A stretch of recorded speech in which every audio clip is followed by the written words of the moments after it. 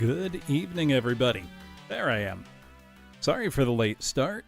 I was taking my usual pre-stream walk, and I ran into a friend, ended up catching up far beyond stream start time. So, I'm a little late, but that's okay. Welcome on in, everybody. Welcome, Chaotic Claw, Spoon, Bite, Boniface, Kaneko. Nice streak, by the way. It's building back up. Neil, Dirkus. Hello, Petty. Yeah, no, it was a nice time, Howl. Also, Dirkus, Tales of Grace's F Remaster, I've been hearing good things about the remastered version. I'll be curious what's actually different or new. Hey, Astral, how's it going? I know you worked on Tower of Babel. You were one of the mappers, yes? Right, Abyss, that would be nice. I love Tales of the Abyss. Sorry, no babes, Mr. J. Maybe there are, but none that I know of. Also, Praise It Soon, how's it going? Well, in that case, I hope Grace's F goes well.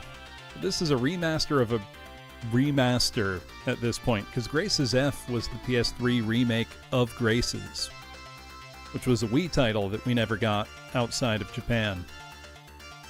Right, a release of Fantasia that's not the GBA version. Tower of Babes. Now there's an idea for a Doom WAD. But yes, tonight's WAD is the Tower of Babel. This is a 40-map mega WAD that came out in October of last year, made by 25 different mappers. Quite a lot, and the basic concept is, no, I'm not playing PDF Doom tonight. I will probably do a weird Doom port stream at some point, Dirkus, to cover things like the PDF version, the Excel version, the Notepad version, and various other bizarre implementations of Doom. But yes, this is a ascending tower, essentially. Each map is using only vanilla textures and in a 1024 by 1024 space. So if you think something like the Congestion series, these maps are the same basic footprint size. Now, I've heard it gets pretty challenging as we go, so we'll see how long I stay on UV pistol start. I could always knock it down, but I think I got this. I'm going to be confident for no good reason. Yeah, show that I'm playing Doom within my own head. I would be super curious to know how and why the PDF version works, but it does appear to work.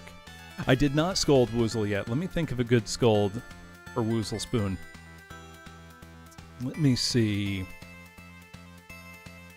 Let me think. There are many things for which I can scold him.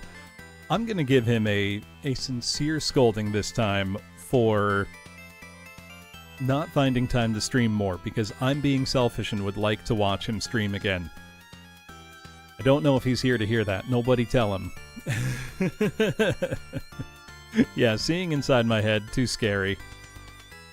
It's true, Mr. J. Look, I'm allowed to be selfish. No, but this Megawad looks great. Also, thank you for the follow, Rick. Now, it is for comp level 21, I believe. Yes, it is. That's what it says in the title, at least. Also, if you ever want to check out what I'm playing, you can always use the WAD command. Go to the Doom World thread, give it a download. This one is built for DSDA Doom, so if you are a GZ Doom user, you may want to download DSDA, because there's no guarantee that it will work very well. Now, there is a little warning here that says lower to mid difficulties are recommended for unseasoned and first-time players, as the tower's higher floors, starting in episode 3, show little mercy and will slash you into pieces. I kind of want to be slashed into pieces. I want to see how this is going to go. So I think, without further ado, let's get right into it. Also, looking at the MIDI list, it stuck out to me that one of the MIDIs is an Oingo Boingo song I like. That's kind of fun. I'm sure we'll get there. But let's begin dooming. So let me make sure I'm looking the right way when we're dooming. There we go.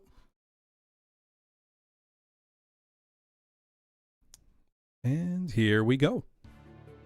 Let's just hope DSTA plays nice.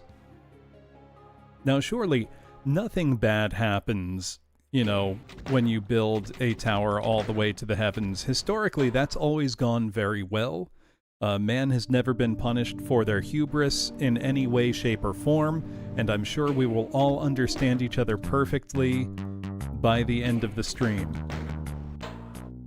Also, we're starting off strong. We're on the ground floor of this tower, and we've got going down music. Unwanted reception.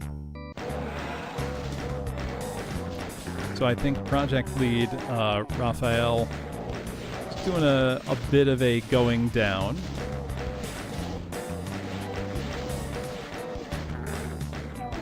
I still can't believe that we got out of nowhere going down turbo last year.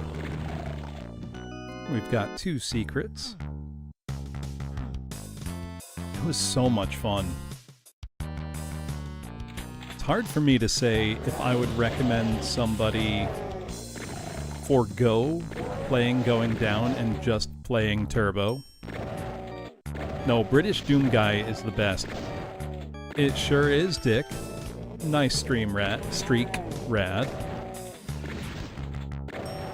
Going down to when probably never, but we did get going down turbo. Oh, that was a secret, I guess. And going down turbo was a pure delight. Also, there's Overboard, which, while not a sequel, is very much if you enjoyed going down, play it.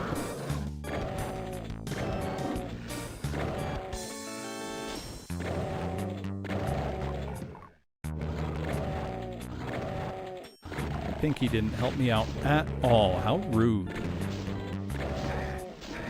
Whoops. That imp almost got me. That would have been very embarrassing.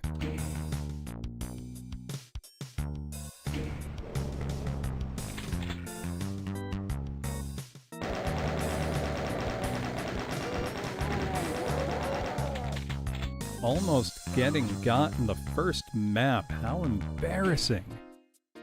But that was unwanted reception by project lead Raphael 2100. Next up, Hell's Incursion. Oh, I like that instead of map 2, it says floor 2. Is that the magic of UMap info there?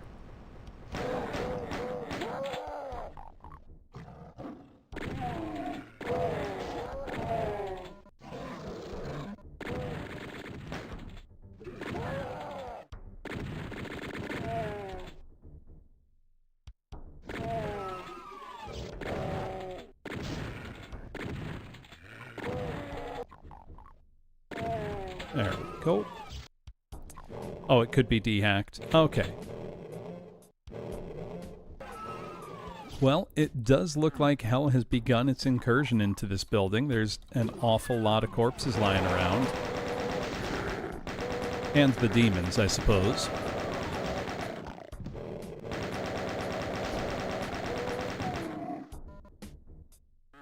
Can I not open that?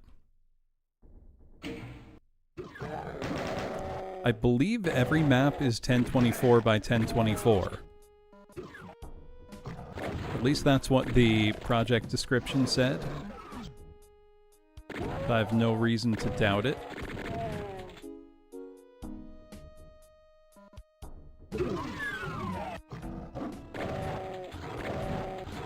me that armor, please.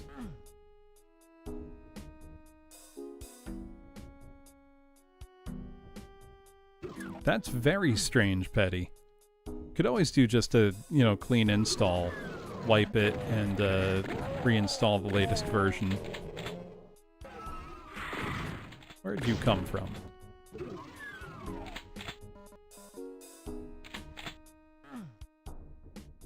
Making good use of the space, though. Having to double back. Oh! There's the map's namesake, Hell Incursion.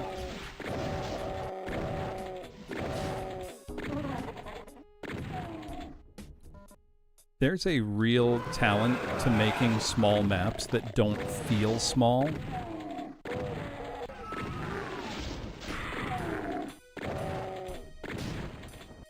Now, when they install this in the building,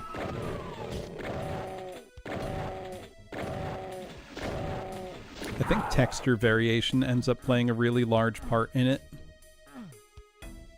Where if you have enough texture variation and you make your player walk over enough stuff, you know, it feels larger.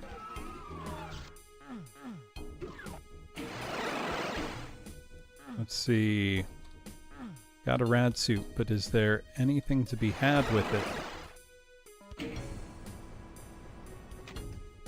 Not really. Okay. I didn't find the secret or the last two enemies. Smell incursion. Next up, claustrophobia. Hello, Bones. How you doing? No secrets here. 34 enemies.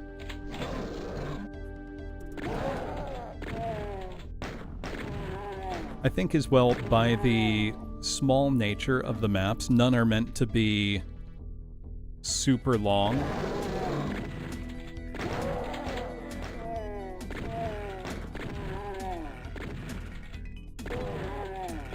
I still think one of the best sentences I've ever heard in a video game review was from George Wood's Donkey Kong Country review, where he says, "The control is very responsive and monkey feeling." Because monkey feeling might be the single funniest, best way I've ever heard play control described in my life. And I ended up then using that phrase because I have the game King Kong 2 for the Famicom. It's a fairly early Konami game, 1986. And it's actually very, very good. But as I was playing it, I kept just saying, "Control is very monkey feeling," and making myself laugh really hard.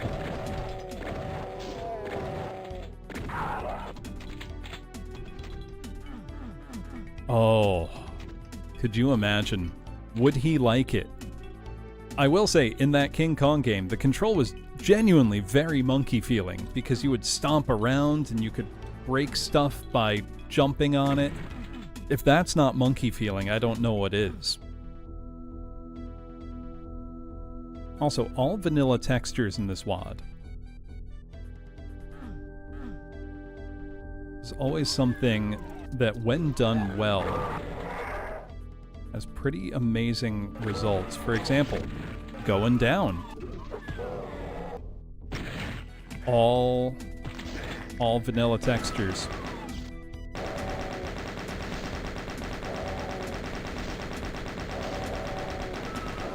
I should do a full stream of that King Kong 2 game. So I think it doesn't take super long to finish if you know where you're going. Granted, it's true of most NES games, but still.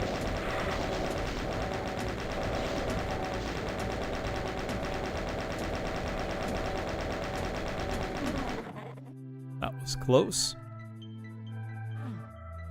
It's a very important lesson to learn with regards to Berserk. Especially in Doom 1. Also, hello, Waka. Because in Doom 1, Berserk is like your super shotgun. You know, you really want to be taking advantage of it as much as you possibly can. I'm doing quite well, but I can't speak for everybody else. Hey, thank you for the sub. So my cat is in the way. I'm going to blame that death on you, kitty. Come on, bud. Here. Come here, you can sit in my lap. Come on. There we go. The cat is in the building. Well, I'd hope he's in the building. He's an indoor cat. Lay down, bud. He's standing on my lap currently. And his tail is a little in the way. But what's a cat if not, you know, a little in the way lovingly? There we go. I'm still gonna blame that death on you. Next, Growing Pains. Dragon Quest IX is so good.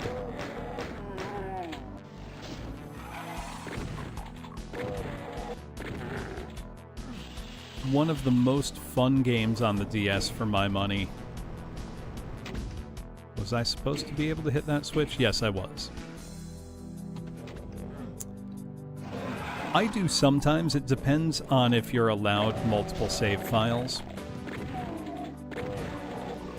I've told this story before, but the funniest single instance of a... Because you know how sometimes you'll see like a previous save file's name or custom character or something like that? The single funniest one I've ever seen was, I think it was WrestleMania 2000 on the N64. It was one of those wrestling games, which there were a ton on N64 and they were all really good. But there was one custom wrestler who was the maximum width. Like, they made this guy as wide as it's possible to make. And then he was also as short as possible. Like, just incredibly powerful. But the name that they gave him was Fat Fuck Barrel Boy. And I don't think I've ever laughed as hard as when I saw him. Just... I couldn't delete that. Like, no way. What has this done?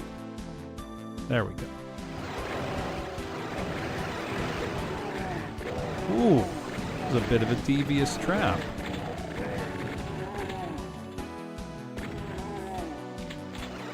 Right, in the way is a cat's, you know, seal of approval.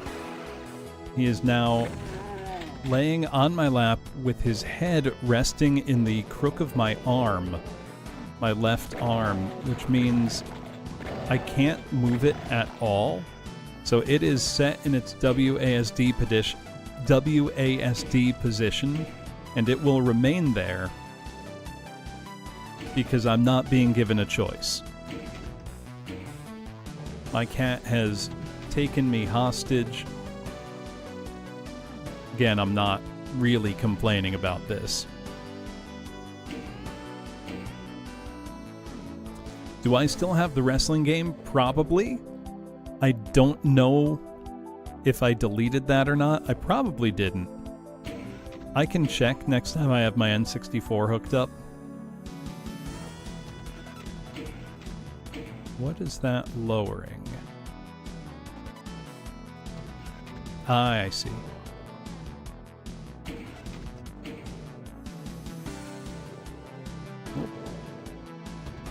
There we go. Well, that looks like a shootable switch, and it was. Yeah. Right, we gotta see if he's still there. I don't think I would have overwritten it.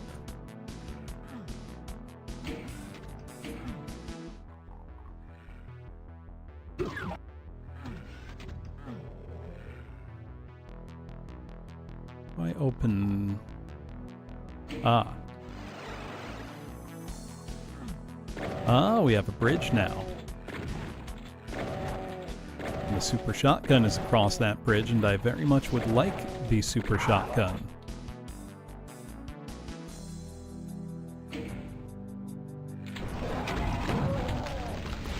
Oh, dear.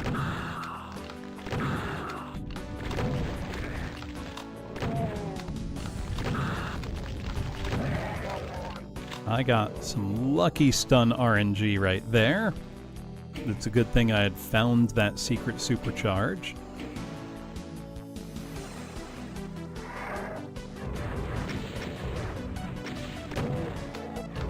One thing that I generally enjoy about cramped maps is they make enemies that normally aren't all that dangerous a much bigger threat. For example, 2 Revenants, not usually a problem.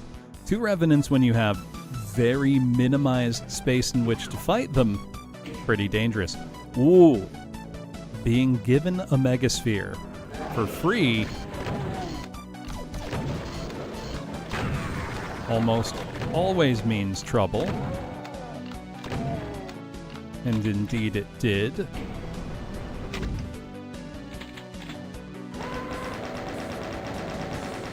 Not so bad as it might have been, though.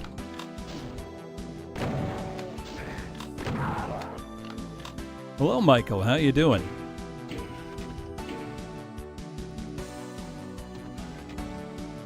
Ah, I see. We still need to go this way.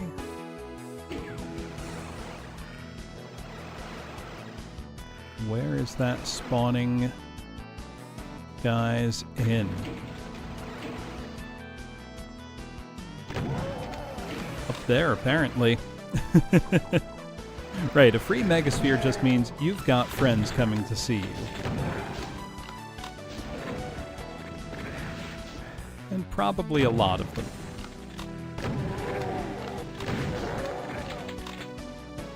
And maybe some hard-to-avoid damage is included in the deal.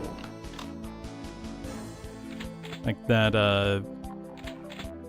Arachnotron that was waiting there. That could have made things go poorly. I don't think there's anything else here. Oh, you know what, Hanabi? It is Wednesday. And there's one thing everybody likes to do every Wednesday. Besides watch Doom with Bloom, which is they love to go shop on the Wii Shopping channel every Wednesday. God, I wish that was still I wish that was still a thing. I vastly prefer that to a subscription-based model.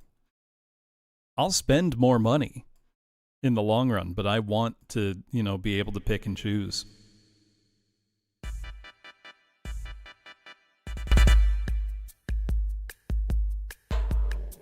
Super Mario RPG, Sonic the Hedgehog, Donkey Kong 3, Adventures of Lolo 1 and 2, King's Knight, Dig Dug, Shoeman Fu, Harvest Moon, League Puzzle Pokemon, Toe Jam and Derlin, Panic on Funkotron,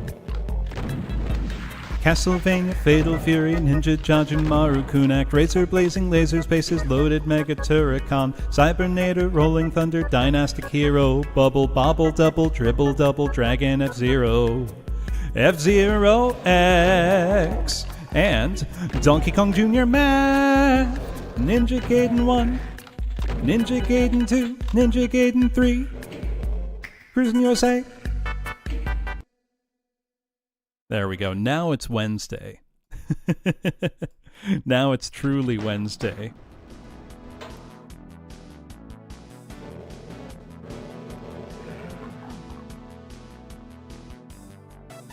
I love that Kaku emote, Rad.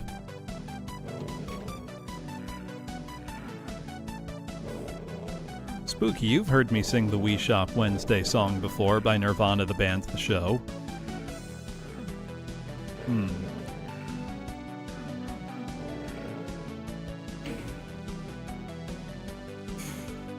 Oh, I mean, they are objectively both, Hanabi. They are precious little creatures, friends who you should try to defend and preserve with all of your effort, but they are fated to die.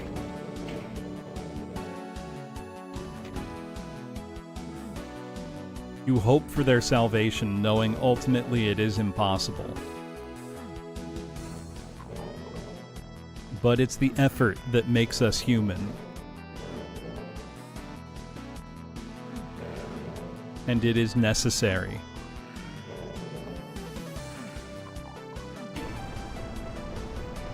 Oh, Howl. I remember both Nintendo and Microsoft ran that scam where, you know, your points and the money you spent on them were not really even. So you necessarily would be spending more than if you could just spend for the exact amount. That was some BS.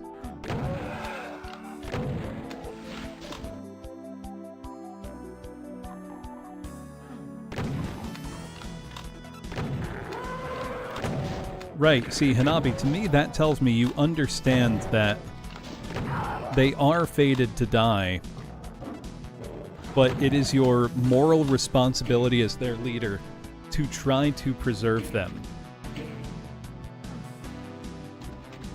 You will fail, such is the Pikmin's lot in life, but you must try. Oh, it's going into the Fire Blue, our exit. Gacha games still pull that scam. I am not a... I can't completely say I'm not a gacha player because I have put currency into the Mahjong Souls gacha before.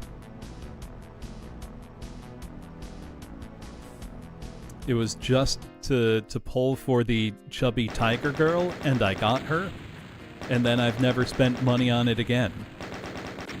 So I feel fully validated in that that purchase.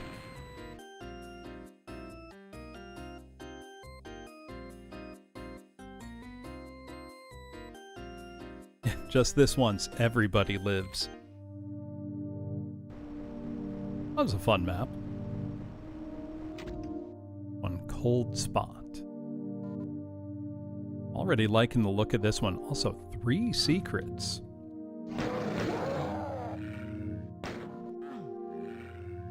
I don't like that eyeball that was there. Oh, she's really cute too, Hanabi.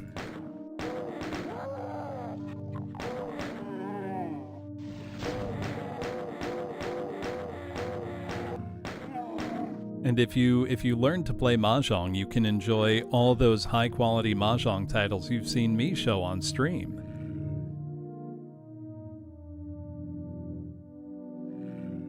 Like that there was an eyeball there, and now there isn't.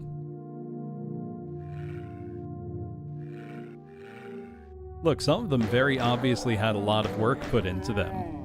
Mahjong's very fun, especially if you're playing with friends. Granted, that's true of most games.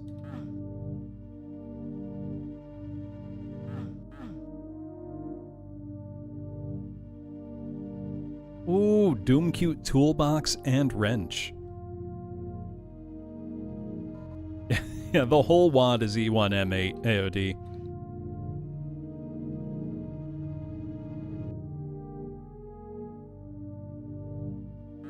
No, she proved too strong for me, Petty.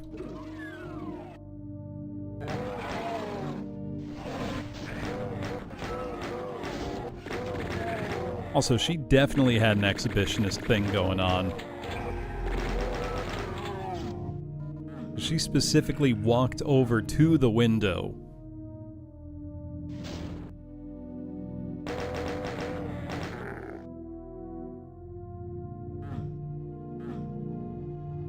Yeah, Mahjong as a mini-game in the Yakuza games. It's really not there for people who don't already play Mahjong. You know, it's there for people who already know how to play. If you are somebody who's an achievement hunter and you are trying to learn Mahjong solely for that, just don't do it. Learn Mahjong for a better reason, like to play, you know, a 30-year-old ecchi game.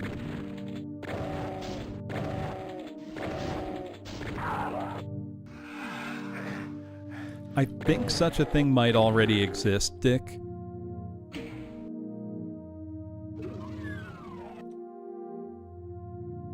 I have not played Balatro yet. I've seen what it looks like, and it's I can't parse what's happening on the screen when I look at just, say, a screenshot of Balatro. And while that's not inherently a bad thing, it does not make me want to play it.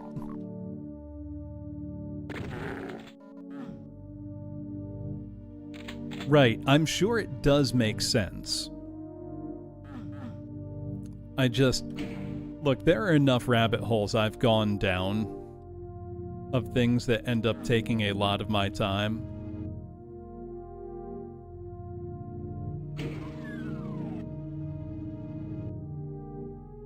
Ooh, is this a model of the whole building?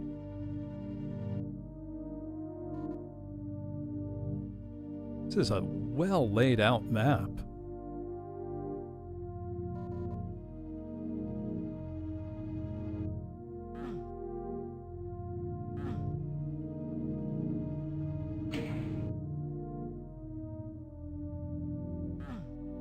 I think the best way to describe Mahjong for anybody who hasn't played it before is, if you've played Gin Rummy, it's Jim Rummy's cousin. You know, it's the same concept, that it's a matching building game.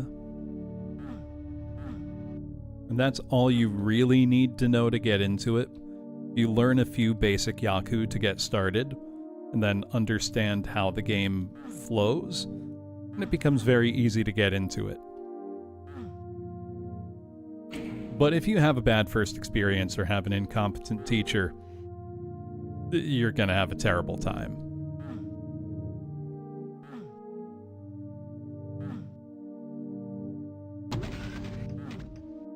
Is that a secret switch? It is! There we go.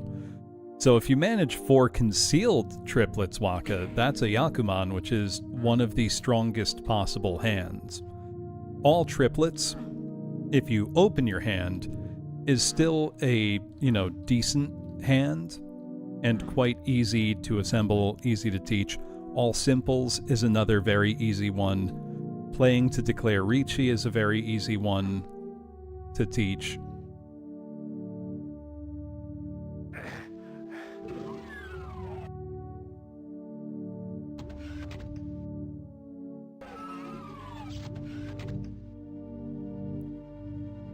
There are a lot of sensible ones. Yep, straights are pretty straightforward. But then there's a lot of weird ones. Any, triplet of dragons is a Yaku immediately, which is pretty easy to understand. When you get into concepts like the wind, the table wind versus your seat wind, it's still not very complicated, but you're getting into, still what I'd call basic concepts. That did all that, nothing else. Gotta be missing something. Oh. Literally missing the door.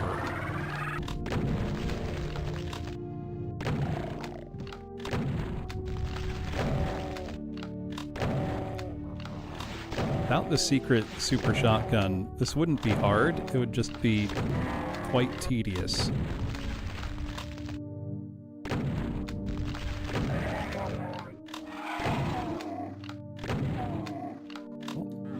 That's all kills. Not all secrets. Oh, wait. No, I think I could have attempted a telefrag. Okay. You know what? I want to go back and see about that eyeball.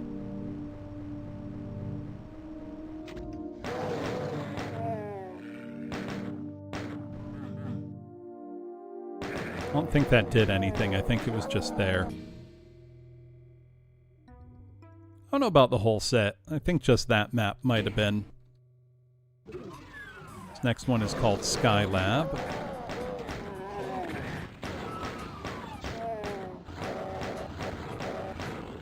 Does that mean it's gonna fall out of the sky and burn up in orbit?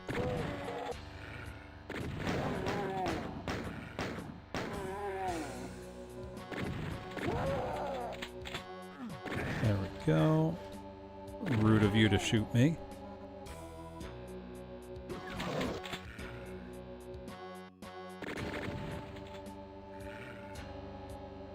Somebody's got a chain gun and wants to shoot me a lot.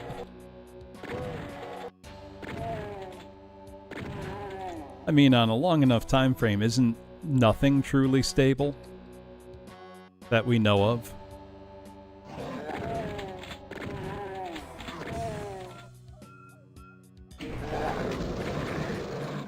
That was kind of cool.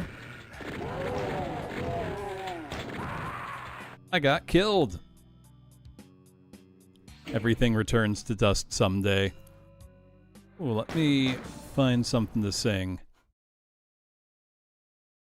It's almost frightening, the idea that there might be things that don't feel entropy.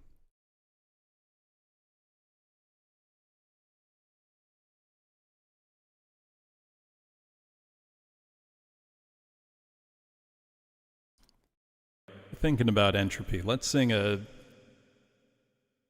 kind of feel-bad song.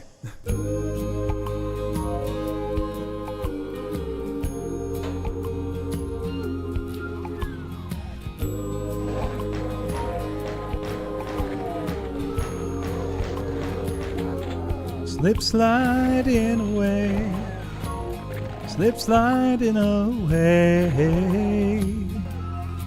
You know, the nearer your destination, the more you slip sliding away. I know a man, he came from my hometown. He wore his passion for his woman like a thorny crown. He said, Dolores, I live in fear. My love for you is so overpowering, I'm afraid that I will disappear. Slip sliding away, slip sliding away. You know, the nearer your destination, the more you slip sliding away.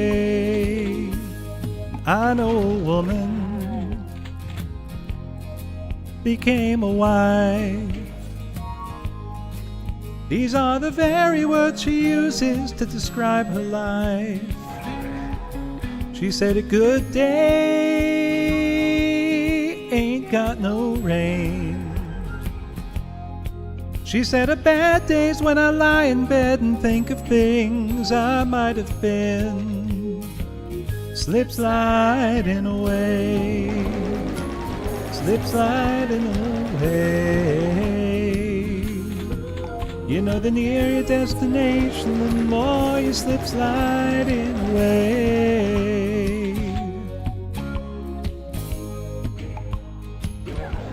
And I know a father who had a son. He longed to tell him all the reasons for the things he'd done. He came a long way just to explain. He kissed his boy as he lay sleeping, then he turned around and headed home again. He slip sliding away. You know, the nearer your destination, the more you slip sliding away. Oh, I got all the secrets. Neat. God only knows. God makes his plan. I'll finish the song before the next map. The information's unavailable to the mortal man. We're working our jobs, collect our pay. Believe we're gliding down the highway when in fact we're slip sliding away. Slip sliding away, slip slip sliding away. You know the nearer your destination, the more you slip sliding away. Slip sliding away. Slip sliding away. You know the nearer your destination, the more you slip sliding away.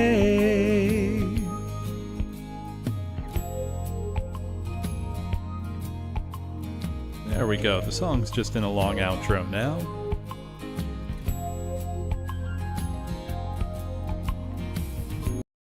Means we're not going for a whole minute outro. That does mean we're going on to the next map. It's brain dead. Does that mean it's a dead simple? It's a map 7 and there's 42 enemies. It's almost assuredly a dead simple. But let's see.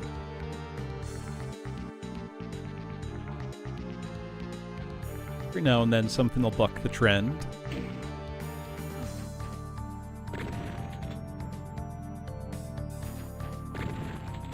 Yeah, have a good night, Neil. Always nice to have you stop by. Yeah, there we go.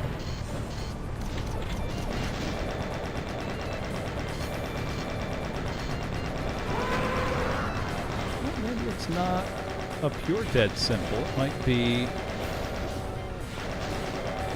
a little different, maybe. Please get out of my way, Kakodi.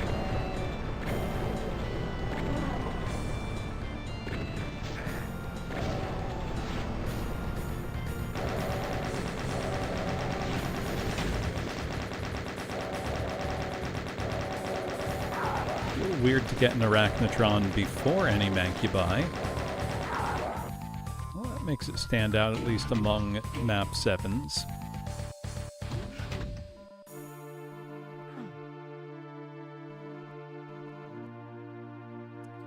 And presumably, yep, here's our next fight.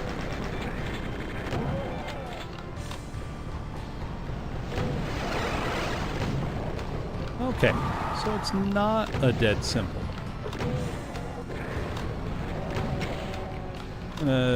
Just be kind of a metered fight.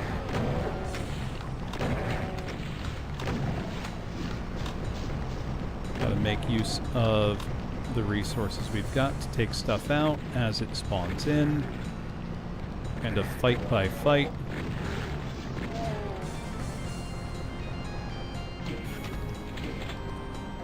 Don't know what else.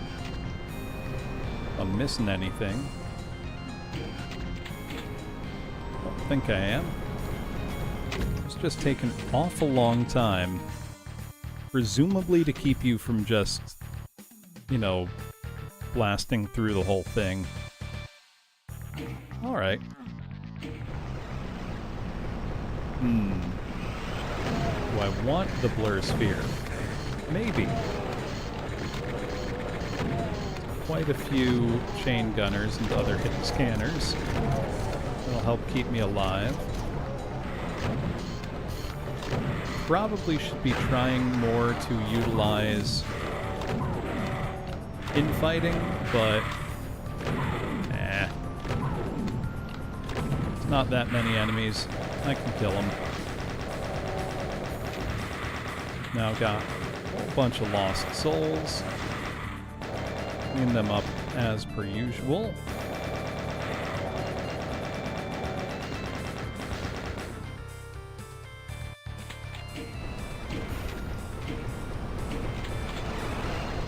Oh. Archvile time. There we go. And I didn't even kill myself with a face rocket. I might have spoken too soon. We're okay. It was only mildly concerning.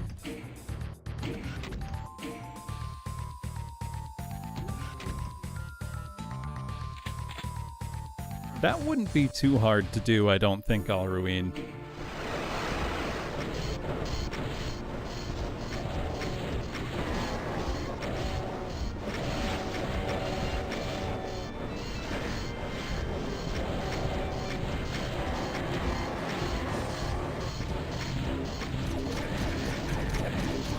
Whoops! Oh, that's embarrassing. Died at the end when it was a dead simple.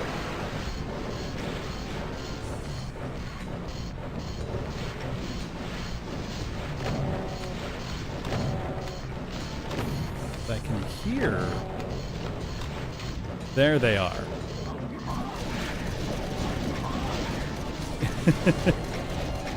I mean, it certainly is, you know, death by your own hubris, one way or another.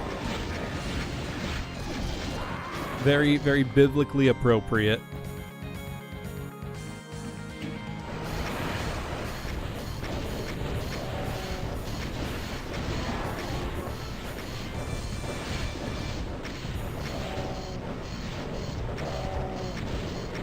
This time, let's not die quite so embarrassingly. Yeah, I remember, you know, the face rockets being specifically mentioned in the Bible. It's there for sure.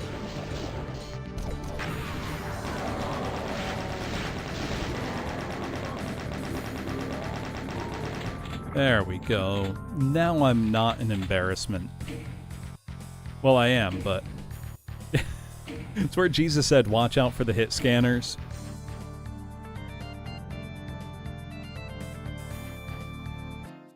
Yeah, man decides to build a tower to reach the heavens. God pulls out a rocket launcher, it shoots the tower. Very, very sensible. Sorry when my model's breaking, it's because I'm taking a sip of tea. The pastor always skips over that one. Pro tip, shoot the tower until it falls.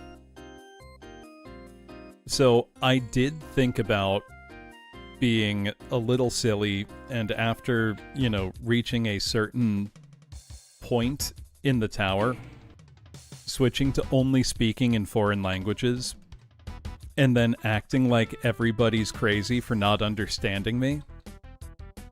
Which I think would be a pretty funny bit, but I don't think it would go over that great. Hey Nanara, hey Wives, how's it going?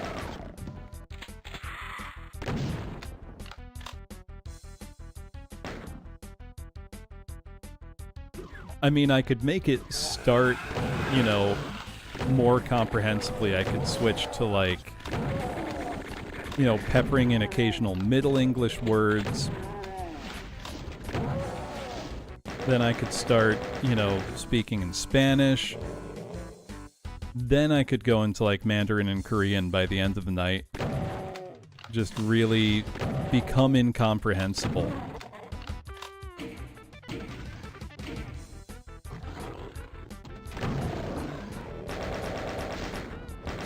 Which, while I think that would be very funny, I don't know that everybody would enjoy the joke quite so much. So this is another map making great use of its very limited space.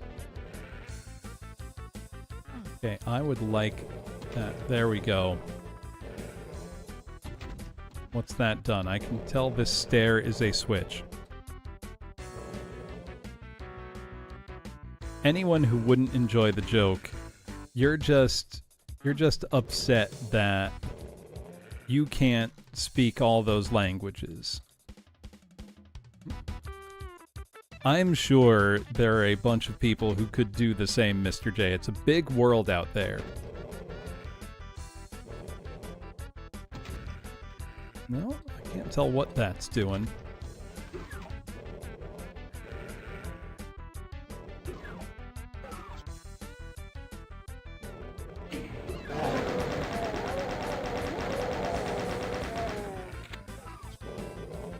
Now, if I knew, like, you know, Aramaic to throw in there, now we'd be talking biblical.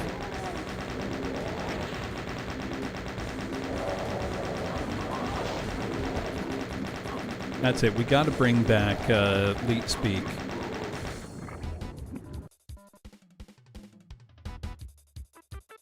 The kids don't know Leet Speak anymore.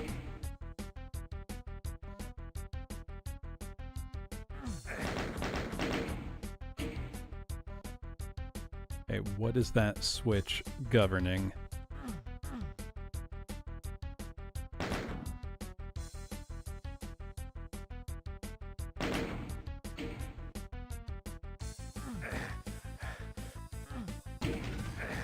So I have never read Homestuck.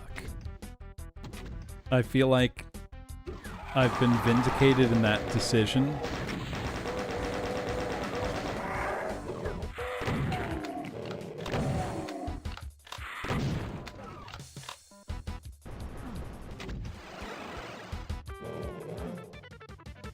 Seems like a real no good can come out of it.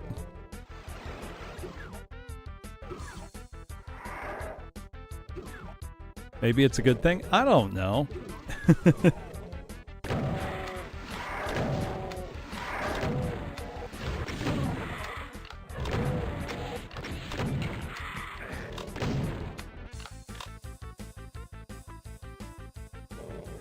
The only Homestuck adjacent thing I'm familiar with is Sweet Bro and Hella Jeff, which I know completely unrelated to any Homestuck context. I just got linked that comic and thought it was hilarious.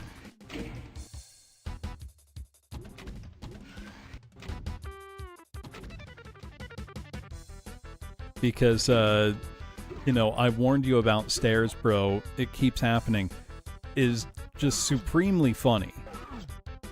I have no context for it. I know nothing about how it relates to anything else.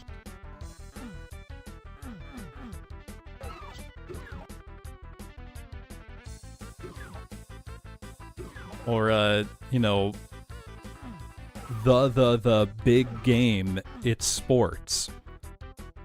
A+, love it.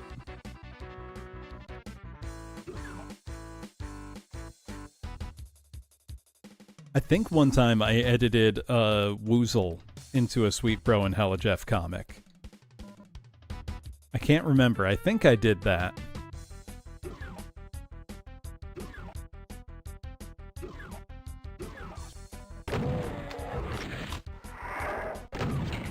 Think of him falling down the stairs.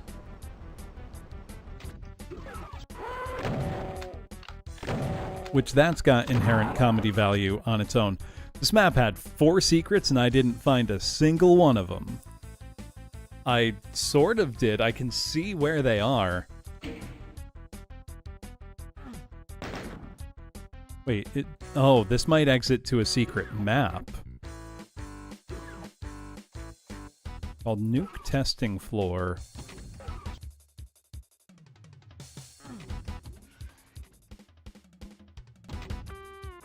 It's got to be doing something. It's like, I know there are secrets. Don't know how to activate them. Oh. There's one of them. Maybe. I thought that was one of them. See, that's great. That's the kind of stuff that I like. You know, silly, clever cosplay like that. Okay, there's one secret. I mean, if somebody hasn't done that as cosplay, they should. There's no way someone hasn't.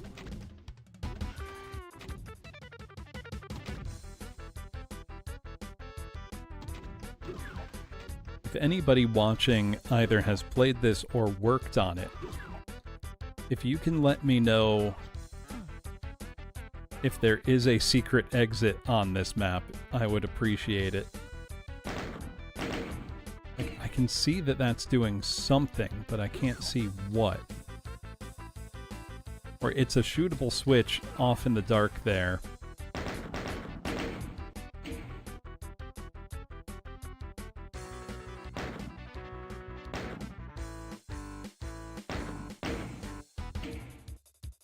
And neither see nor hear where that's going. Gotta be doing something, right? Unless that was a mandatory part of progression and I've handled it already? seems unlikely. Just with the number of secrets and what looks like potentially a secret exit right here, you know, I feel like I should look. Gotta think outside the building to activate it. Ah!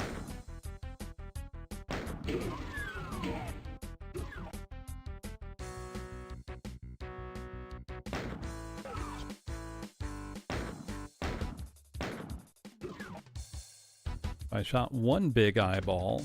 Is there another?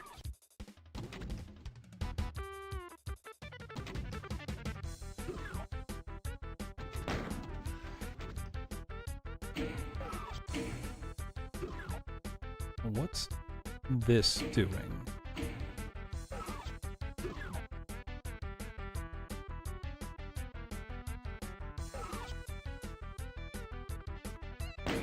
Also appreciate the help, Astral. That's clearly like a smashed table. I think that matters.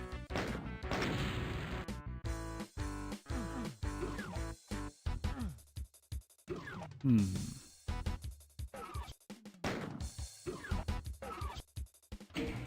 that would obviously be the regular exit.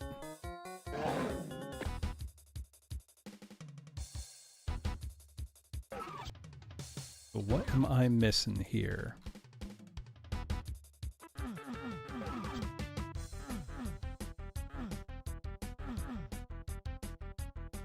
If anybody's got any ideas, let me know.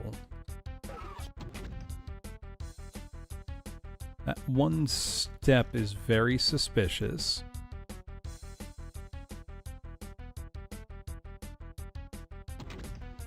Right, I can hear something even. Just can't tell what.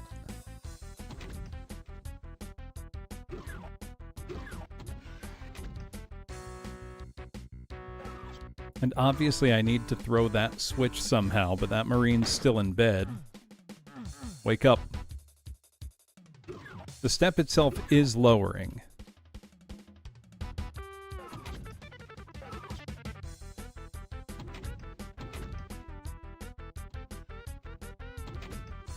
I don't see anything else lowering with it, though.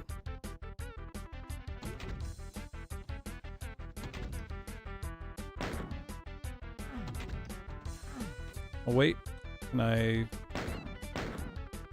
Nope, that's not a shootable switch.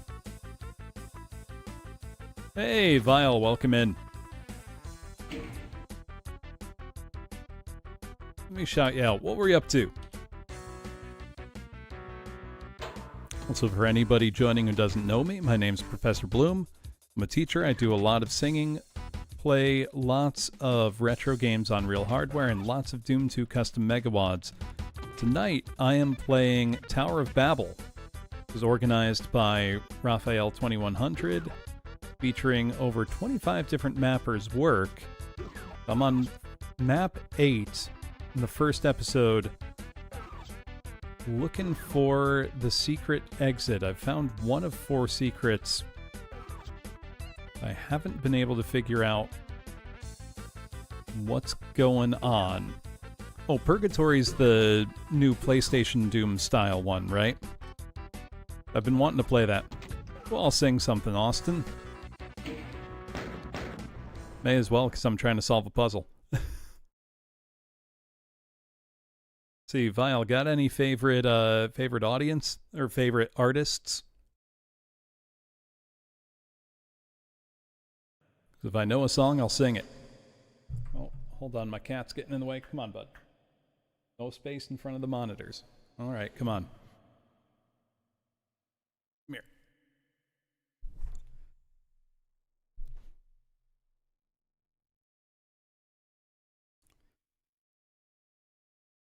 Does playing Doom get songs stuck in my head?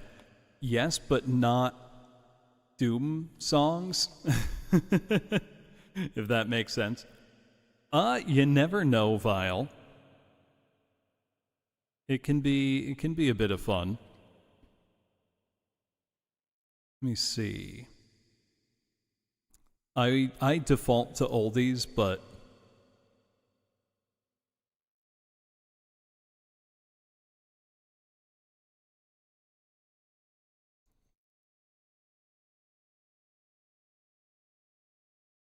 I'll do one intermission music, the banana song. Oh, you know what? Let's just make people sad.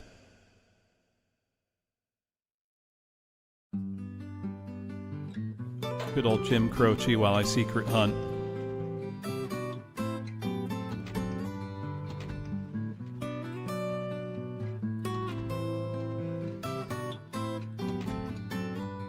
Operator, well, could you help me place this call?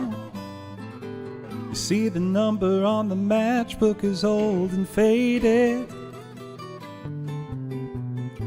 She's living in LA with my best old ex-friend Ray.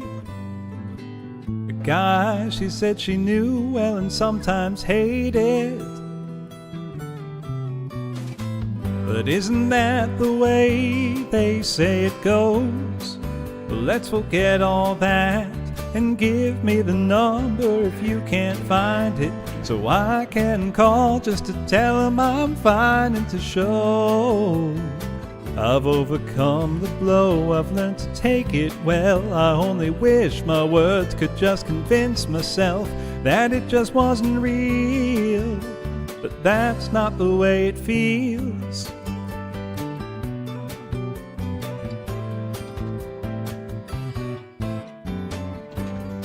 Operator, well, could you help me place this call?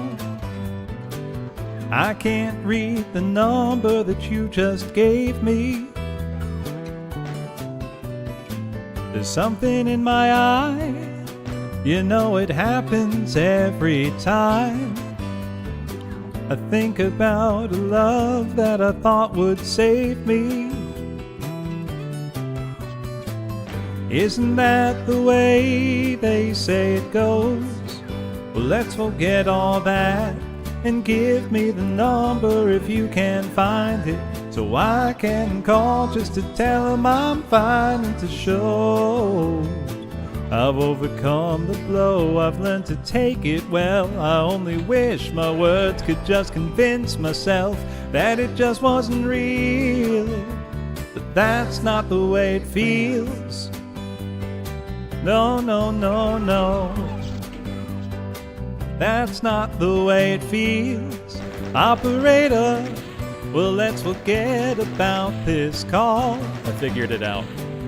No one there I really wanted to talk to. Thank you for your time. You've been so much more than kind. You can keep the dime. I toss aside the corpse and even out the poorly set up sleeping bag. It's a bit poor quality. Isn't that the way they say it goes? Let's forget all that and give me the number if you can find it, so I can call just to tell them I'm fine and to show I've overcome the blow. I've learned to take it well. I only wish my words could just convince myself that it just wasn't real, but that's not the way it feels. There we go. Also, I want to do this again.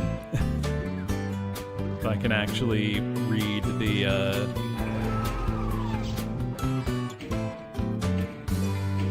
text. Also, that's neat that we're closing the door, turning off the lights, going to sleep.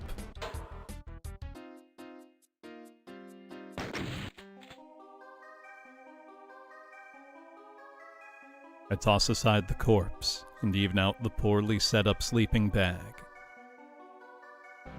It's a bit poor quality.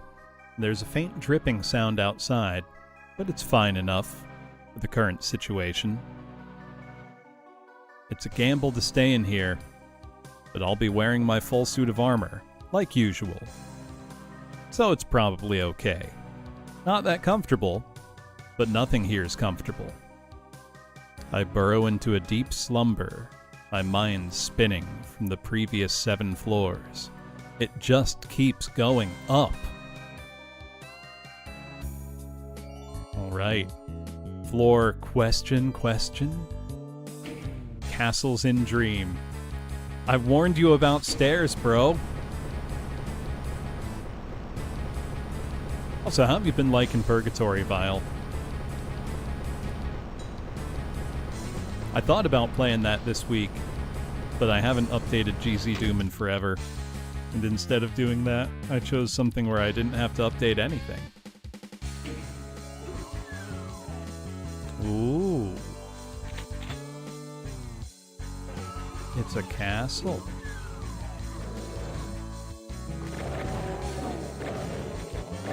Castle mapping, a time-honored Doom tradition. Now, I don't know if the secret maps also hold to the 1024 by 1024 size limit. And we've got some poker there. Some cards on the floor even. Cool is that? That's why Doom's the best.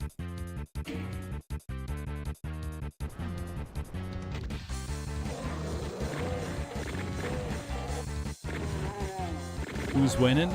Me, because I'm alive and they're all dead.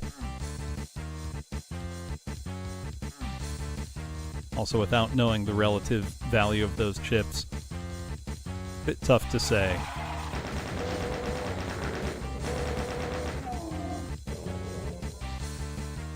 We've got a library here. Sounds like cope, but okay. Look, we all saw I flexed my Old Maid and Blackjack supremacy last week. Oh man, that guy was just sitting in his big comfy chair. Sitting by the fire. Oh, that's so cool. Lost souls coming out of the fire. Love it.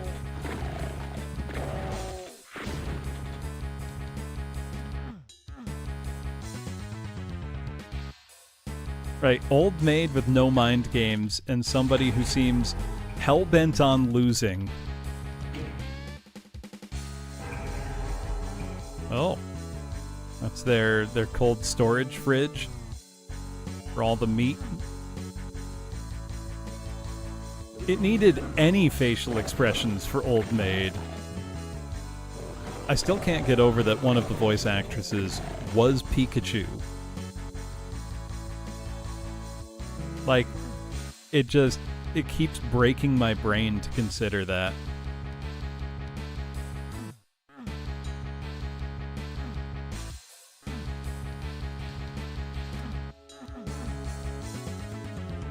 I'm taking these clothes off whether you like it or not.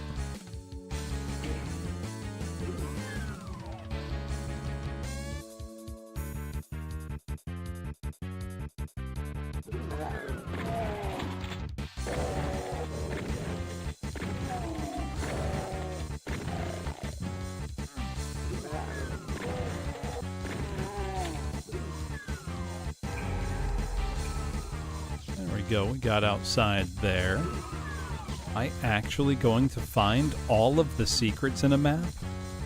That's shocking.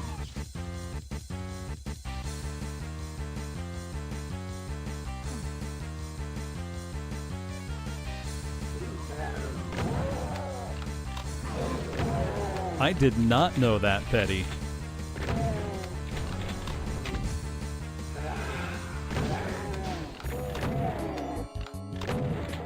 But worked out pretty well for her, is what you're saying.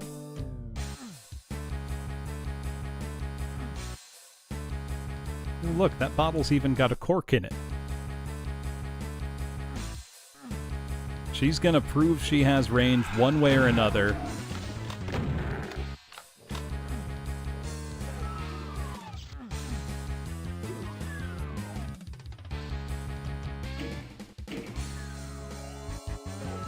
Just hitting that button would be too easy.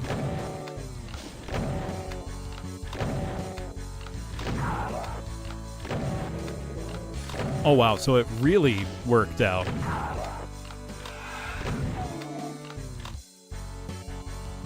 Let's see, how do I get to that last secret?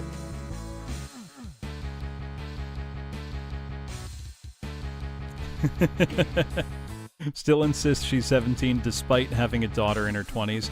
Look, who am I to say that she's not?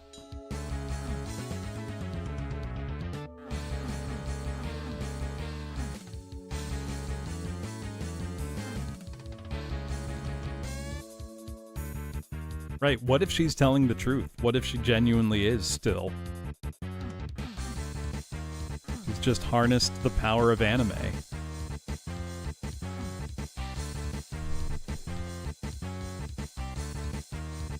Or is she just, you know, 17 season 4? Well, unless this brings me to a super secret map, I think I can just leave. Yeah, the power of God and anime on her side.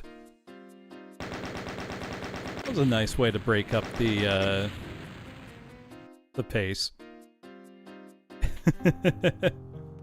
Oh, by season I was going for decades, Hanabi.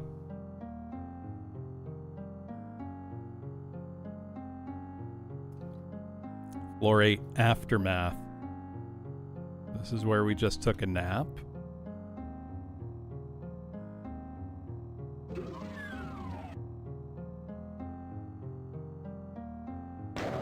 Only 2 enemies. And 1 secret.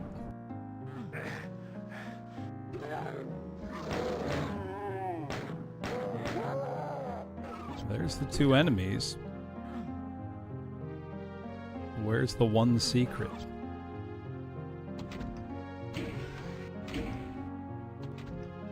This is very clearly the map we had just played.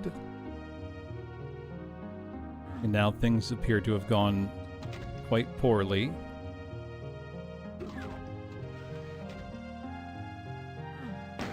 Oh, look at that! The eyeball switch is bleeding. That's so cool. That's one of those things, like, it's a small detail, but it works so well. That is what happens when you shoot an eye, true. It's surprising there's any ocular material left at all.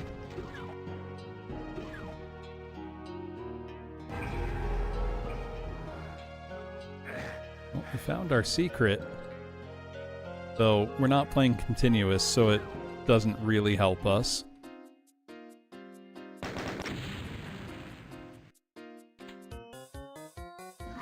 No rest for the hamstrings. Oh yeah, we're still going up.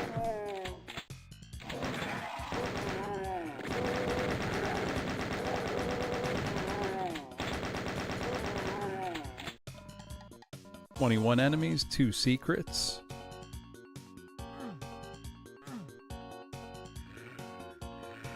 MIDI feels very James Bondy.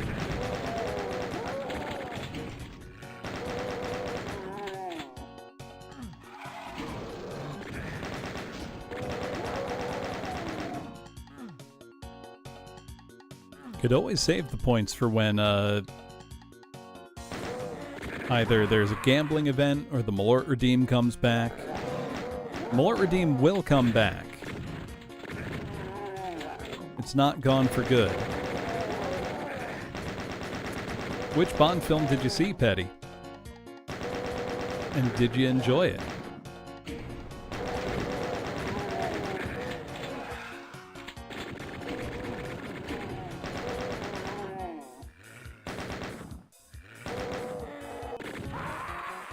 Same one got me.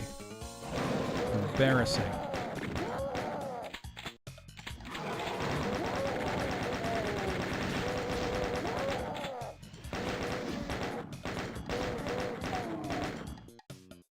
Goldfinger is a very fun movie, but also very, 1960s, I think is the best way to describe it. If you want to see someone drink Malort, you can just stand in the mirror.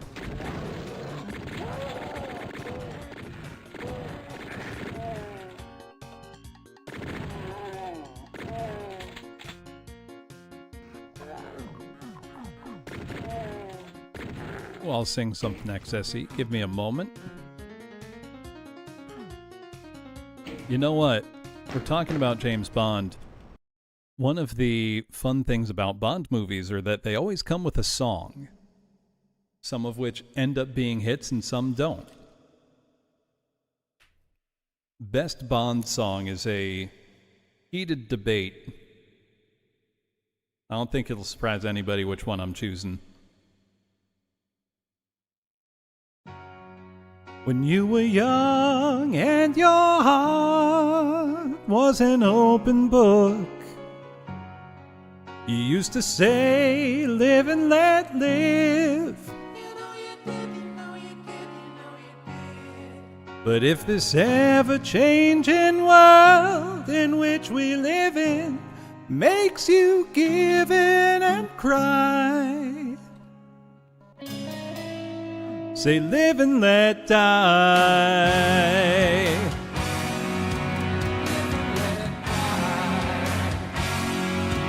Live and let die.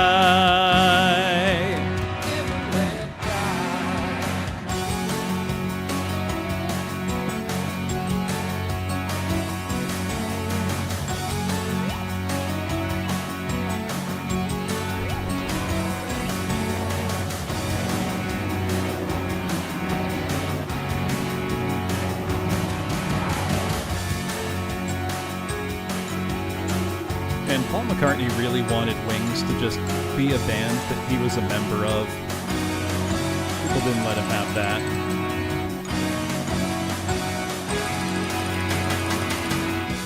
What does it matter to you?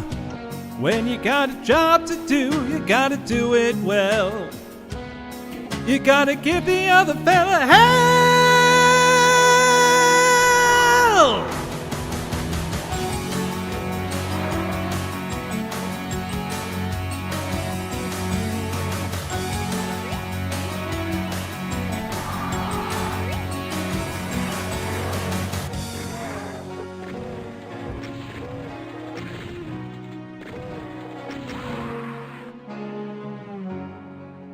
Used to say, live and let live.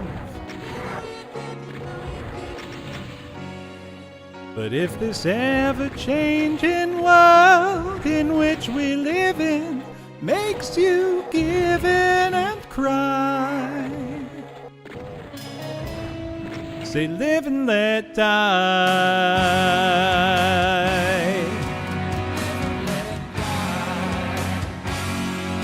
Live and let die.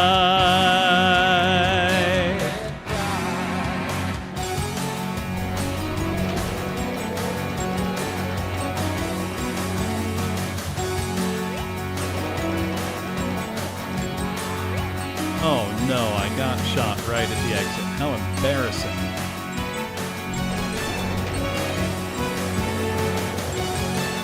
It's actually pretty embarrassing. Was zero like. Now being handed in fact some BFGs when I've killed everything is a little concerning. just a touch.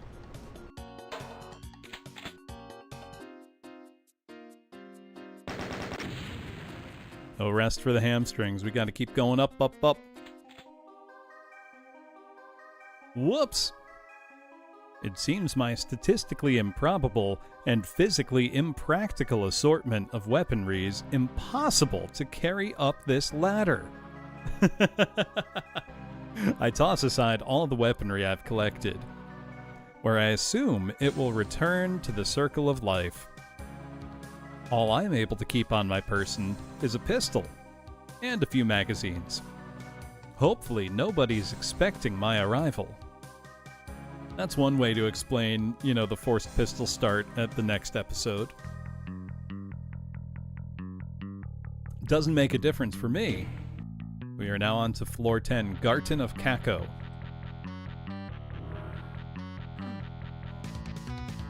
Potentially a Tyson map.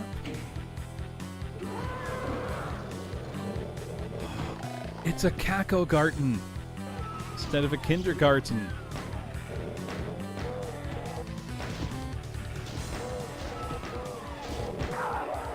Right, Ploggers? Eat veggies.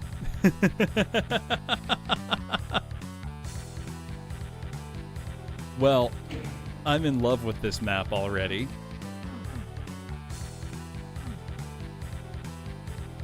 It is. There's some mighty tight sectors in there to make that work. Oh, I love it. I absolutely love it.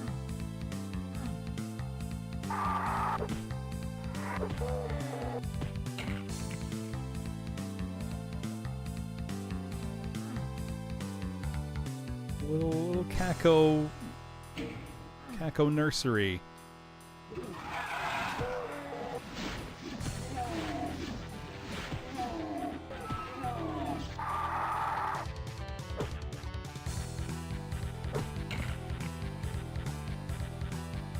What's it saying no to?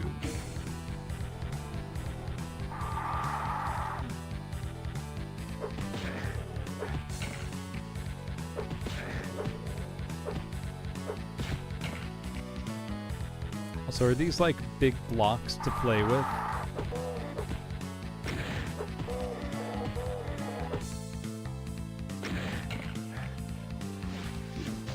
Is that a Lego? Are these little Legos that are strewn about?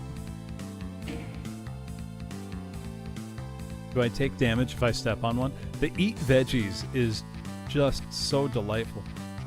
Those are like Legos that have been left out. They've got to be.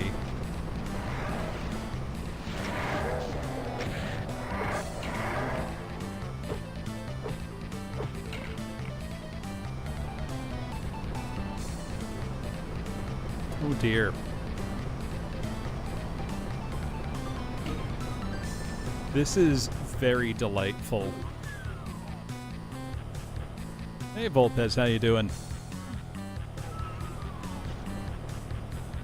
The big Caco sign with eat veggies is just the most wonderful thing. Let me go see if I do take damage for stepping on a Lego. I do not appear to. That would be incredibly funny if you did.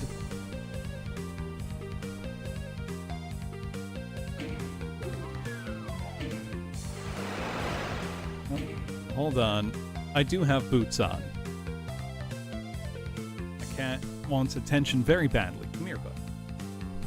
You keep laying down on my lap, getting up after 10 minutes, and then coming back 5 minutes later. Lay down.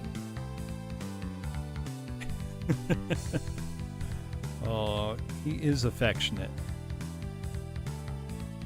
If somewhat of a handful.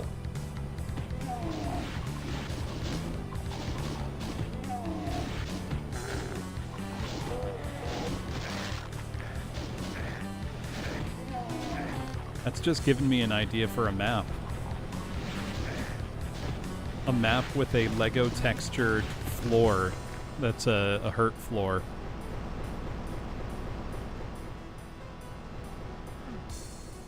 Someone's got to make that now.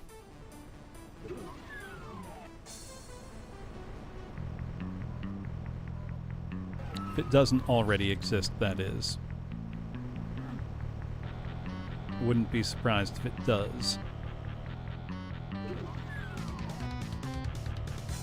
Oh, I remember a few years ago, Volpez, they did that Lego model of the original Nintendo, the NES.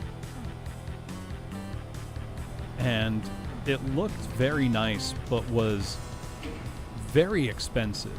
I mean, Lego are expensive in general.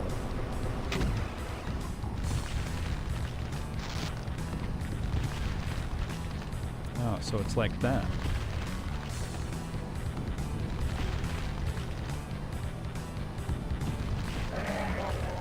There we go. That's close. It's the boss of the Caco Garden.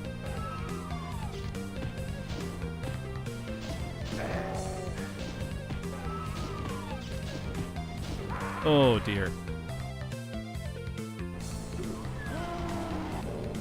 Yeah, my niece has started to enjoy Lego, which is great because it makes holidays and her birthday quite easy, but is a little less great because, boy, Lego sets are expensive.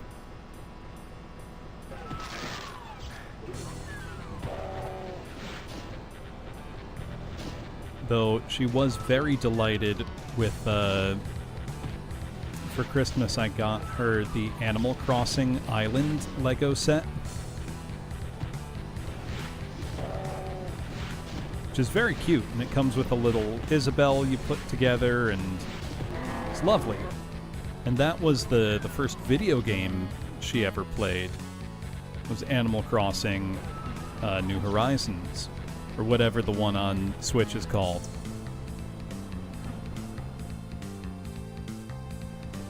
I think that's what the one on Switch is called. I don't quite remember. How do I... Oh, I did forget I have a pistol.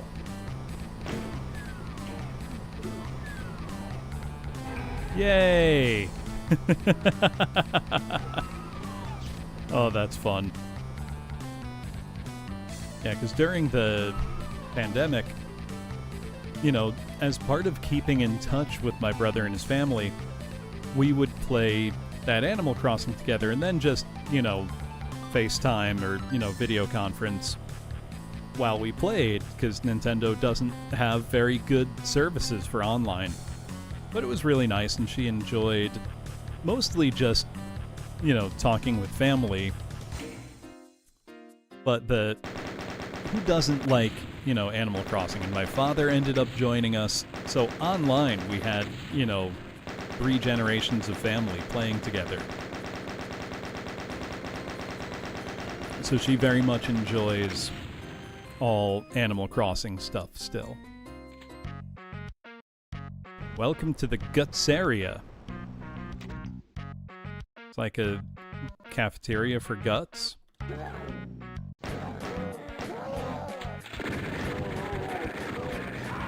Ow! See, Volpez, as a kid, I never had any Lego sets that were of specific things. I just had that great big bucket out of which you could build whatever you could imagine.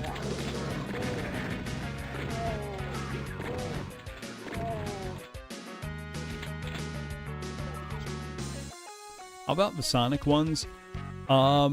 She doesn't really care for Sonic, and oh, there's pizza. That looks like it's made of skin.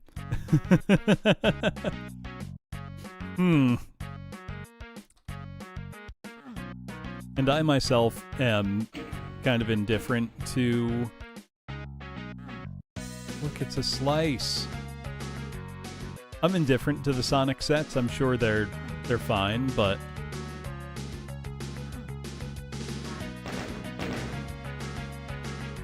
Whoa. That's gone into overdrive. Oh, there's even a button that says don't do that.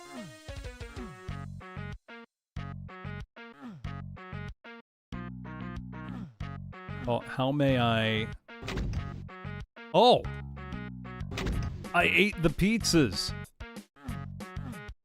Oh, yeah. I'm sure nothing... I'm sure I'm fine.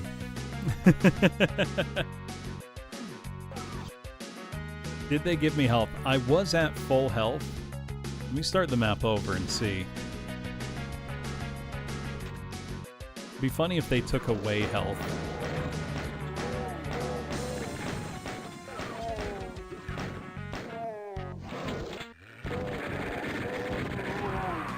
Well, that was too much damage.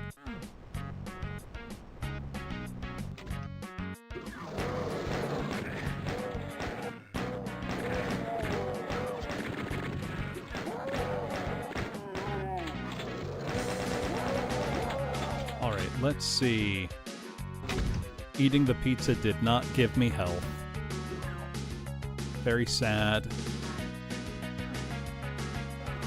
If I can advance that, if I shoot that, it goes nuts.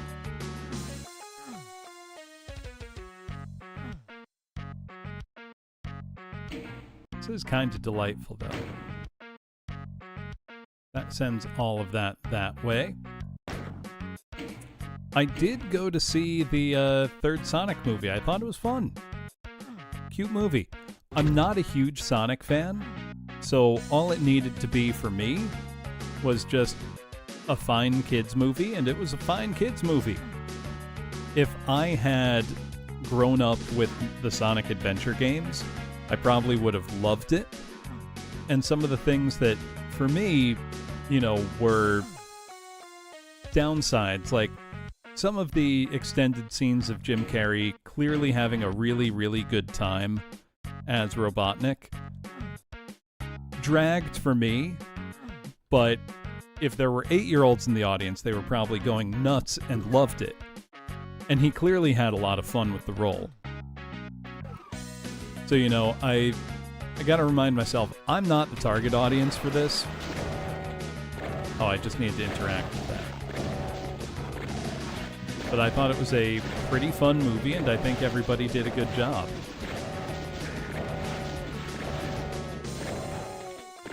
No, they aren't AOD, but if they were 8 when Sonic Adventure 2 came out, they probably loved the movie.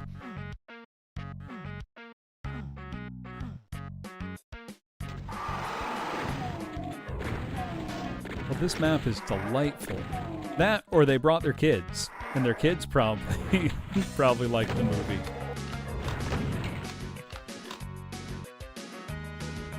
That's fair.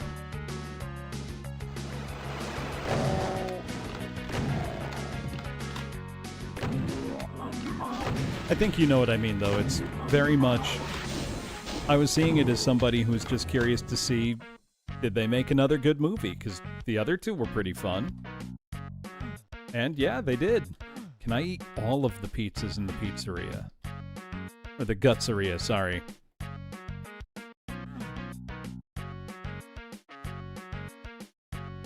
I still can't believe the ugly Sonic. Like... Not to AVGN it, but genuinely, what were they thinking?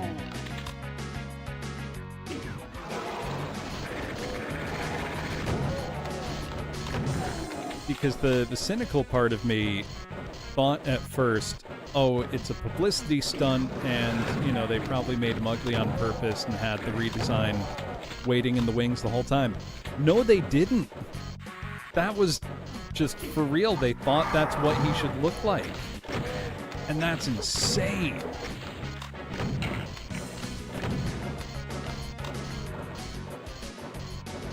Keanu did a great job. So I wasn't just, you know, hearing Keanu. Because you know how when, you know, a celebrity's voice acting something and maybe voice work isn't their primary thing, sometimes it feels like they don't quite disappear into the role. I think he did a great job.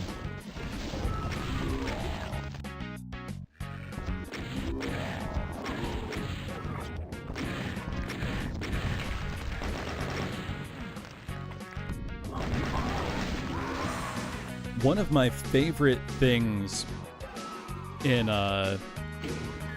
this one was that, like, Chow Garden cafe they went to.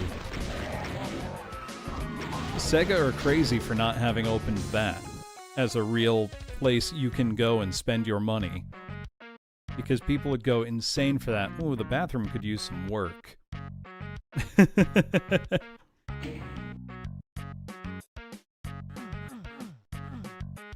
I did notice Shadow doing the Akira slide up the side of Tokyo Tower, and that was quite fun.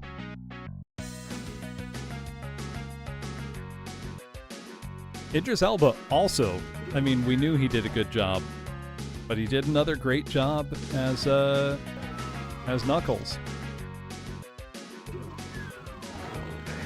Right, Sonic's never been super popular in Japan. I feel like Sega have never stopped being a little weirdly bitter about.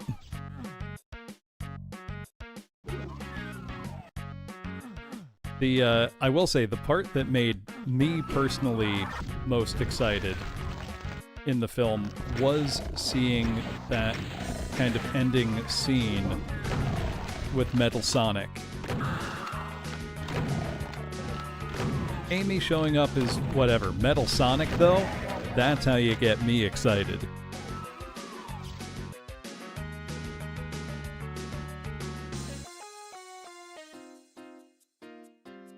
That was a good one.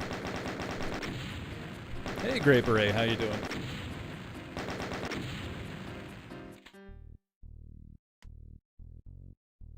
Floor 12, Dark Right.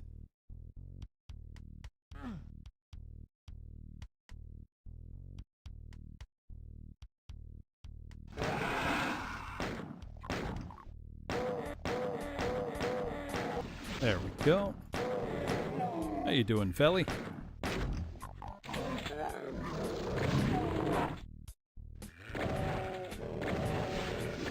Always like shooting my way out. It's a good gag.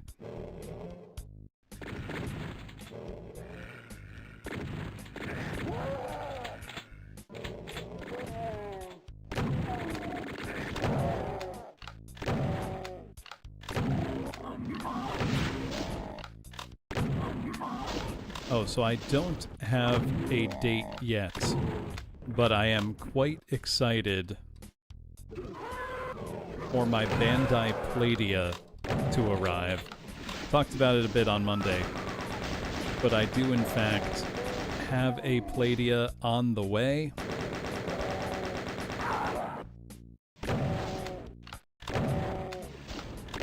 It's going to be a lot of fun looking at 30-year-old edutainment software. What is the request AOD? If I know it, I will do my very best.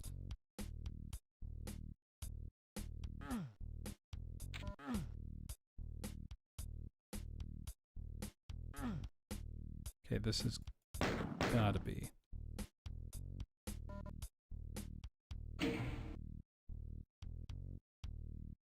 Oh, absolutely. I love that song.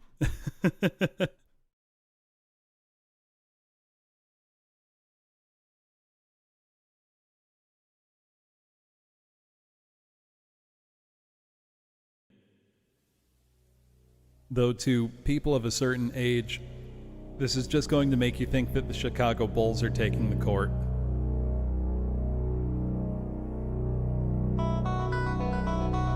That's very funny, Petty.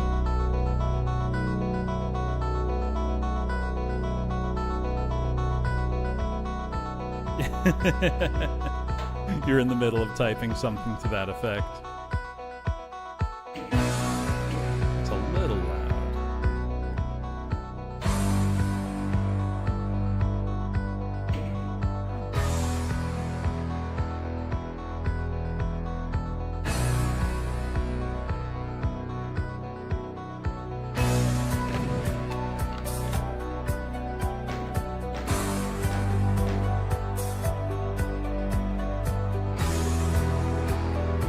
You gotta let the song keep going. And let it finish.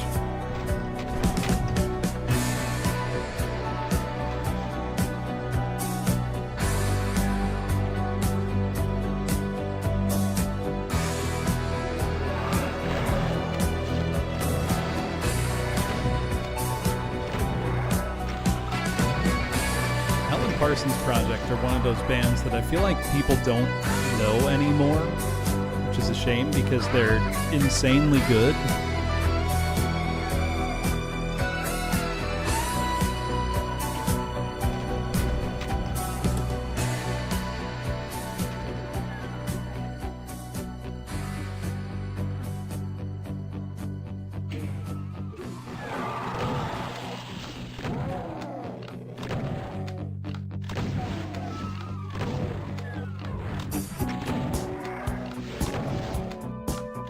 Their album, I, Robot, has got to be one of my all-time favorites.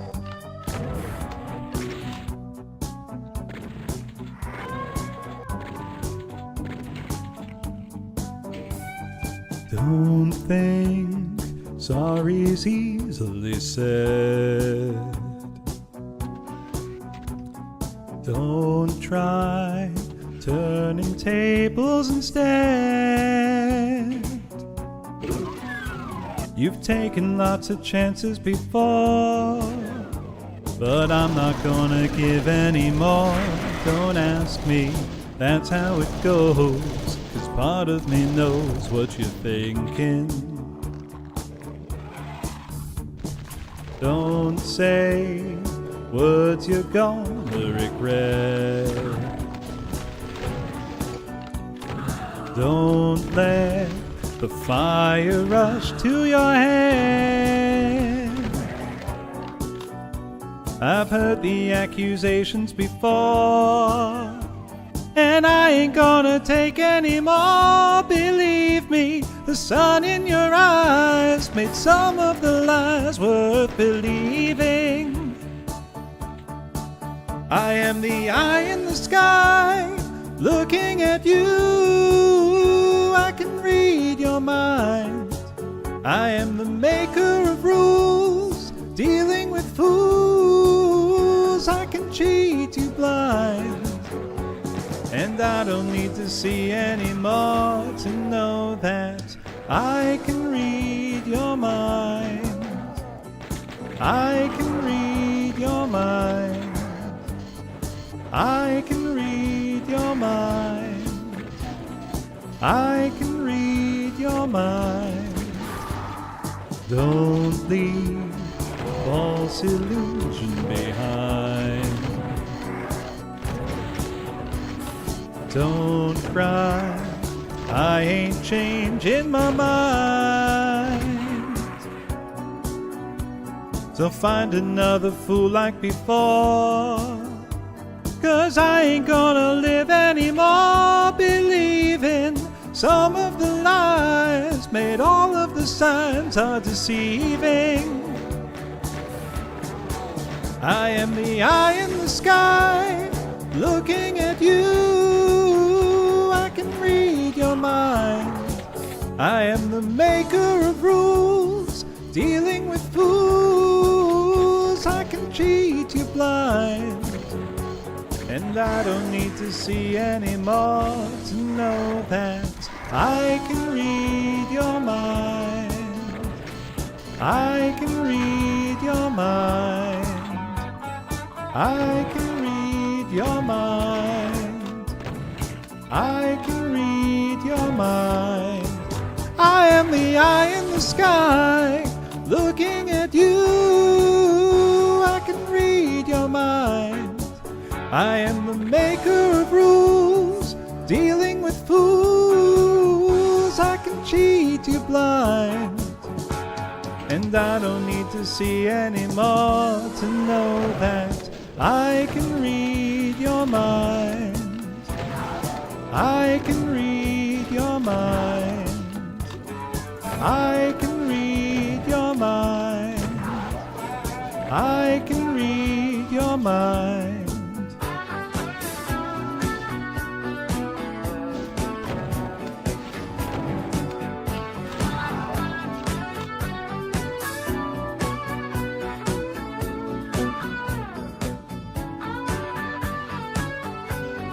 About it giving me all these resources like this. That's why. Oh, that's why.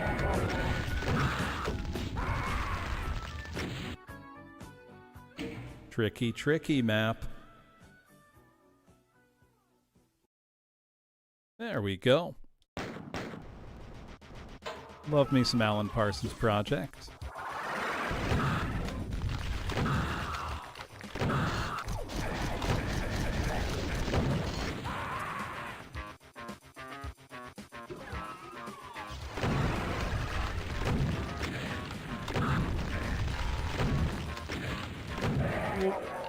RNG was not on my side. Ooh. Nasty.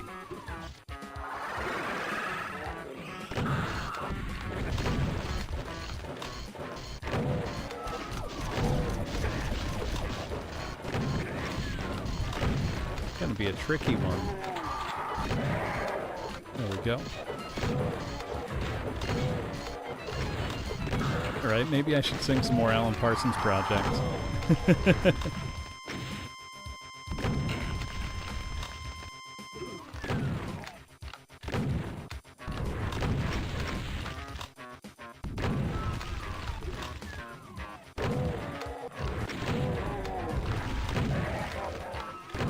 Map's almost over, we're good.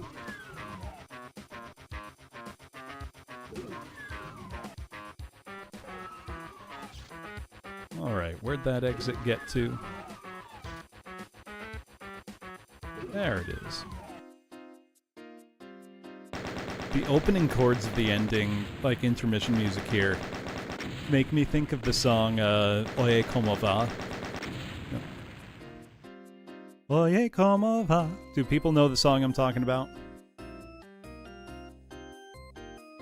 I can't not hear that.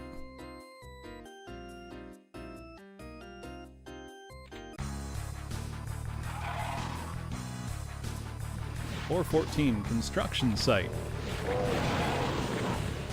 Even though I just said the name.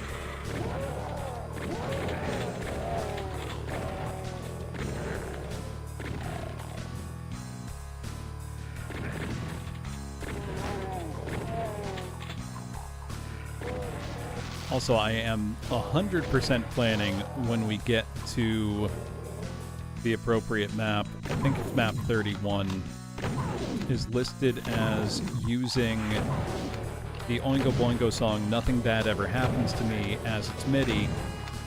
I will be singing it.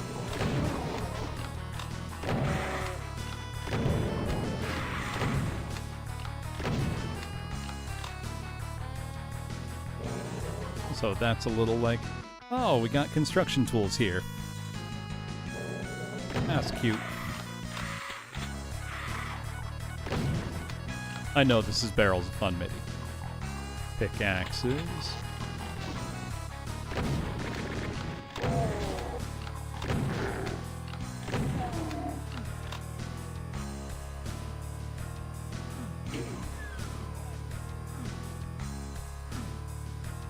Been a lot of fun so far as a WAD though.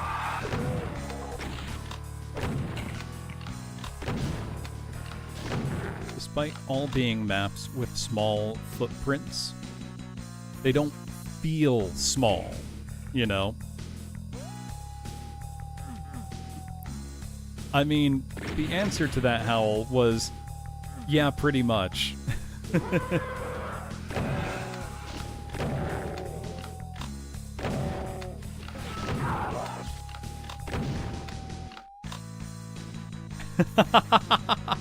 You're right, that is a pallet full of floor hexes.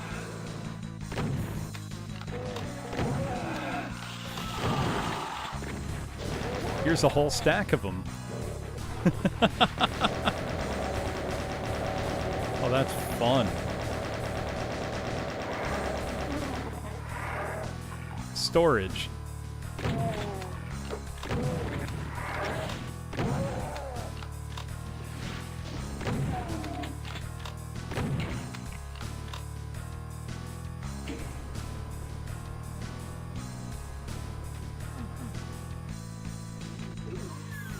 Been very creative.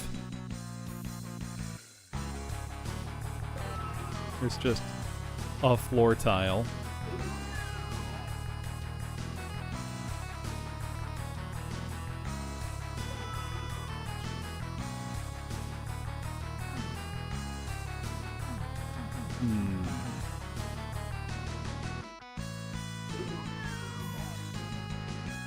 Right, a well-lit floor tile with sector shadows. Has the humble floor tile ever been so honored?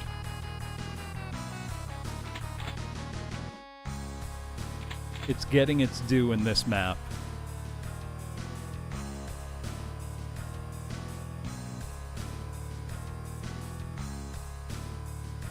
Stacks of them, in fact.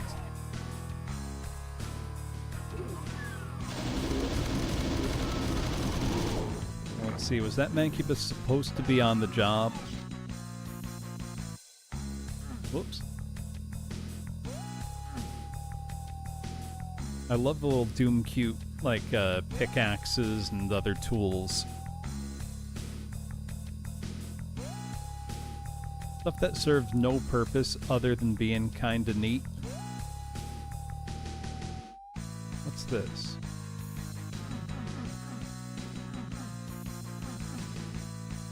Nothing really. Clue? Maybe.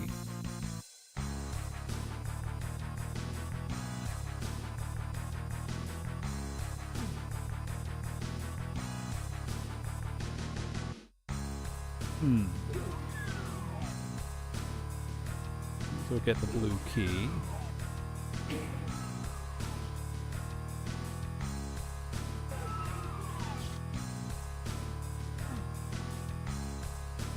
Telling me that doesn't open?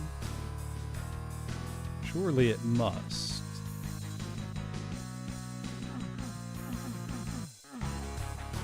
The switch is probably elsewhere.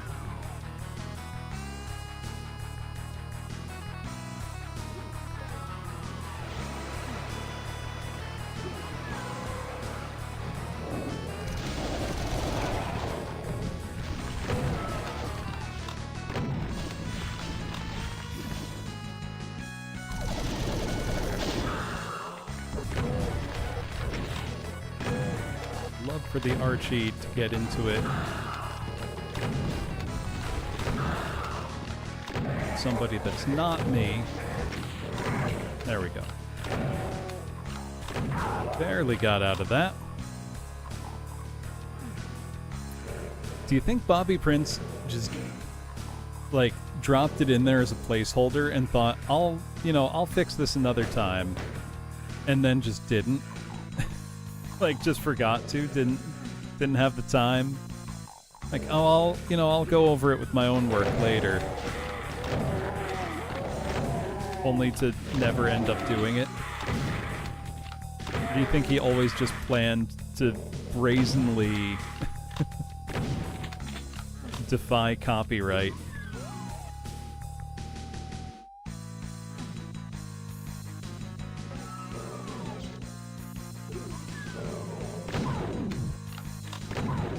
Right, like he had to have known.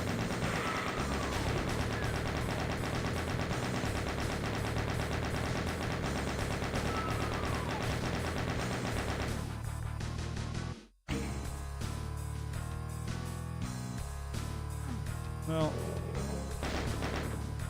that all doesn't seem worth it. Wait, is he literally a copyright lawyer? Like, is that his day job? There's no way.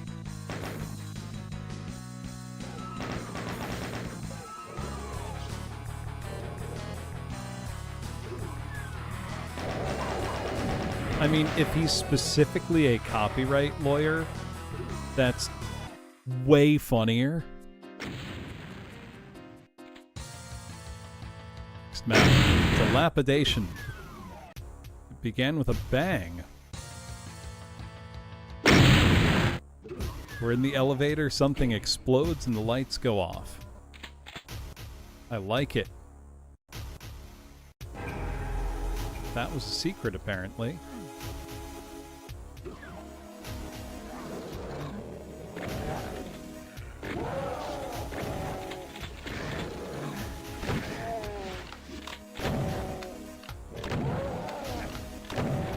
Very classical, handsome-looking marble chamber here.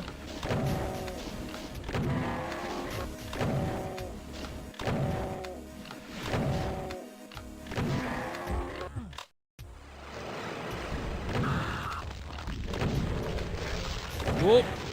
Got stuck behind the wall of meat.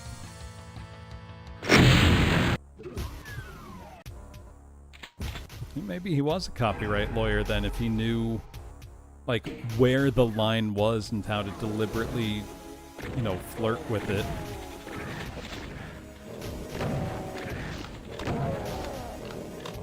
But it's pretty brazen.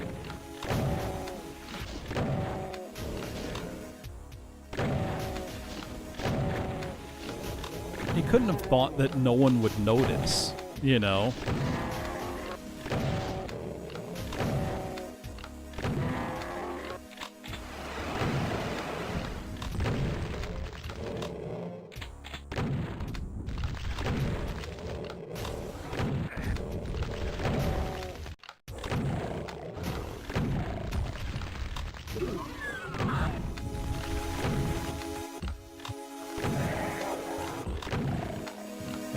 go. Actually dangerous specters. Who'da thunk it?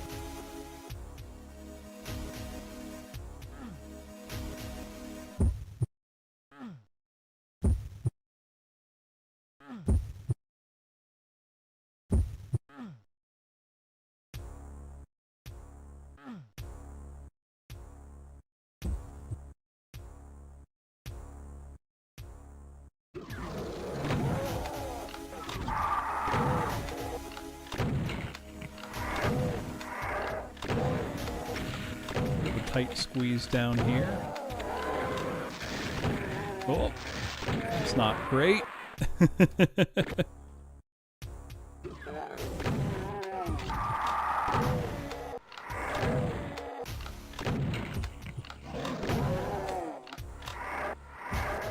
That sounds pretty good, Bone Noble.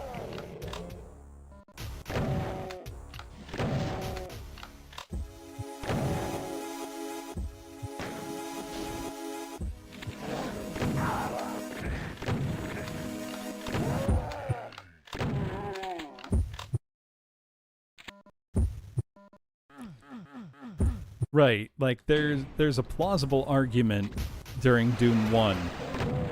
During Doom 2, it's like, nah, dude. Come on now.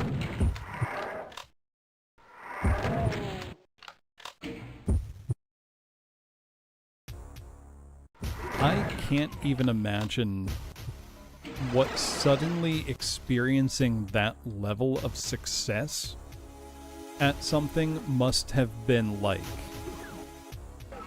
You know?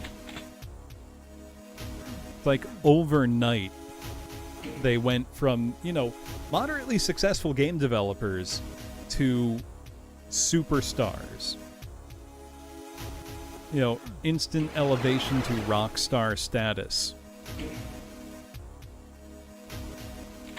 I mean, we know how it went for them, but...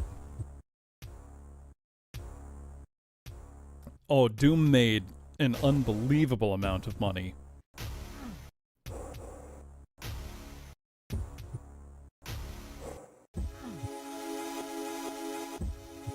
Can you imagine a game being distributed the way Doom was these days? You know, send away in the mail for the registered version.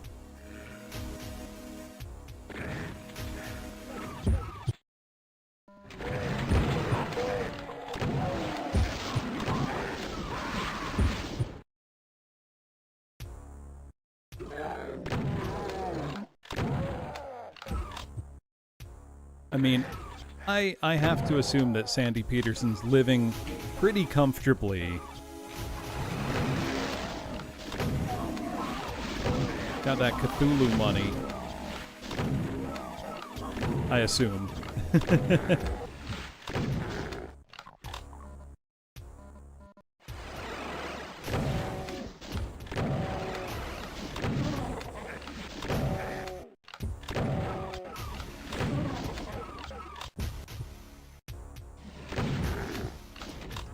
Yeah, but I would imagine the licensing of the system has probably made quite some money in the years since.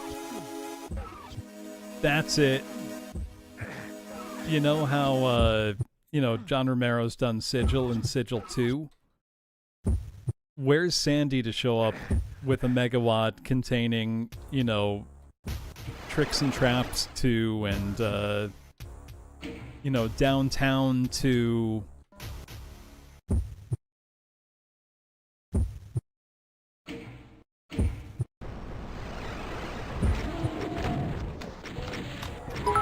You know, funny you mention that. Also, thank you, Solid Crazy. I'm glad you like my hat. I also like it. Yeah, now it's Tower of Babel.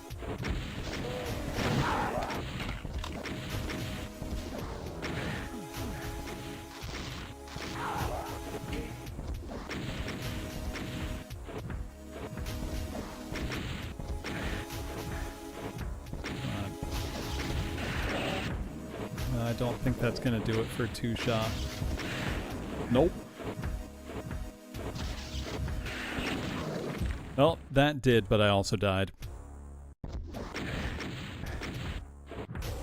I was going to say, funny you mention, you know, NES games where they send it to you in the mail.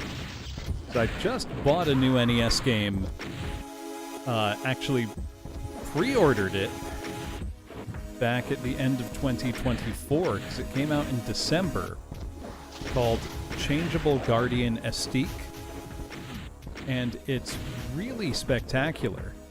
It's a horizontal shmup where you can switch between being either a ship or a mech, and it has absolutely phenomenal graphics, beautiful sound. I mean, Solid Crazy, we already have 2 Mario Maker games.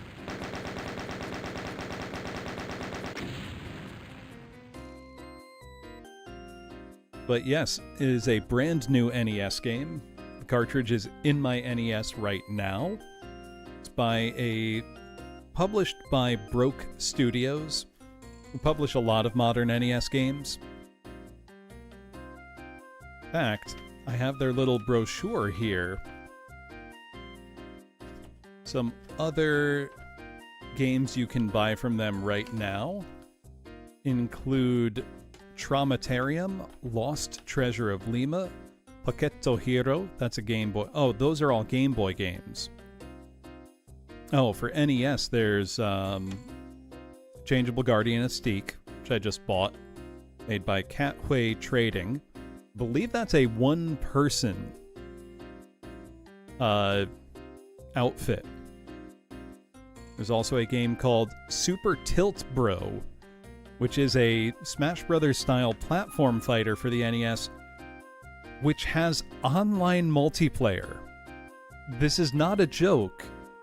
The cartridge itself has a chip on the board for Wi-Fi. So you can play this actual game in your real NES online, which is a little insane. Oh, they put out the game The Cursed Knight for Genesis and Mega Drive. I've seen that one. Looks quite good. And a sequel, I believe, called The Cursed Legacy just came out.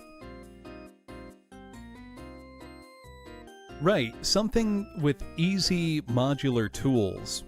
AOD, you know, pre-built fabrication elements that would make it easy to put together a reasonably polished level of your own.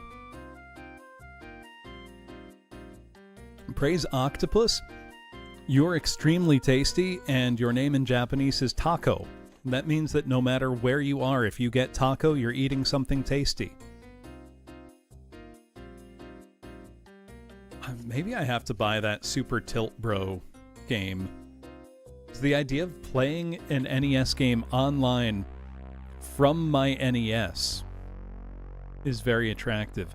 So this is Floor 16 Flesh Cage by Astral Fiend. I can see why it's called that. These are all vanilla textures. That looks so cool.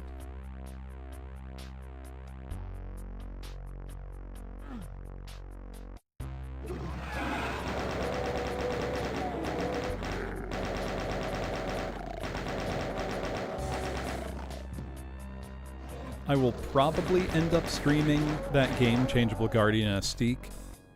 I just haven't decided when yet, because streaming shmups is quite difficult, because I'm not great at them, and it's hard to divide your attention between the game and, you know, keeping up with chat.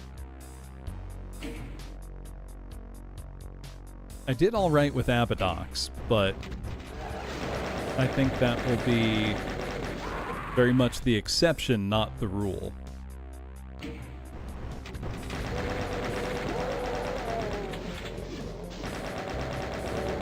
The game kicked ass, though. I don't think I'll ever have as successful a moment of gameplay on stream as when, you know, somebody jokingly said, okay, now 1cc, you know, deathless run it. And I did. I don't think it was even just 1cc, it was deathless. Like, I just absolutely clobbered the game on second play. Which was extraordinarily satisfying, I've got to tell you. Ooh. Nice mouth.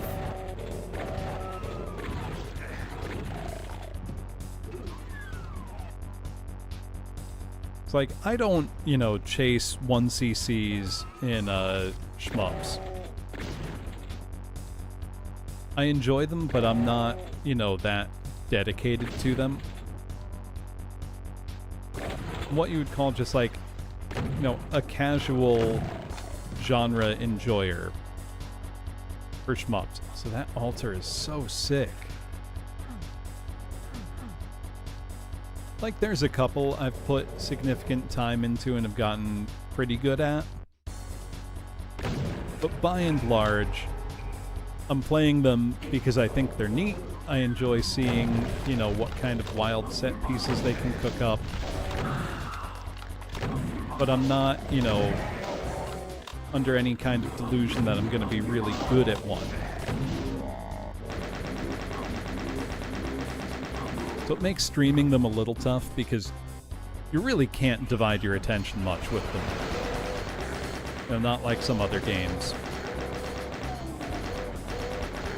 Where even if they get really hard, they usually have some, moments of downtime, or you can set the pace of play rather than the game setting it.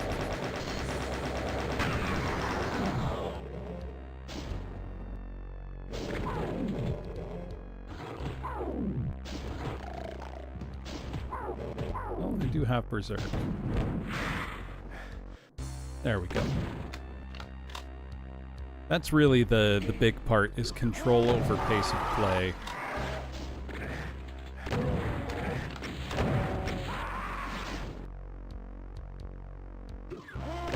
If I just... What if I just go? If I just hit the bricks? That was a fun map, though.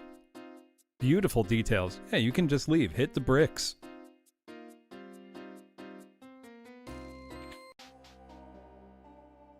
Next up, Unholy Fortress.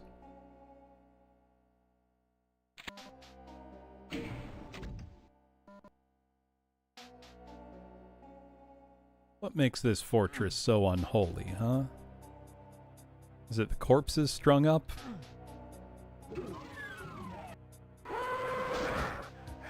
It's probably this guy. Well, he's trying to be cute with it. MasterCard and YouTube. That would be an unholy alliance.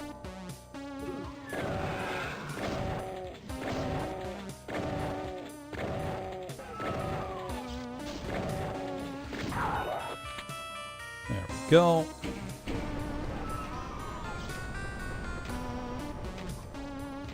And we got stairs.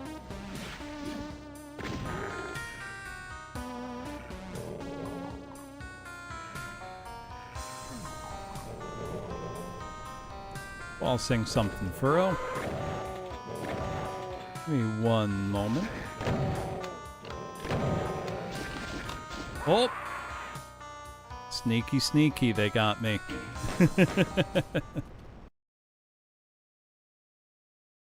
Let's see, we're on a map called Unholy Fortress. So do I do something on theme, off theme? Quite sneaky for a big lad.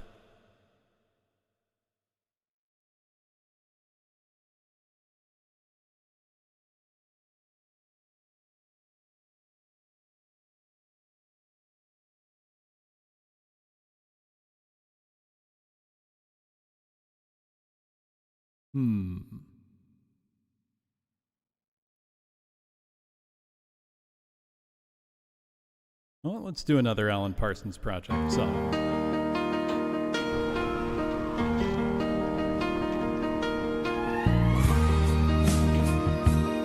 Quite loud, sorry.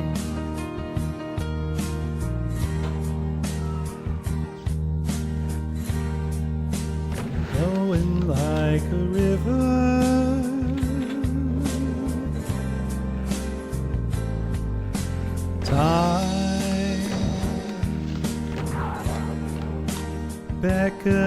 me. Who knows when we shall meet again? If ever, but time keeps flowing like a river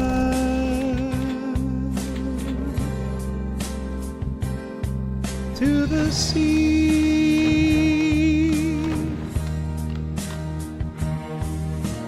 Goodbye, my love,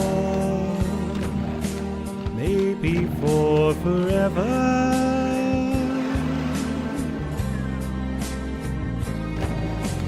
Goodbye, my love, the tide waits for me. Who knows when we shall meet again? If ever, but time keeps flowing like a river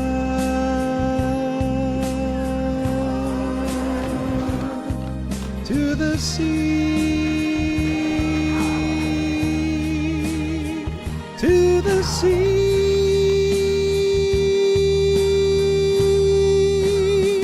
till it's gone forever, gone forever, gone forever now.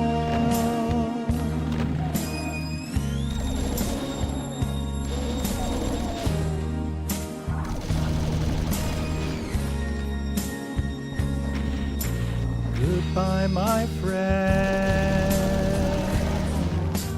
maybe for forever.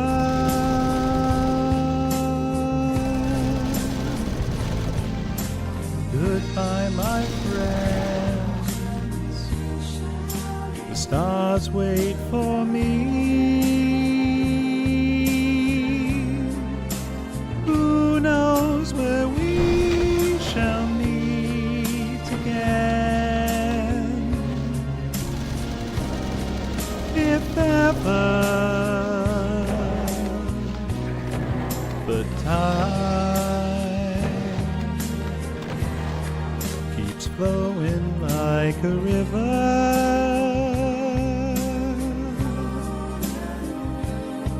to the sea, to the sea,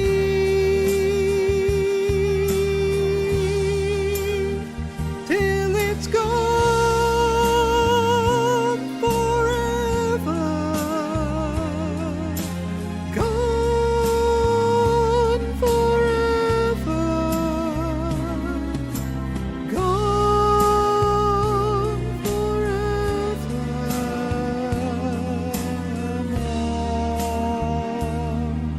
forevermore.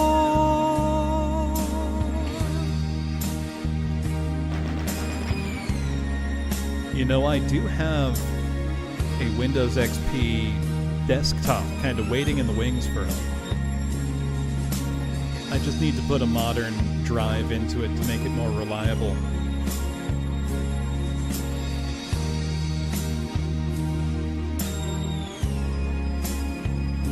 Yeah, flight sims would definitely be on the list of stuff I would do. Ooh, Descent Free Space. I loved Free Space. Well, that was a fun map. Floor 18, Pick Your Poison. Which is just making me think of... I think the song is called Name Your Poison. Sung by the inimitable Christopher Lee in the musical superhero comedy film, The Return of Captain Invincible, where he plays supervillain Mr. Midnight. He puts in a wonderful performance, gleefully taunting the hero Captain Invincible, played by, I think it was Alan Arkin, who is a recovering alcoholic. So to antagonize him, Christopher Lee's character sings an entire musical number about drinking, during which Captain Invincible falls, like, curls up in a fetal position on the floor crying because he is a recovering alcoholic being taunted with booze. It's, I believe it was by the same showrunners as Rocky Horror Picture Show, and it flopped terribly, but is nevertheless quite entertaining in its own way.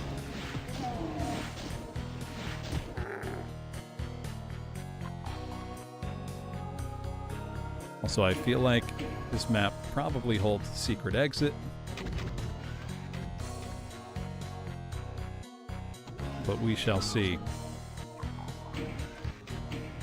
Also, I can't remember. I think it was Doc Smasher that requested it, but I have found a karaoke track for that song. Can't quite sing it like Christopher Lee, because nobody can, but I can do my best. Oh no, that just brings us back to the outside.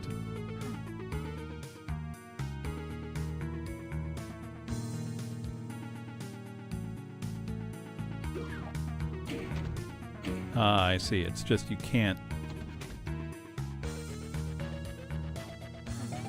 leave.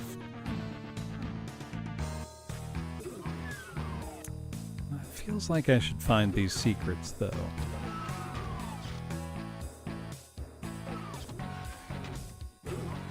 That just brings me back up to my starting area. Definitely a secret wall there. I don't see any mechanism.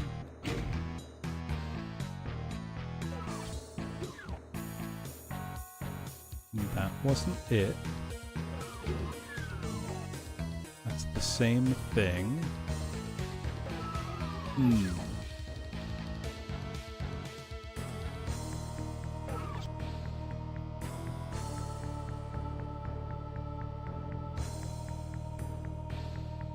What am I missing?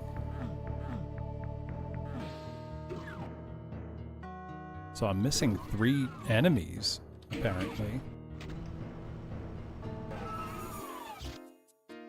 Okay, so I was right that there is a secret here.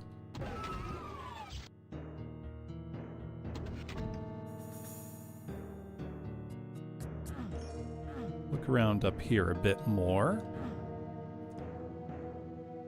Also, Astral Fiend, you're,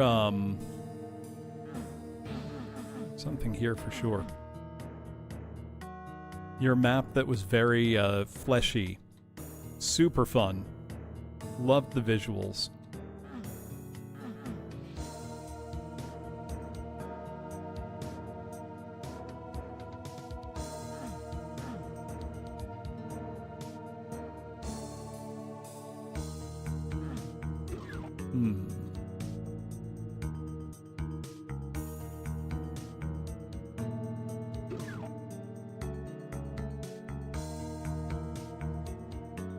Also, I very much liked the, just mouth.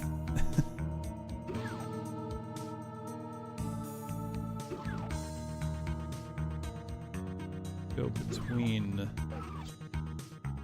rooms on the lower level.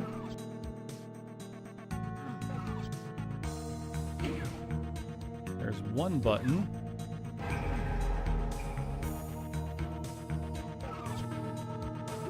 A secret, but don't know what or if it contained anything. Maybe that helps reveal the other one.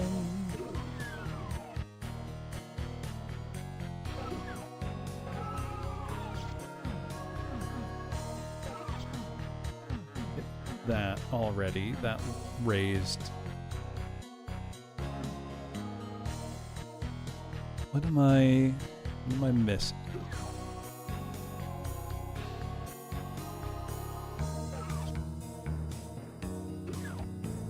Okay, so there's clearly a secret in here. I can see that there is. Where is its switch? Not the exit sign. Not on that strip of lights.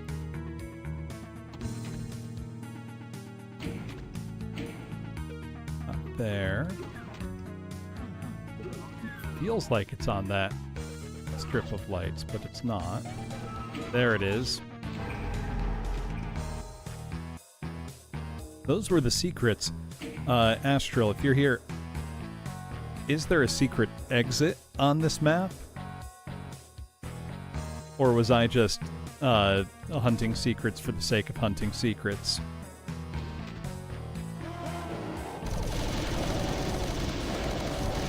Well, that started a new fight at least.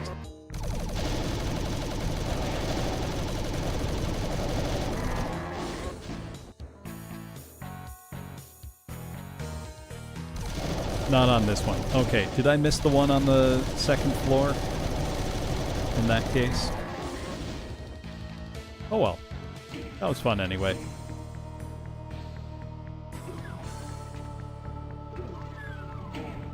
There we go. Usually I can tell where a secret exit's gonna be, but don't always. Claustrophobia.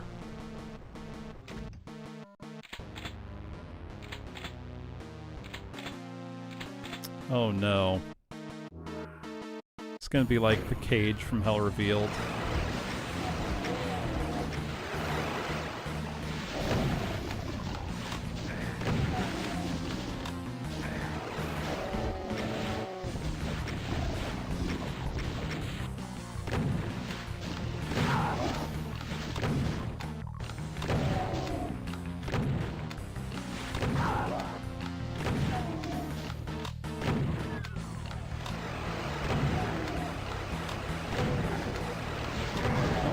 Not going to be a long map.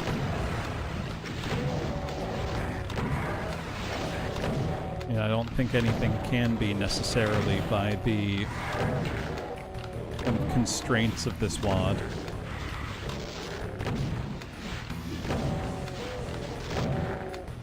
I've not been paying very close attention to my resource management. Yeah, have a good one. I may not finish it tonight, but really just depend how far I've gotten versus how late it's gotten. Been having a lot of fun with it though. I think it's safe to say you've all done an excellent job.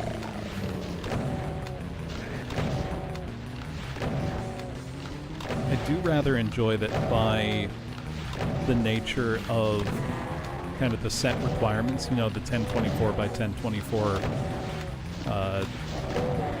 restriction doesn't have the problem many community projects end up suffering from, which is, you know, magnum opus syndrome.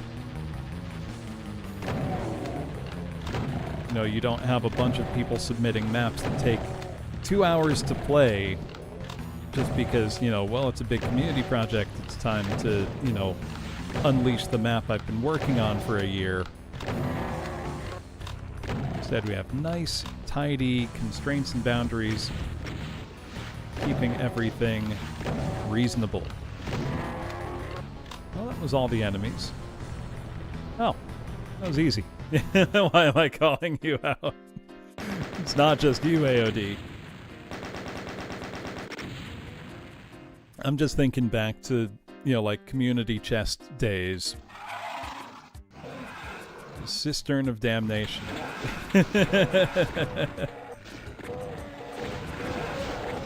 Did you hit the sector limit again, Chair?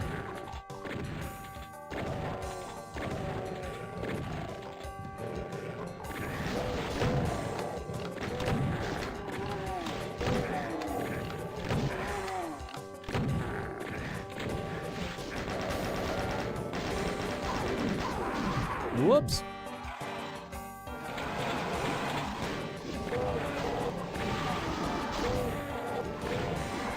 I'll sing something.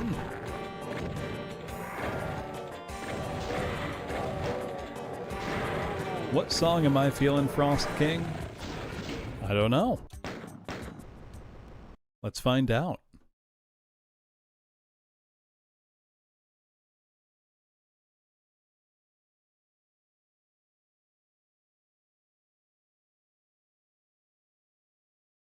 Know what? I heard 2 heavy metal covers of this song recently. And while it's kind of awesome that there's 2, neither are quite, up to the standard of the original.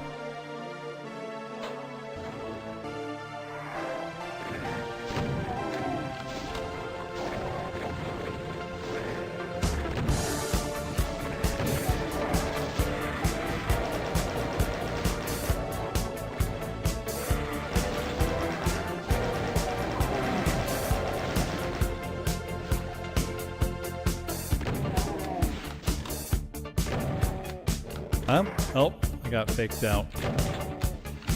I wasn't jealous before we met. Now every woman I see is a potential threat. And I'm possessive, it isn't nice. You had me saying that smoking was my only vice. But now it isn't true. Now everything is new. And all I've learned has overturned. I beg of you, don't go wasting your emotion. Lay all your love on me.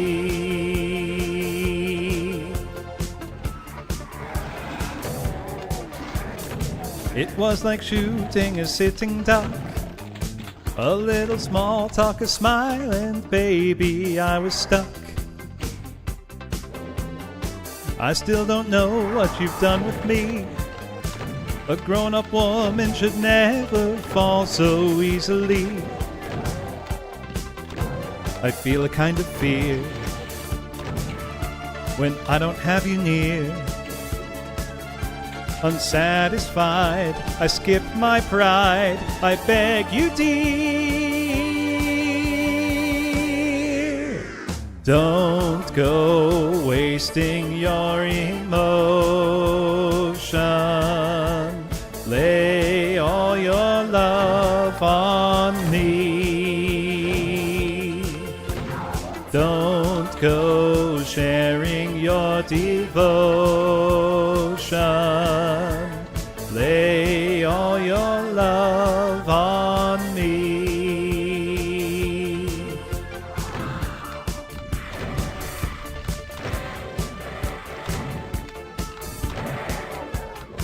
I've had a few little love affairs. They didn't last very long and they've been pretty scarce. I used to think that was sensible. It makes the truth even more incomprehensible. 'Cause everything is new, and everything is you. And all I've learned has overturned. What can I do? Don't go wasting your emotion. Lay all your love on me. Don't go sharing your devotion. Lay all your love on me. go wasting your emotion. Lay all your love on me. Don't go sharing your devotion. Lay all your love on me.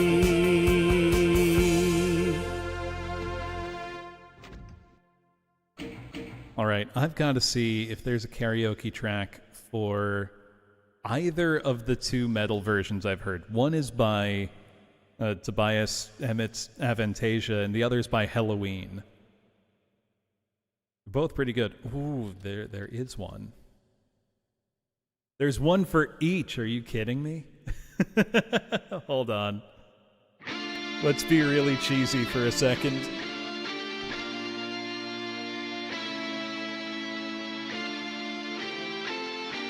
Not very well, Frost King.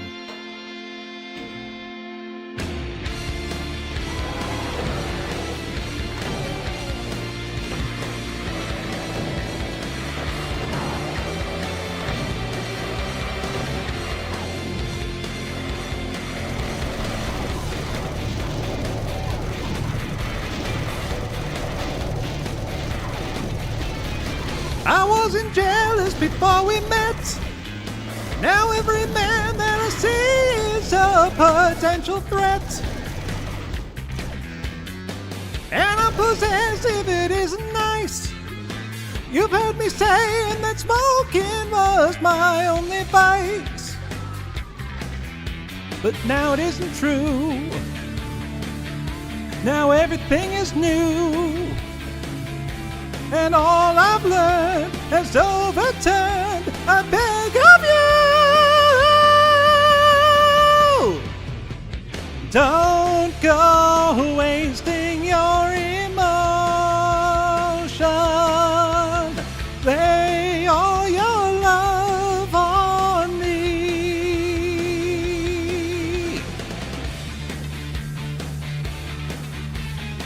It was like shooting a sitting duck. A little small talk of smiling, baby, I was stuck. I still don't know what you've done to me. A grown-up man should never fall so easily. I feel a kind of fear when I don't have you near. Unsatisfied, I skip my pride. I beg you, dear, don't go wasting your emotion. Lay all your love on me. Sharing your devotion. Lay all your love on me.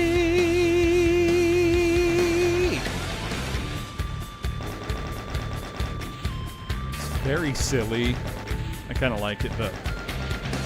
Had a few little love affairs. They didn't last very long, and they've been pretty scarce. I used to think that was sensible.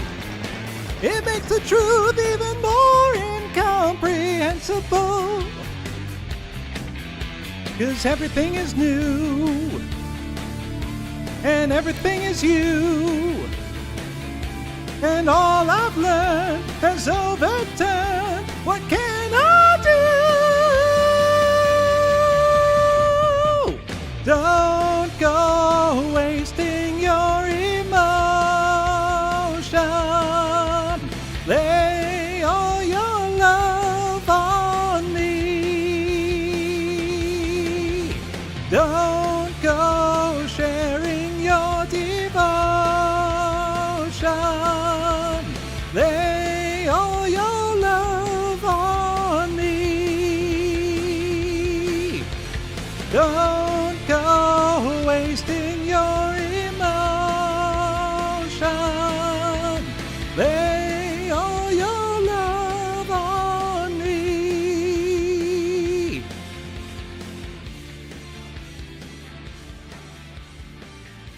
That's pretty fun.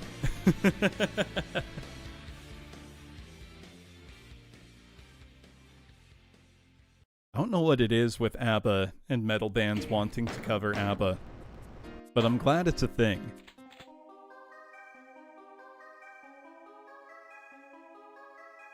This staircase, it reaches high, so high. Numb legs, numb head. The hot air from the previous floor slowly gets colder by the steps. I feel exhausted. Conjuring thoughts is draining me mentally. But without noticing, I step on the concrete ground of the next floor. The stairway behind closes shut, leaving me trapped in this desolate, freezing, lonely place. As hostile as it looks, I feel at home here. We have a lot in common, I mutter to myself. Floor 21, neglected space. Achtung! Ooh, watch out. Ooh. It's getting weird in here.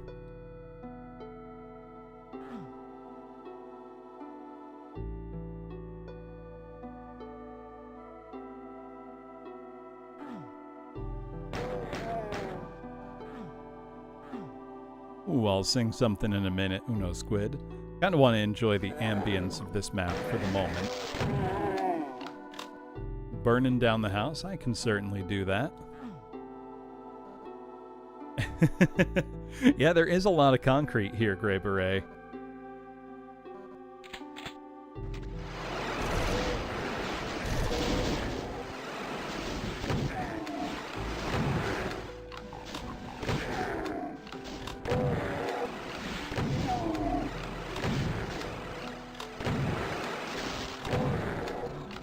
That is one thing that really kills me with the term brutalism and people talking about it, is it is not referring to the severity or tone of the architecture.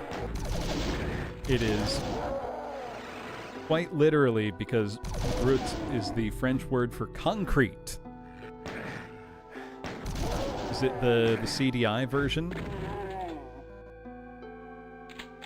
With the chilled out music and nice backgrounds. Ooh, Tetrasphere is a cool one. Ooh, if it's an album after Unia, almost none, Petty. If it's an album before that, they're probably still burned into my brain.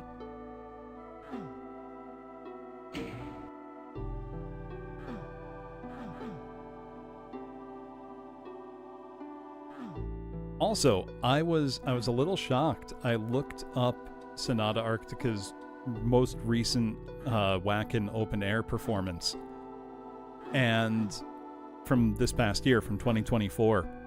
And for a while now, they'd been kinda not great. Like, Tony Kakko just wasn't singing very well anymore, and they had never quite found a groove with the guitarist, and the new music they were writing was dreadful for years. But lo and behold, they're, like, pretty good again. I think Tony took some time off, did a lot of work on his voice. He sounds good again. Like, they were pretty good. It's like for a while, towards the end of the 2010s, start of the 2020s, it was like, pack it up, guys. You're done. Which made me really sad, because I loved them in the 2000s, but maybe it was a fluke and they had a great day, but they sounded good. I was kind of shocked. In a, positive way. There might be hope.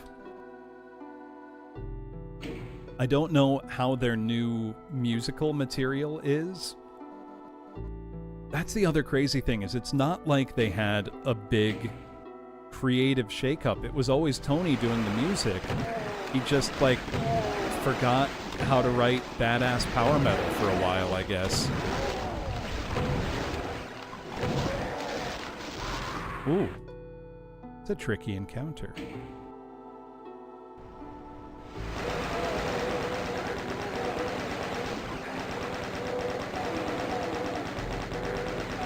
Right, like, Tony, we want it to be as cheesy as you can make it. You know, we want to remember what it was like to be 14 again. Alright, standing in there is obviously a hurt floor. Some kind of hurt sector. And we stand right outside of it.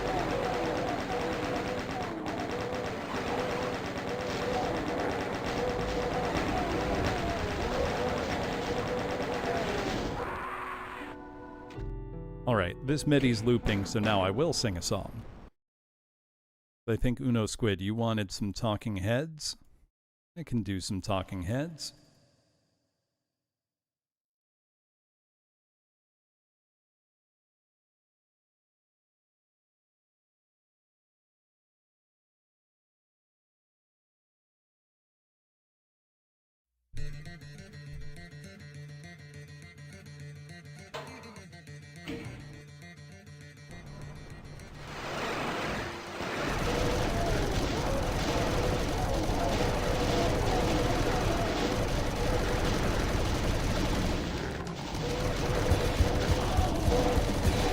You might get what you're after. Cool babies. Strange but not a stranger. I'm an ordinary guy. Burning down the house. Hold tight. Wait till the party's over. Hold tight. We're in for nasty weather. There has got to be a way. Burning down the house. Here's your ticket, pack your bag. Time for jumping overboard. The transportation is here. Close enough but not too far. Maybe you know where you are. Fight fire with fire. All wet. Here you might need a raincoat. Shake down. Dreams walking in daylight. 365 degrees. Burning down the house. It was once upon a place. Sometimes I listen to myself. Gonna come in first place. People on their way to work, and baby, what did you expect? Gonna burst into flame.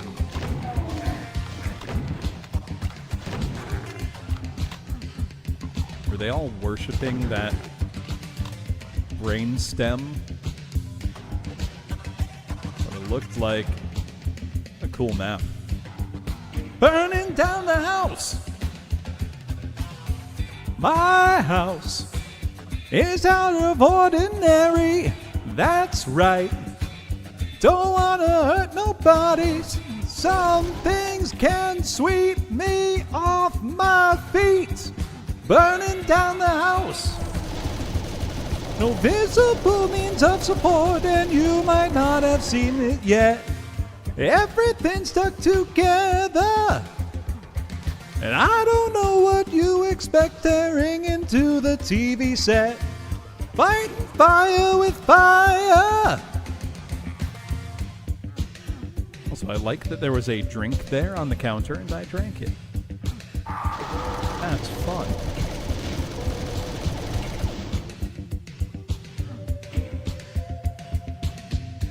There we go. End of the song with the end of the map. Minute and a half outro. Vibe to it for a sec, but I am gonna stop it.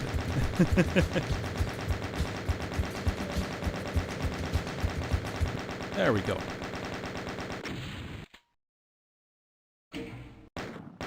What's this one called? Violent Employment. Floor 22.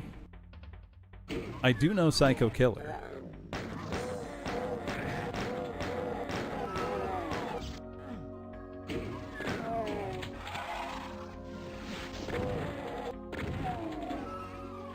We've got a potted plant. I will sing it. Ooh, vending machine? Yeah, it gave me shells. And I drank the water. Okay, hold on. This map's great. I will get to... Can I operate the sinks? I can! And I flush the urinals. No, this is not Duke. Ow. Ow! I will sing some Talking Heads once I've heard this MIDI loop at least once, Frost King. But I do want to kind of get the map's tone before I go and sing over it. Yeah, Demon just said, no, you're not playing Duke. But I mean, look, I can drink from the water cooler. I can use the vending machine to get shells.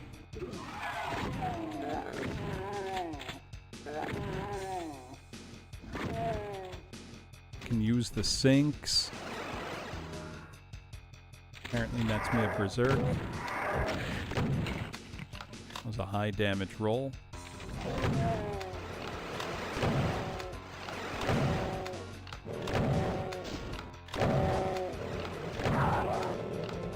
It'd be really funny if you used, you know, hit the use key on the urinal and a message came up that did say, this isn't Duke. This isn't Duke.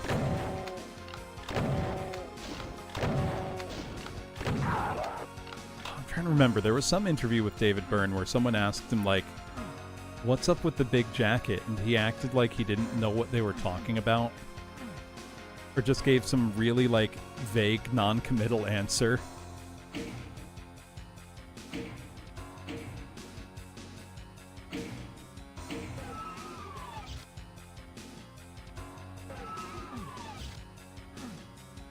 Will something come from the elevators? No. Maybe they'd pick up some goodies. Also, who remembers watching the cartoon Doug on Nickelodeon when you were a kid? Do you remember how sometimes there were music videos in Doug? And one was Doug and Skeeter, and I think all the crew doing Big. And it was obviously them in, like, big talking head suits. Right, the real Doug. Yeah, think big.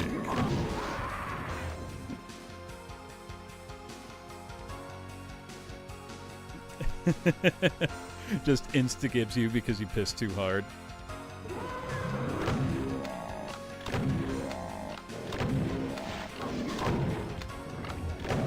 Drumming on a streetlight, Frost King. Doug was a great show. Also, what are we making copies of? And I used the copier. I used the copier. I got cells for it.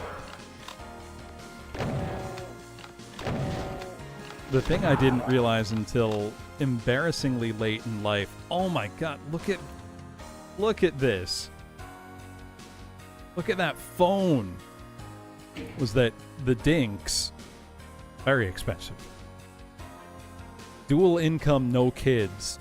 Ah, we got Fire Blue on the computer. That's why he always had expensive shit. 'Cause he and his wife both worked and neither of them had kids. The whole joke of their name. I just never put that together as a kid.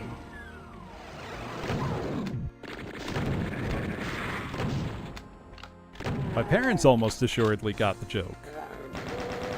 There are a lot of jokes in Doug, you know, for the parents more than anybody.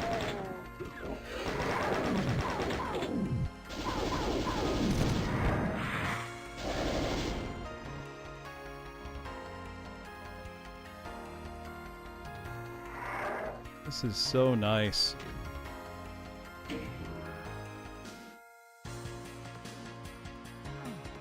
Look at that floppy disk. We have a Doom Cute Sector floppy disk. Also, real motherfucker, did you not get the joke of their name?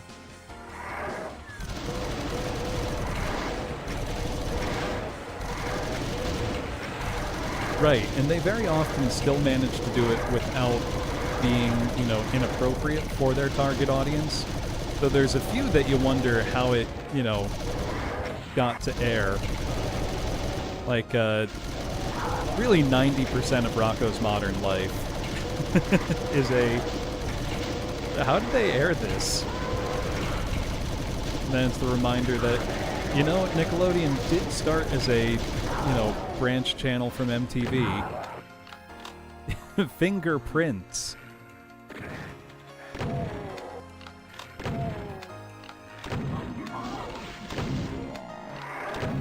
Rocco working as a, adult phone operator.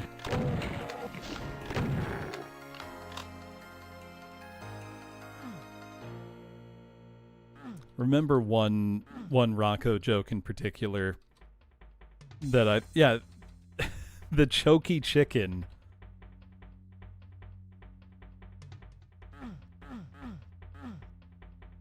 I loved Freakazoid. That was a great cartoon.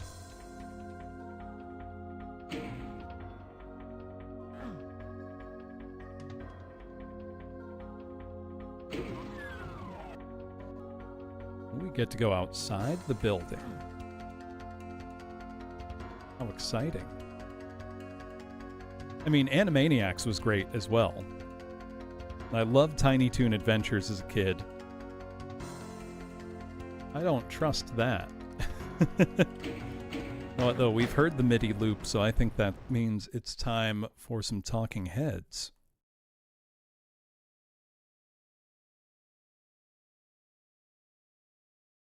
Oh, know what show I miss? I miss SWAT Cats. That show was awesome.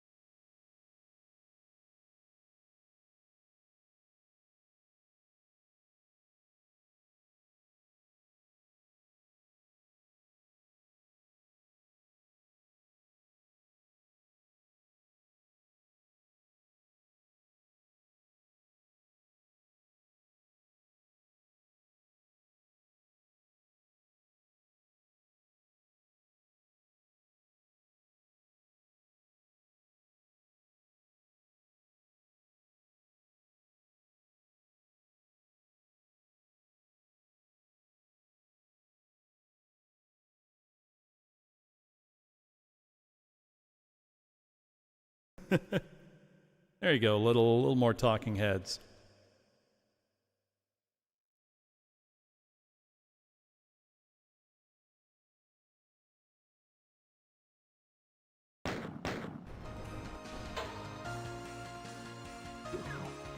Ooh. That's an awful lot of stuff they've given me for nothing. The janitor's closet here. Surely nothing bad is going to happen. So this whole map has been just exquisitely detailed.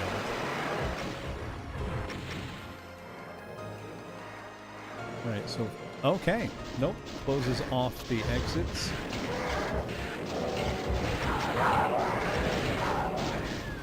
Might really be a let it rip scenario. Thought for sure there would be a cyber demon waiting for me. There is not.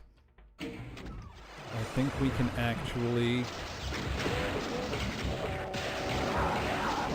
be properly aggro here for a bit.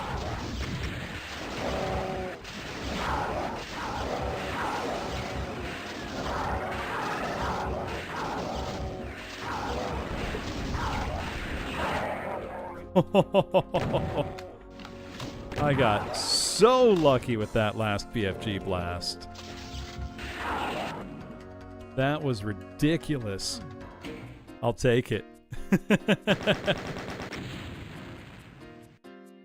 What, like the one based on the novels, The Magicians, Frost King? That was pretty recent, wasn't it?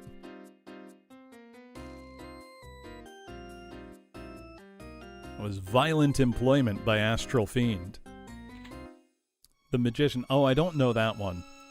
There was a show that I was trying to remember, and I finally did the other day after consulting with my brother, that we watched, I think it was on Sci-Fi around 95 or 96, called, like, Spellbinders or something.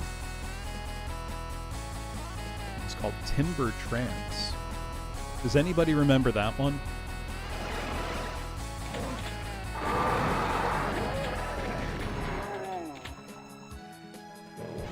I have no idea if it was good. I just remember watching it and liking it at the time. Someone look up, I think it was called Spellbinder. Either Spellbinder or Spellbinders. I think it was 1995. But I think it was on Sci-Fi. I could be wrong. No, we're working off 30-year-old memories at this point.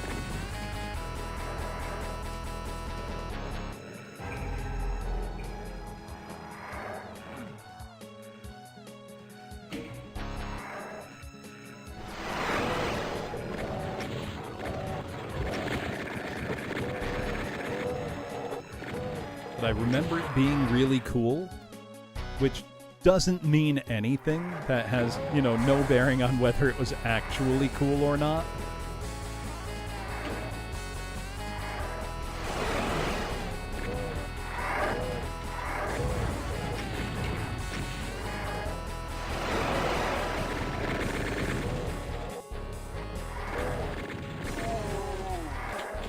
Go.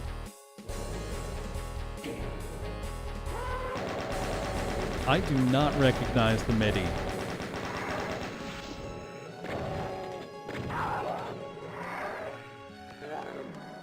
I know the MIDI list is on the Doomworld page for it.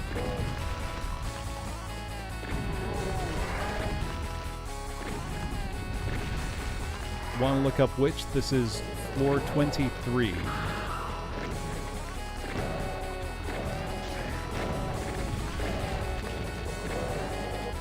Couldn't have gone much worse with that arch file.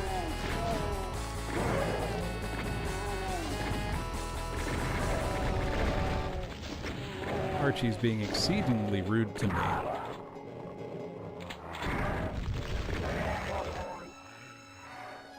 Well, it's dead and we'll take that.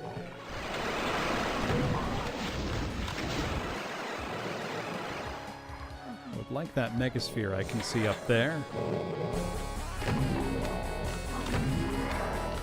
Paint by Linkin Park. That would explain why it sounds like a song to you.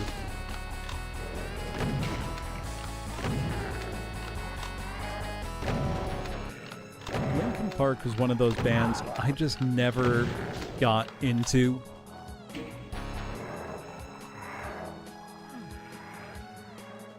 I don't think they're a bad band, but it just was never for me, you know?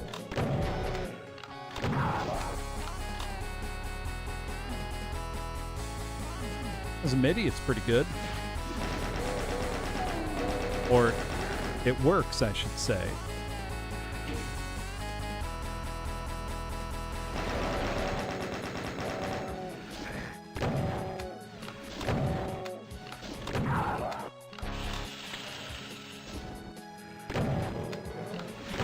We gotta bring back that era of kind of over-the-top angsty video game advertisements using popular songs. It's got an inherent silliness and earnestness at the same time that I can't help but like.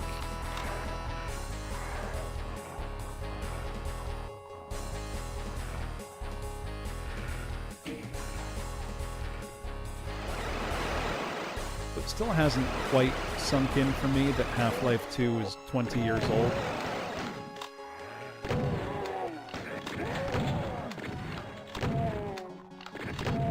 Right, exactly. Or, you know, for something to use Numb by Linkin Park without a shred of irony, like it's not winking at the camera, it's just, nope, this is the song we're using. We believe in, you know, we believe in ourselves enough to do this.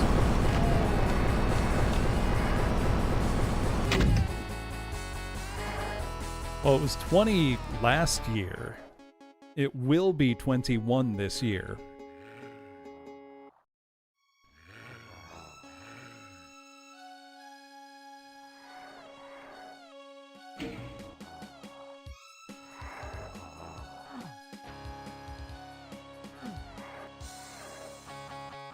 I'm just imagine a video game trailer that's using something like Photograph by Nickelback, but completely 100% unironically. That's the energy we gotta channel in 2025. Be painfully sincere.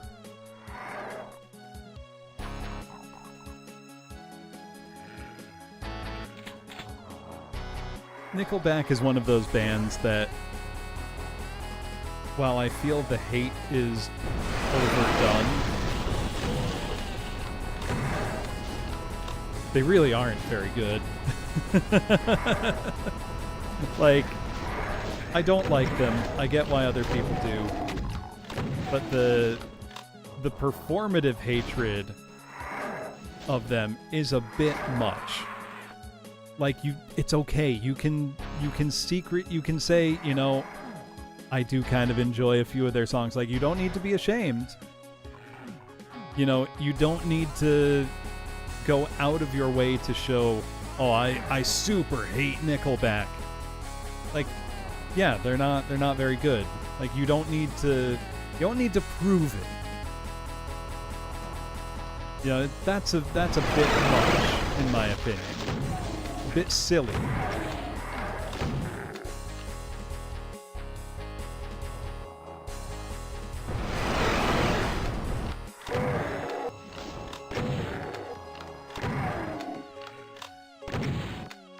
Also, just kind of in general, I feel like going super out of your way to shit on something you don't like, you gotta have better uses for your time. Like, that can't be worth all that, you know? Maybe I just say that as somebody who likes bad video games a lot, but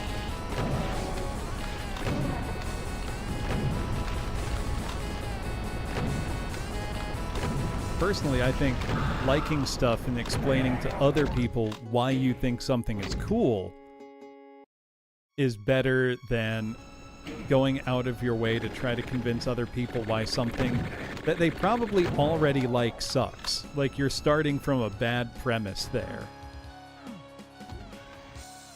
Also, this map was very fun. Quite challenging. Played it to 100% just to shit on it properly. It was made by Rita Remton's brother. See, I feel like at some point, Nanara, if you played it for 100 hours and you hated it the whole time, I think you just wasted 100 hours, you know? And if you find that by the end you came to enjoy it a lot, who cares if it sucks, you know? I think I've done this on a game tier list as I've made them before. He's a very angry man. I gathered. I think I've done this on a tier list before, but I've had, you know, like C tier, parentheses, awesome, and then C tier, parentheses, sucks. Because sometimes something sucks, but it's awesome, like the way it sucks rules. And sometimes something sucks in just a boring way instead. And that's not nearly so fun.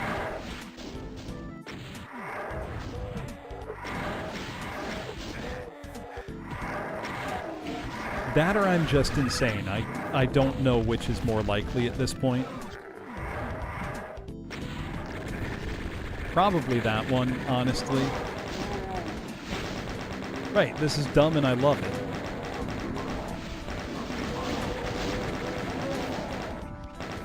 Or like, the way in which this thing sucks brings me joy.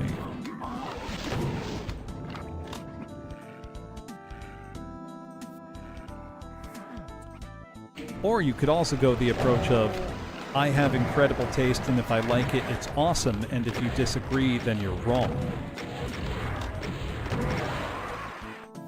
That's another valid media criticism strategy.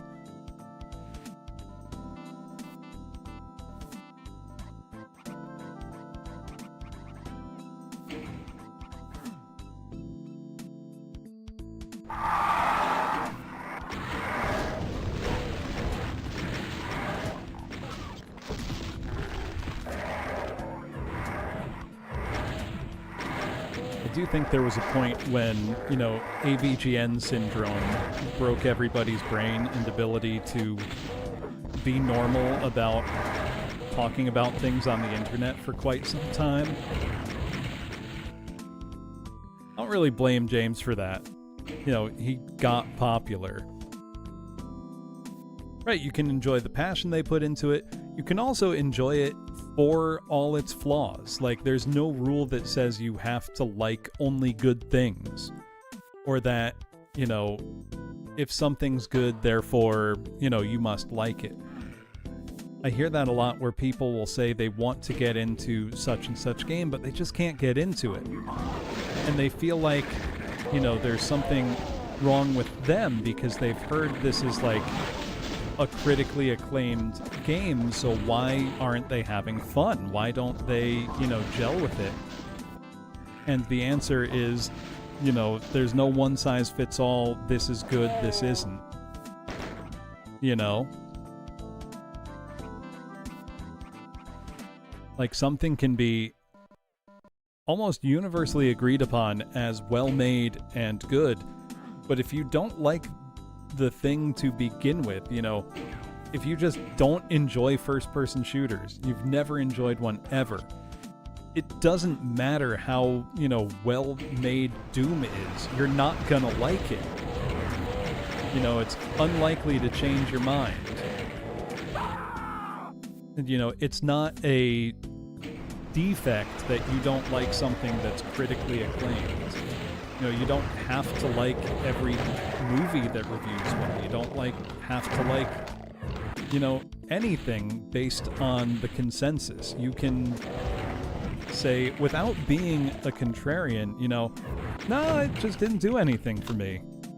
Like, that's a perfectly normal, valid opinion that I wish people were better at experiencing and expressing.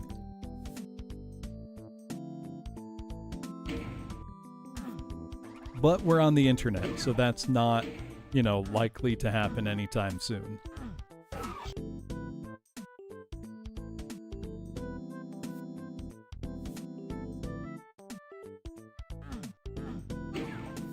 And this is just me personally. I think it's a lot more fun to find the fun things about something than to just say that it sucks. Even if something is, like a really flawed game, I have more fun trying to find, well, are there, any qualities about this that I find redeeming? Or does it just really suck? I feel like games that truly suck are really quite uncommon. Maybe I'm just very generous in, my assessment of games, but it's my experience that there are very few, genuine 0 out of 10 games. Well, I'd say no 0 out of 10, unless you weren't a functional video game at all in any way, shape, or form. I don't think it's possible to be a 0 out of 10.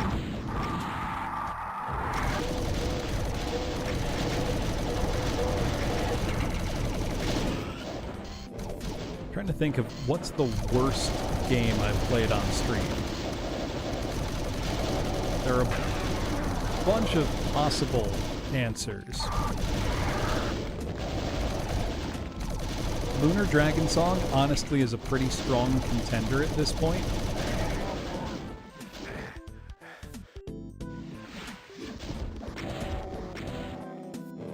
That game really does suck.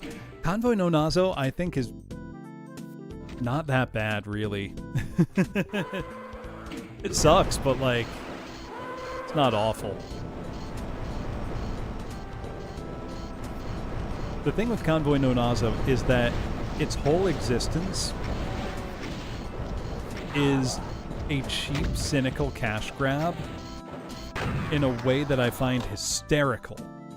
It's the only reason it exists. The game is called The Mystery of Convoy.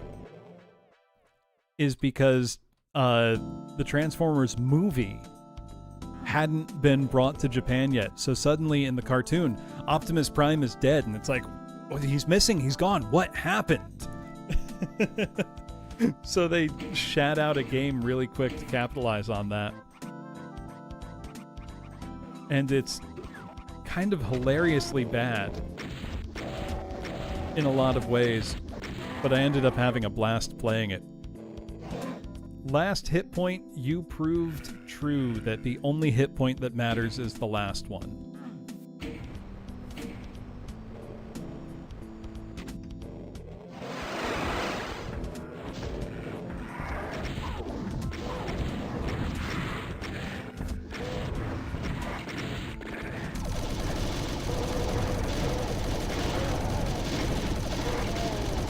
Now, I would say with Lunar Dragon Song very specifically, I think I was actually too kind on that game in my initial assessment almost 20 years ago.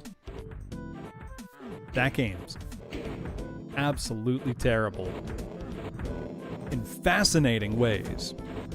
I would not recommend it to anybody. It really is kind of that bad.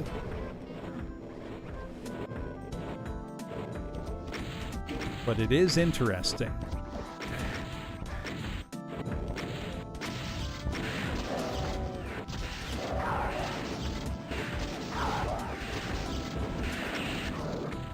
There we go.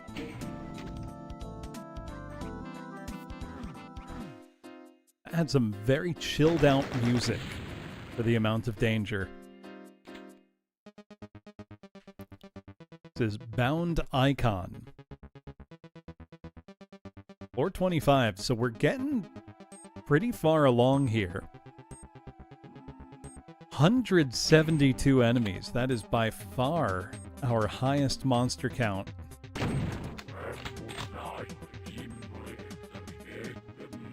An Icon of Sin?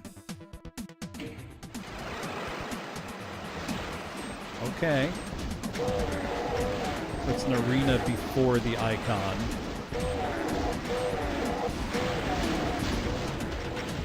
maybe a rocket launcher slaughter map. Kind of down with that.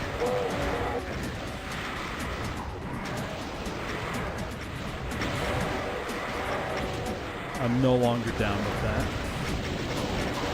Now that Lost Souls are heavily in the mix. I'm trying to do a horseshoe pattern around the arena as we can. Trying not to get cornered like that.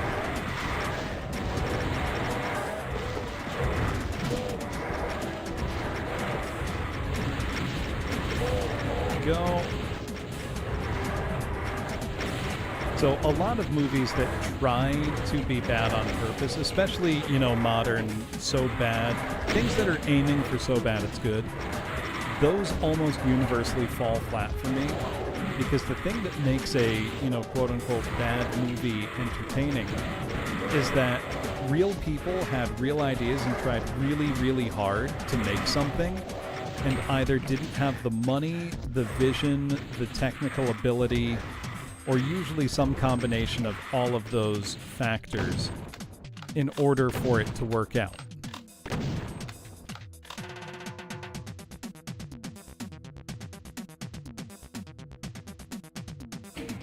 Oh, the game I was talking about earlier, Solid Crazy, it's genuinely a wretched game. Yeah, I can turn down the audio a bit. Actually, I realized I need to turn myself up a tiny bit. I turned myself down when I was singing more loudly.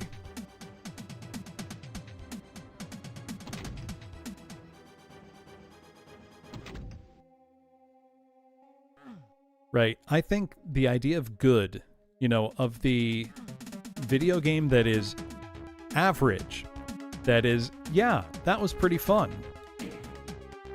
You know, your 6s and 7s out of 10. We need those back. We haven't recovered in the way people perceive those since, you know, game rentals stopped being a thing.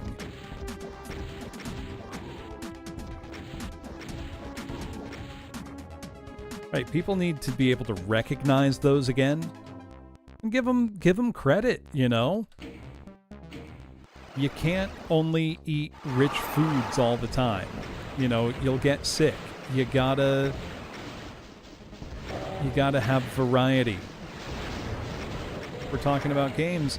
You gotta play some average platformers now and then to remember, one, these are why video games are fun.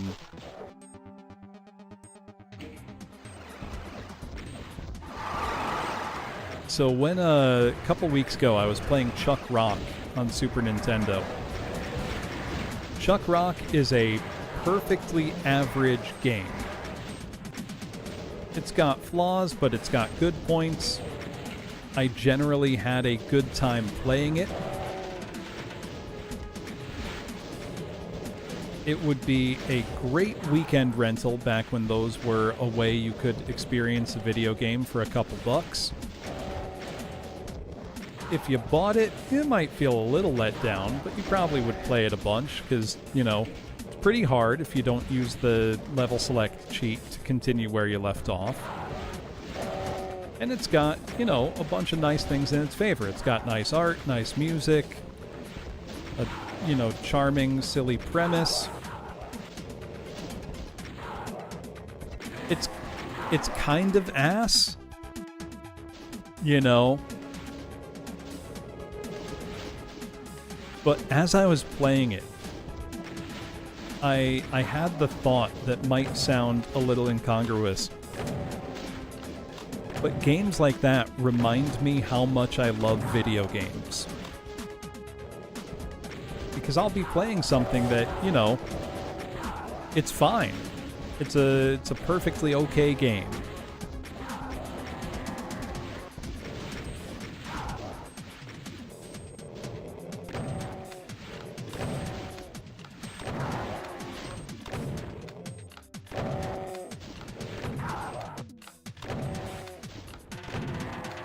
Right, palate cleanser. What's your example, Frost King?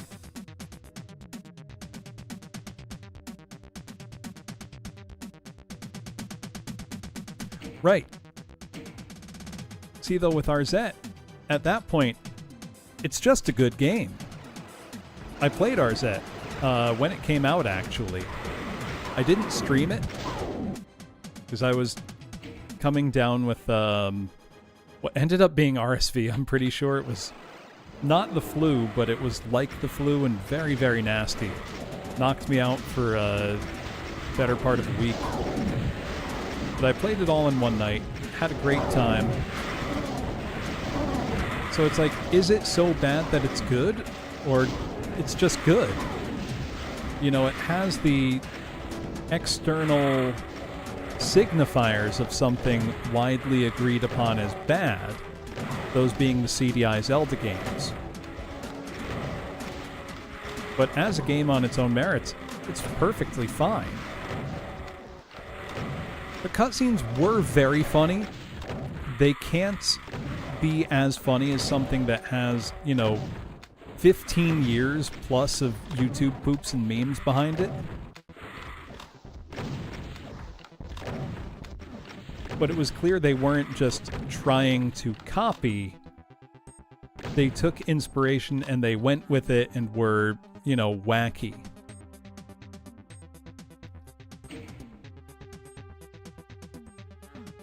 I mean, it makes sense, Nanara.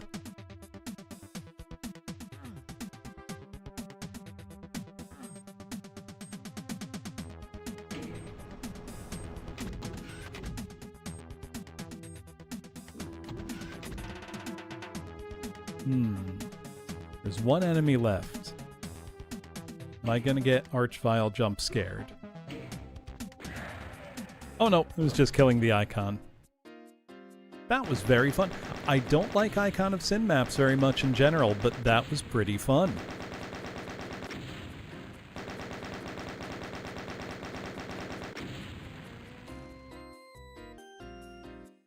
Oh, gotta stretch for a sec.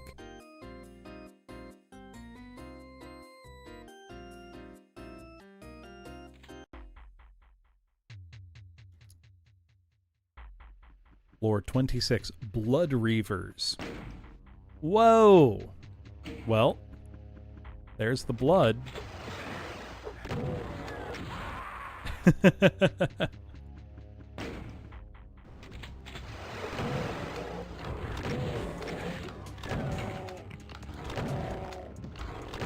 That was pretty sick.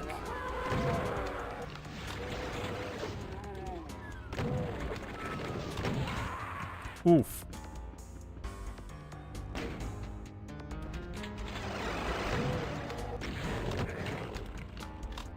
I'm just handling this opening hallway terribly.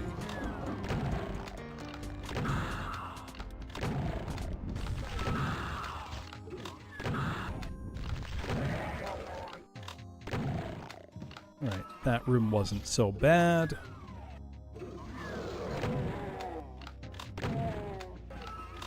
Neither was that one.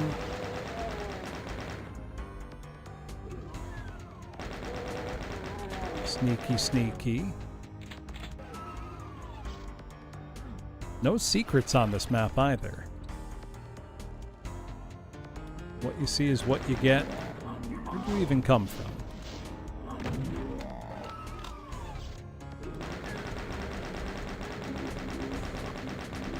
I can't think of one that does talking object, but I would not be surprised if one has, because there's, 31 years of Doom content out there.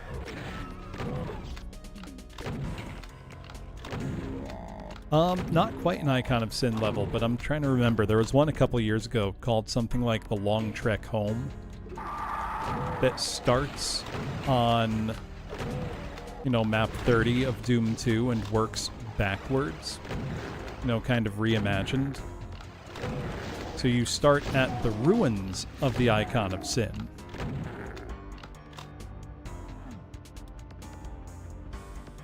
But it's not really an Icon of Sin level.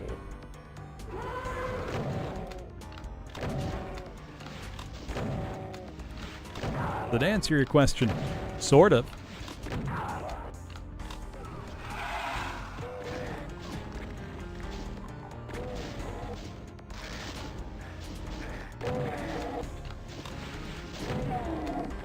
I mean, I'm sure one has. Like I said, there's been a lot of Doom.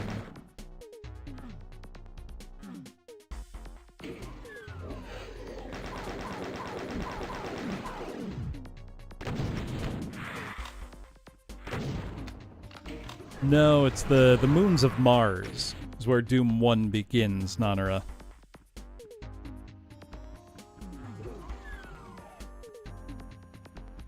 There sure is. That's good old downtown.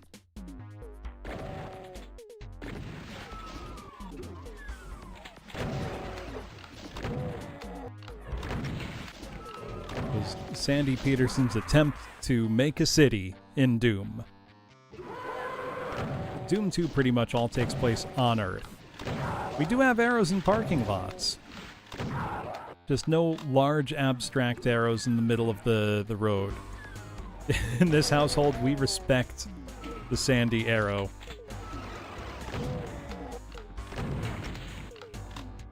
You know, all this talk about, you know, yellow paint in video games to show the way. Nah, put a big old arrow on the ground. That's the Sandy Peterson way.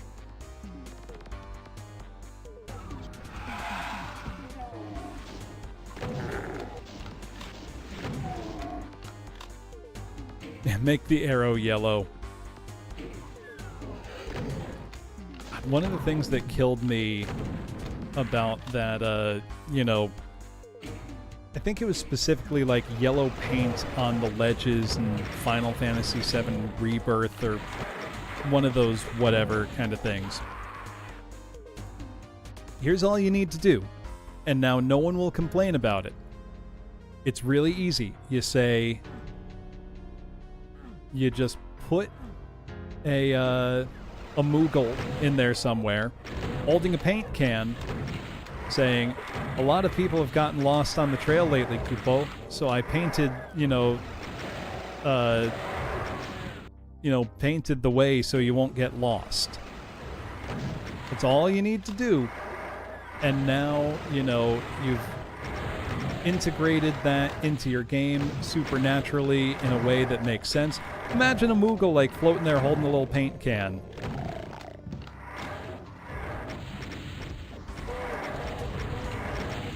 Or better yet, in the real world, we have a whole well-established system that people understand and know how to follow. Literally for blazing trails. Like, that's not a new concept. We know how to mark trails in a way that, saves lives, and now people don't get lost all the time. But it was this whole big, stupid debate that was functionally meaningless.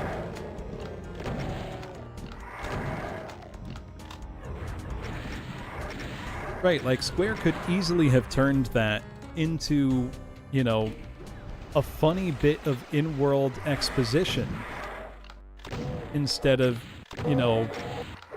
ham-fisted player guidance. Now, I have to assume, based on all of the, Valve playtester feedback things I've seen, that people are really, really, really bad at intuitively figuring out where to go. Catastrophically terrible at it.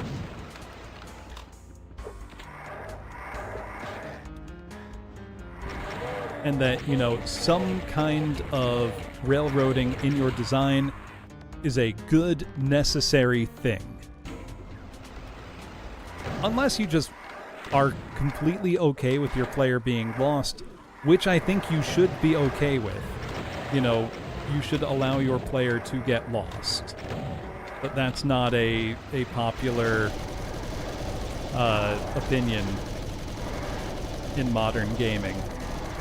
And people don't find enjoyment in games in being lost anymore. That's not a part of gaming culture anymore, so to speak. you know, because of the internet, people don't spend months playing the same game and trying to figure out, oh, you know, how do I, you know, find this town? How do I do XYZ thing in the game I'm playing? It's not how we play games anymore. I think that's a bummer, but, you know, is what it is.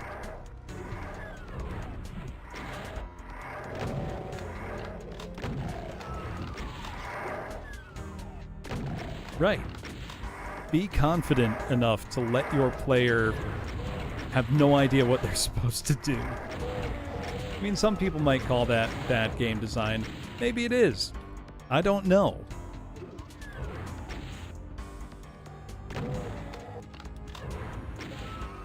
But the most elegant teaching moments in games are ones where they don't feel like you're actively being taught something, but rather that you've learned about the game world intuitively. Right, that's the other thing. You know, what if they give bad review scores?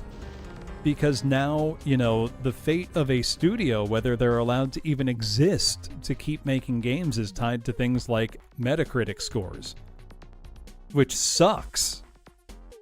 Like, that's terrible. But what can you do about it? See, that says exit, but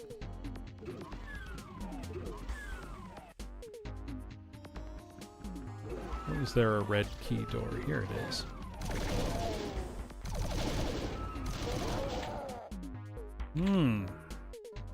A BFG and a lot of resources. Curious.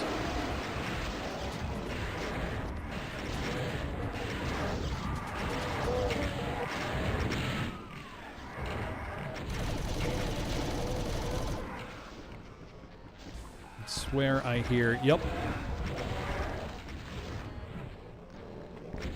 There it is.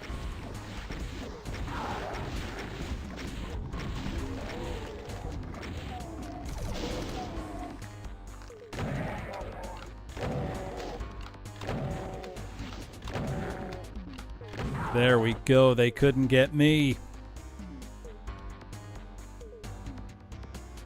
That was awesome. The map kicked ass.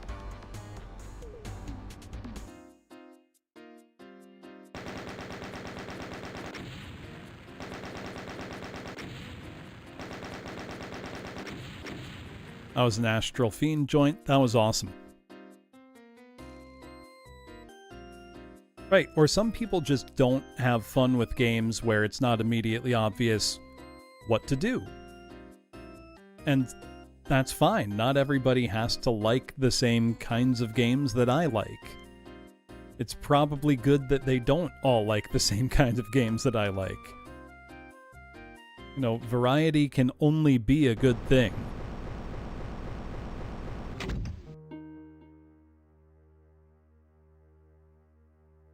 Ooh, which game is that, Solid Crazy? So this is The Living Word.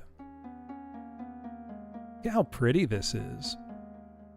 This is all vanilla Doom 2 textures, by the way. No custom textures being used. It's always remarkable when that's the case, and it has a very different visual identity to Doom 2.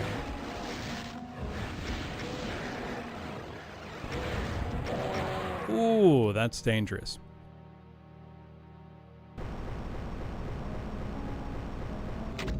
Yeah, what do you mean they don't like the same games I like? That must mean they have terrible taste.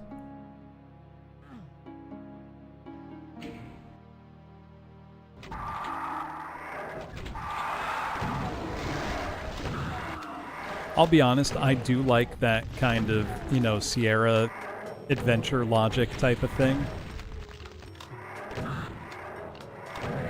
Because in one sense, you know, if you weren't calling the help hotline, it did ensure that you wouldn't be done with your game too quickly. You were getting your money's worth. Because you're going to be playing that sucker for months while you try to figure out what to do. And especially in those Sierra games, the various ways you can die are one of the most fun parts of the game. You know?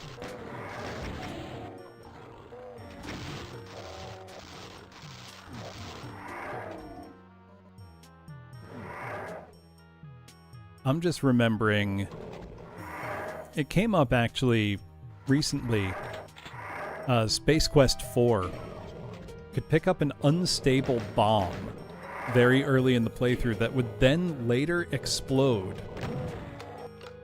giving you a really hilarious death message and image.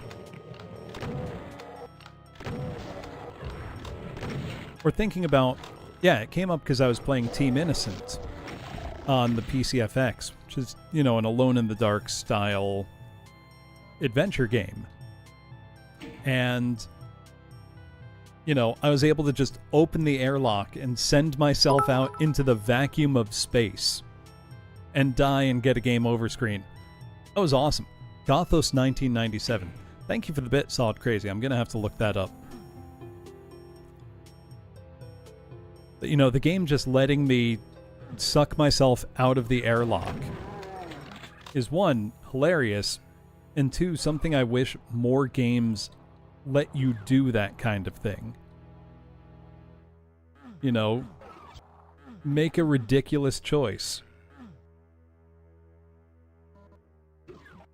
Okay, that's opening something. That gonna open up the way to that supercharge, maybe? Yep. To a shootable switch. Hell yeah.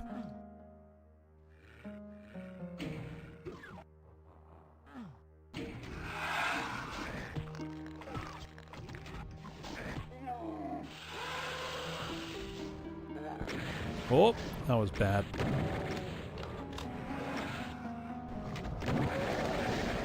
Oh god. I got stuck.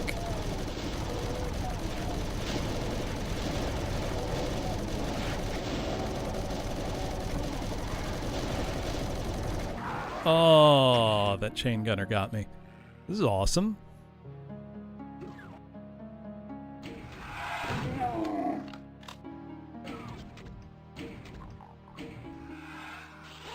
Well, I do want that berserk. I don't want it right away.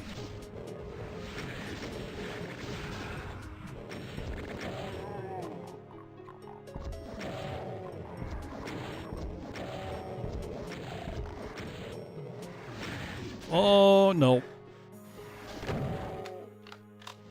Well, now I'll take that berserk.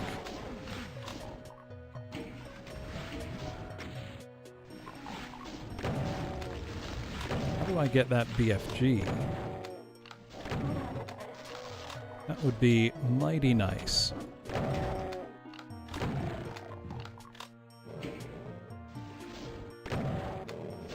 Really, I just want to get enough space that I can use my rockets. That's better.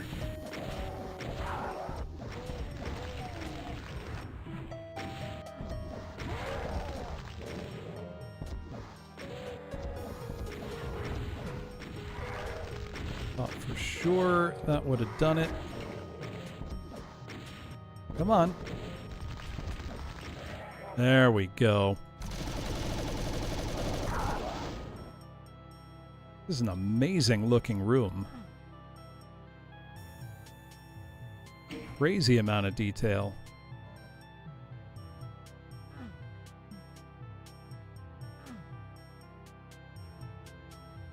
Can I get up there?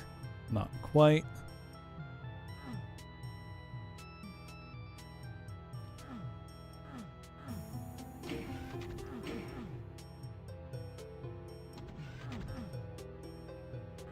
Give me that BFG. Yeah, very freaking good.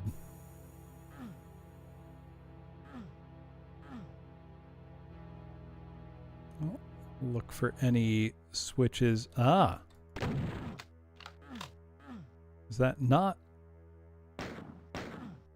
a shootable switch, maybe?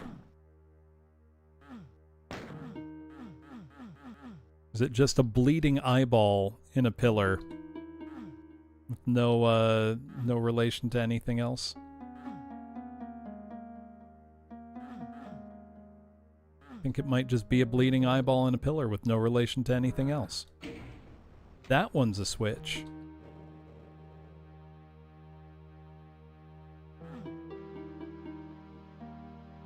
Those are also eyeballs.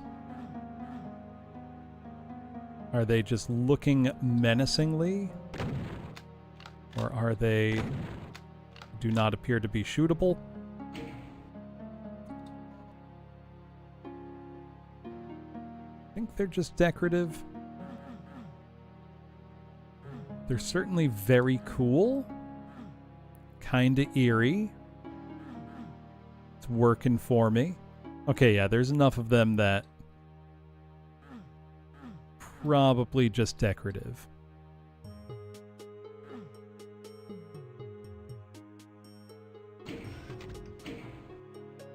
Alright, we've got the red key. There's only five enemies left, but...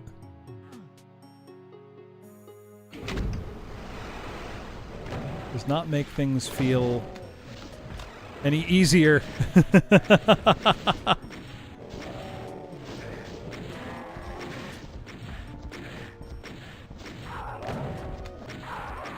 All right. Let's figure out how to get that BFG, shall we?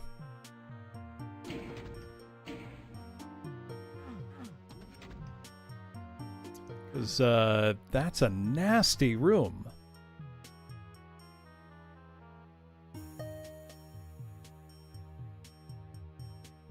Just with my ability to walk right up to this, it feels like it should matter or be interactable somehow. You know?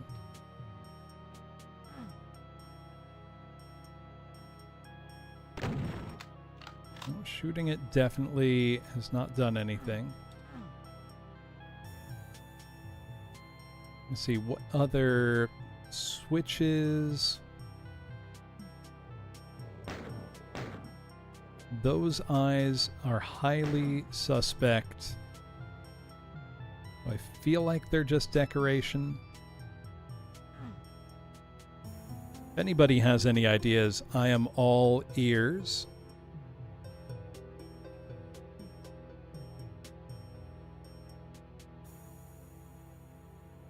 Might just be something obvious that I haven't seen yet.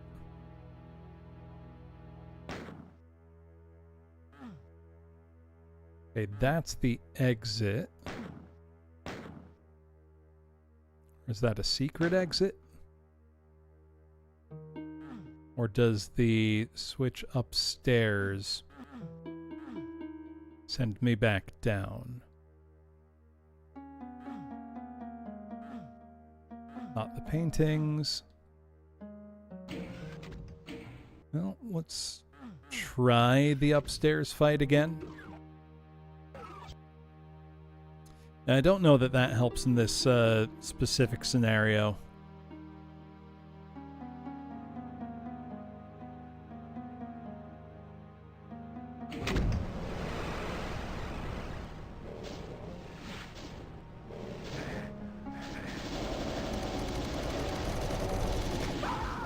All right, that didn't turn out. Whoops. Wrong way.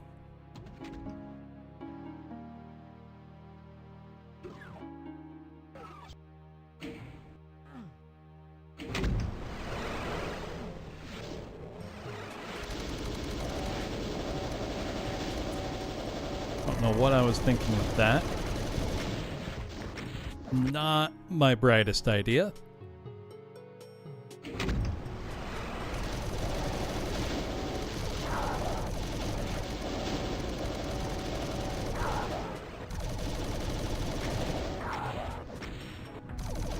I mean, I could just kill the Cyber Demon the slow way instead of figuring out how to get the BFG.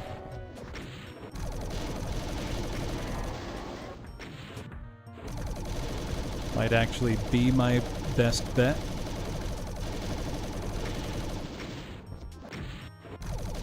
is the last enemy.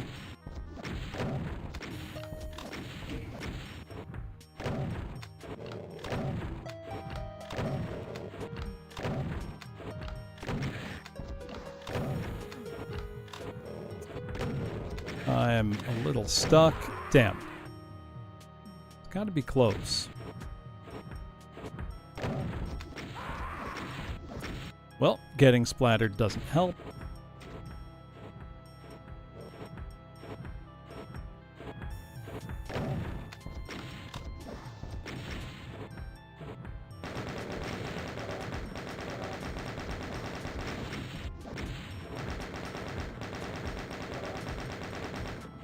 Thought I had hit him with a lot of plasma, but maybe not.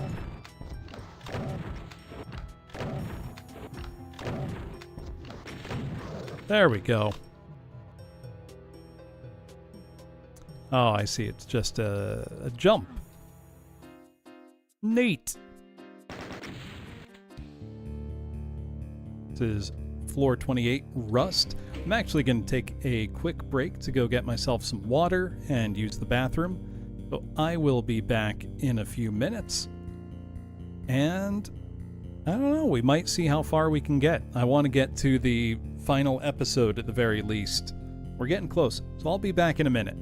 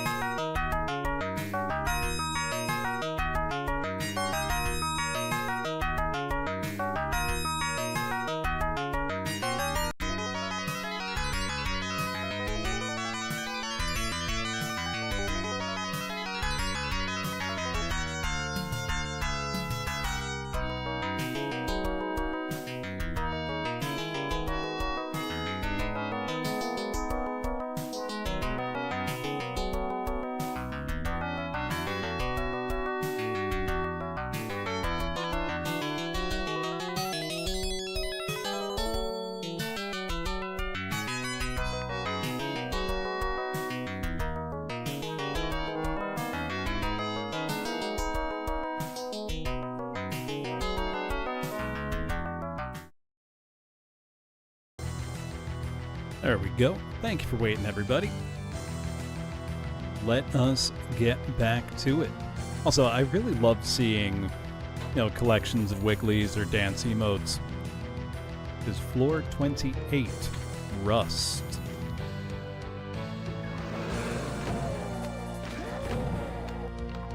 There's 40 floors total, so we're just about 3/4 of the way in. Normally, map 28 is where I get to use one of my favorite words, which is the one before the last, antepenultimate, though it is not applicable here. We have a ways to go yet. That was an embarrassing death that I shouldn't have taken. Let's play better.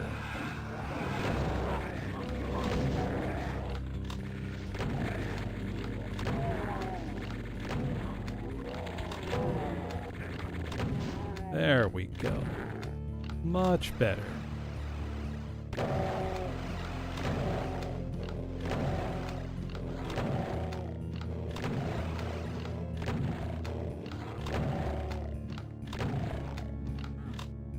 "98 enemies, which in a normal map is not very many, but considering the size constraints of all of these, that's a pretty significant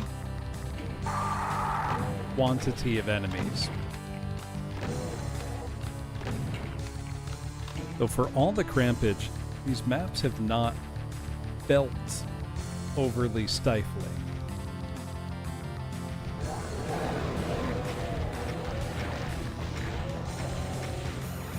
Okay, that was sick as hell.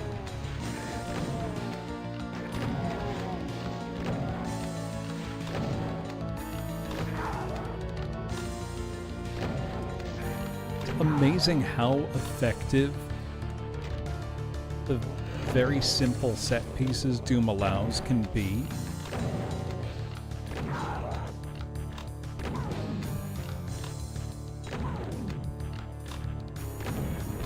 So can I...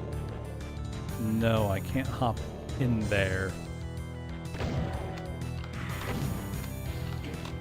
Wish I could. Alright. What's that gonna do?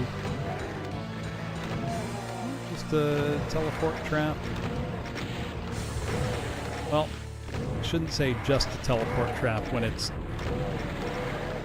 pretty rough one. Oh, damn. Hit scanners got me. Do have rockets. Seems very dangerous to use them in this super small room, so let's do it.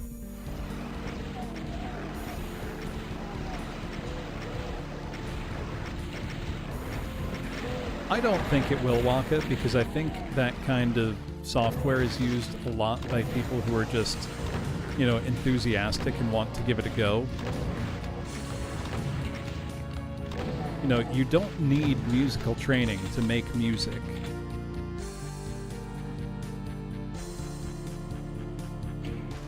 In fact, a lot of your favorite artists probably had no musical background before they decided to start making music.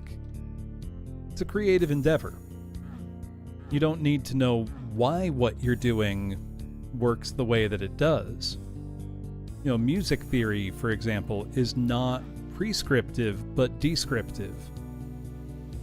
You know, what music theory is the set of tools and language to talk about what's happening with the music in question. You know, you don't have to know anything really to just make music.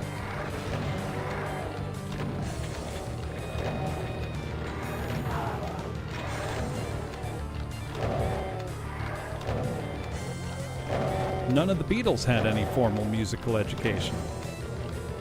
It is strictly optional.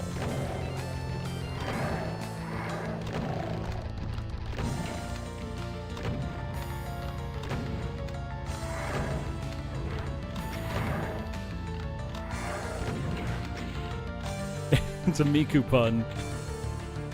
That's funny. Right, we survived that.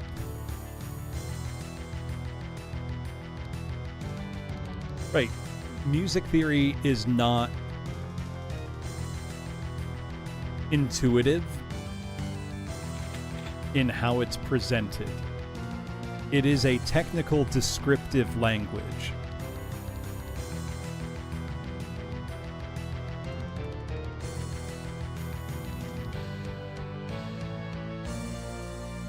Oh, that would have been nice. Ah, just a few maps, solid crazy. Lot has been very fun thus far. Okay, I feel stupid. Where is the exit? Have I walked by it like 5 times? Yes.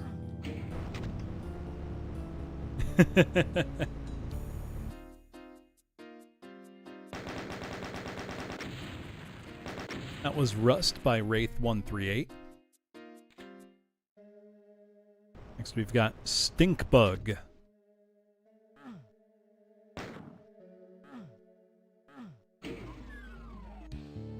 Don't think Stink Bug is one where I need to shoot, so I'm gonna reload. There we go.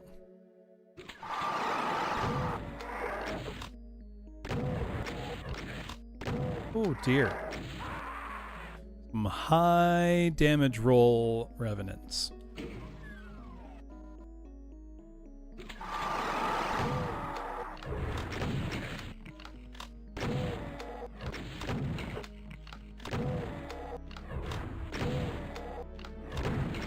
There we go.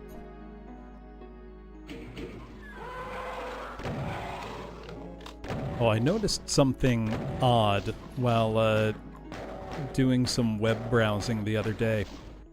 How many of you are familiar with the import site PlayAsia?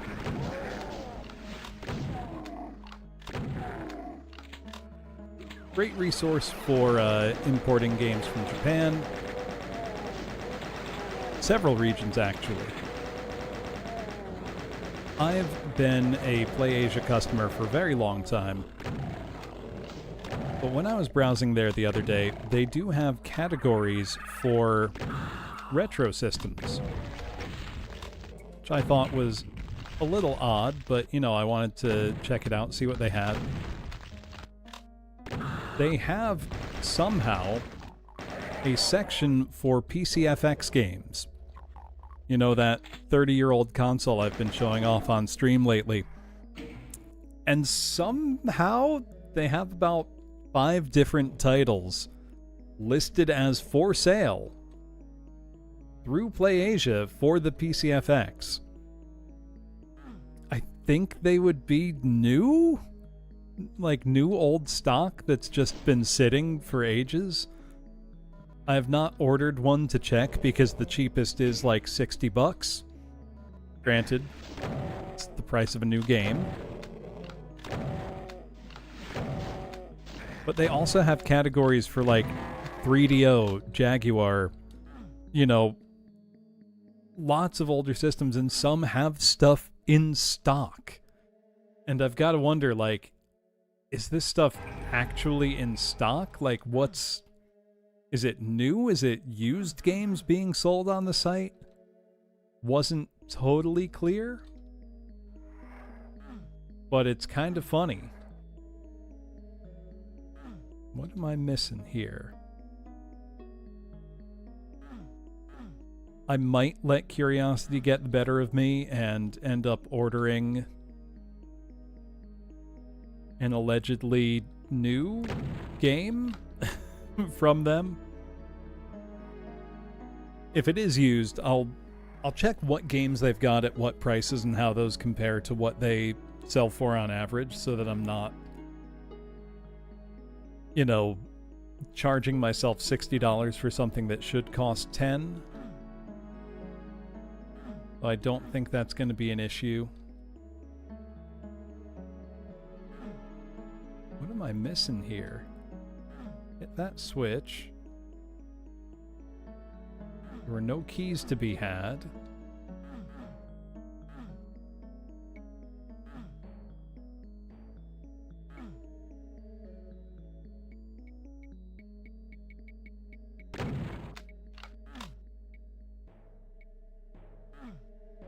Am I missing something like super obvious? I mean, I feel like I must be, but...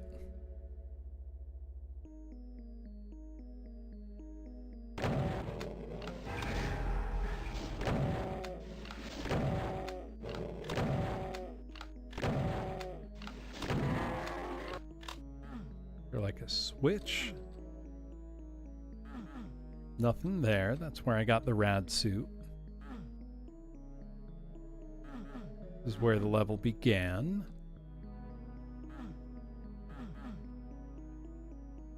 I flipped that switch. Something just not working on this map? Don't think that's a switch.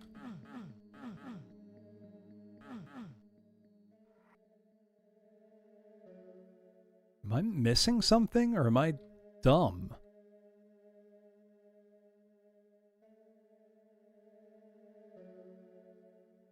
I'm gonna start the map over. I've got to be missing something.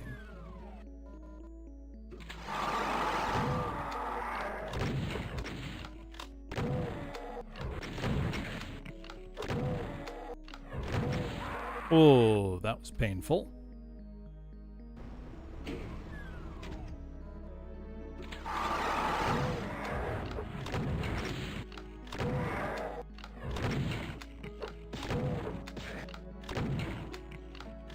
Okay, took those out.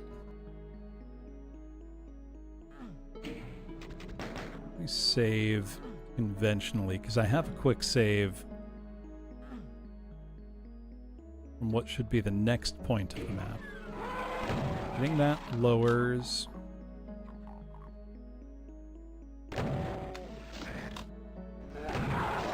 Out of memes for the moment. Well, it happens.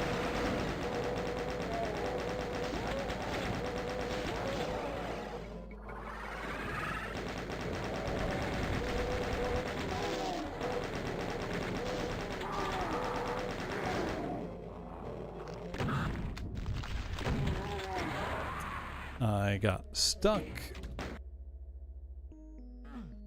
Nah, don't worry about it. If it bothered me, I'd say something.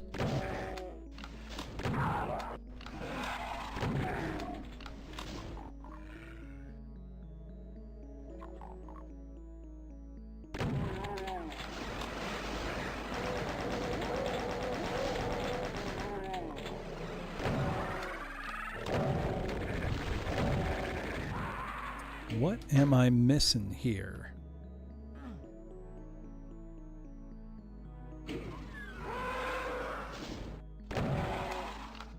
If I flip this switch, lure this guy out.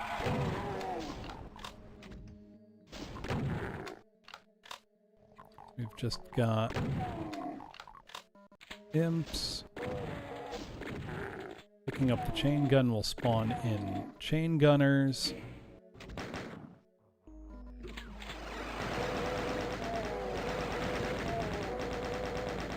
It's also going to spawn the Archie on the other side, along with some pinkies.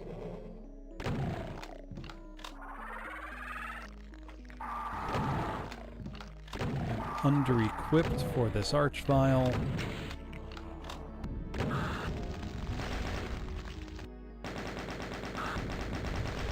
Let's see if we can't get lucky with some infight. And some chain gun. We did. Okay, so I'm gonna save. This is essentially where I got to last time.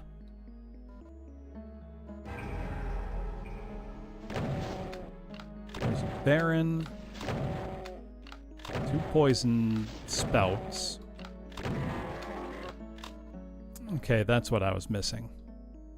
Was indeed literally right there. I didn't turn around in this hallway. I feel very stupid. It was quite literally right there.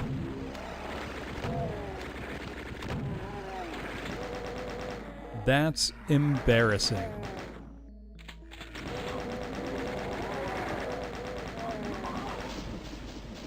We're gonna pretend the last, like, 10 minutes didn't happen, okay? Everybody on board with that?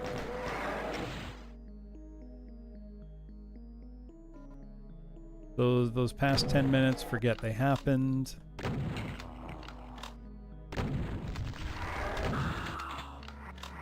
Let's cheese this Archie. Oh wow, he can see the top of my head and explode me. Lesson learned.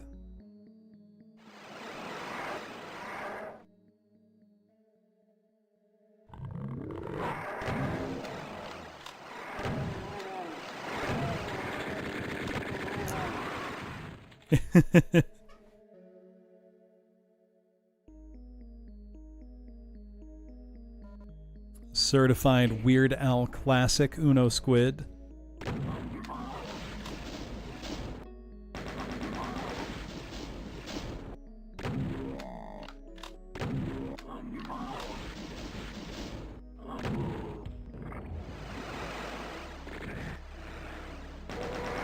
Okay, but for real though, spam is good. I am a spam enjoyer. It's a good ingredient. You can do a lot with it.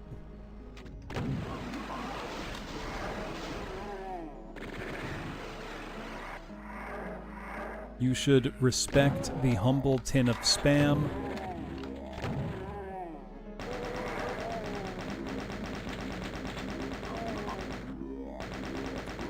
Actually, out of curiosity, while back when I was grocery shopping, I saw turkey spam.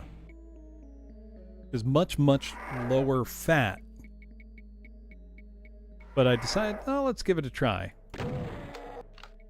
Tasted great. Tasted like spam. Made a good spam fried rice.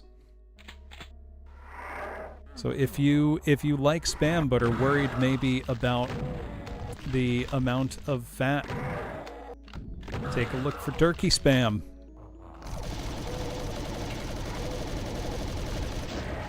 Could you tell the difference? Probably if you ate that with regular back-to-back. There is talking objects made with turkey. It was quite good.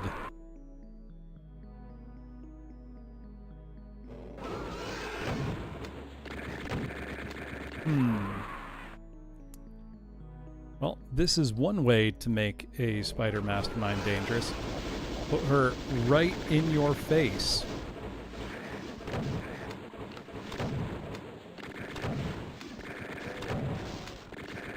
The turkey bacon I've never much cared for. It doesn't crisp up in the same way.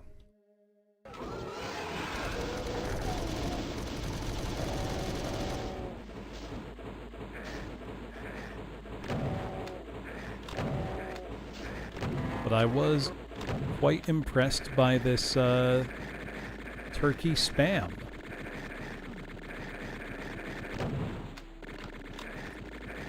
I'll sing something, Uno Squid. Do you want me to sing spam parody of Stand, Weird Al Yankovic?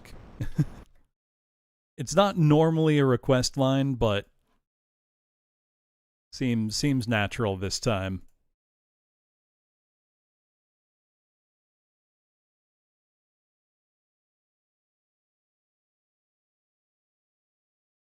There is indeed a track for it, too. Maybe.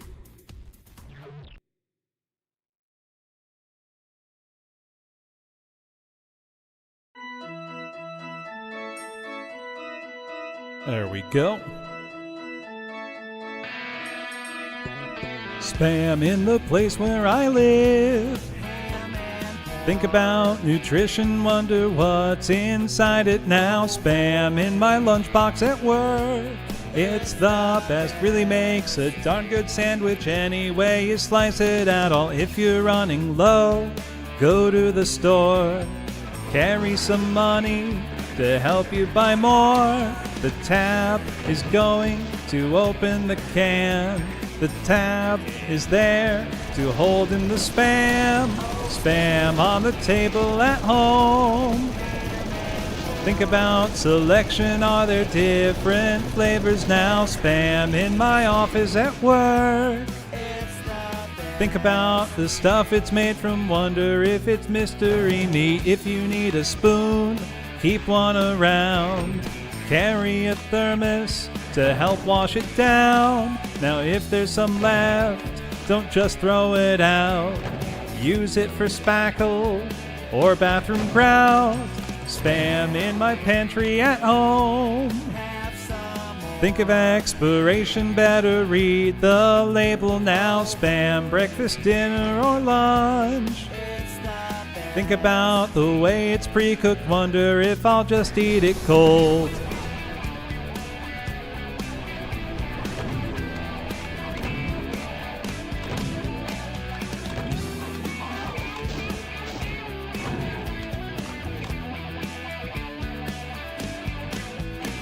Now once you start in, you can't put it down. Don't leave it sitting or it'll turn brown. The key is going to open the tin. The tin is there to keep the spam in. Oh, spam. Think about nutrition, wonder what's inside it now. Spam. It's the best. A darn good sandwich any way you slice it. Spam in the place where I live. Think about addiction, wonder if I'm a junkie in the place where I work. Think about the way it's processed, wonder if it's some kind of spam in the back of my car. Spam any place that you are. Spam in the back of my car. Spam any place that you are. Oh, spam.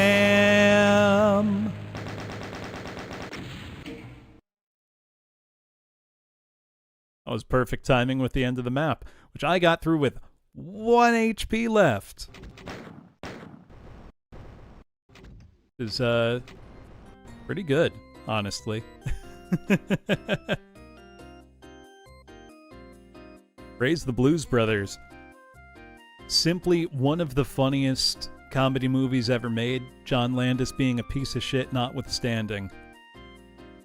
Also, held the record for the most cars totaled during a movie for a long time. Ooh, sure, I'll sing something solid crazy, but only once I hear the MIDI for the next map a bit. Space Cadet, floor 30. Actually, know what? Again, it is not a request line. It says that explicitly in the text of the redeem. Hardware store I do not think I can do while I'm playing a game. That needs to be a dedicated, full attention kind of thing. However, I know map 31, which is coming up, uses for its MIDI a song that I know reasonably well and think there is a track for that I can find. So I might wait for that one. We'll see how long this one ends up taking. We've got some platforming to do.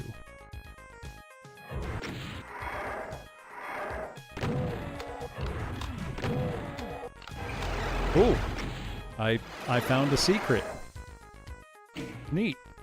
Also, I know this track, and I'm trying to remember what it's from. Well, it's super familiar sounding.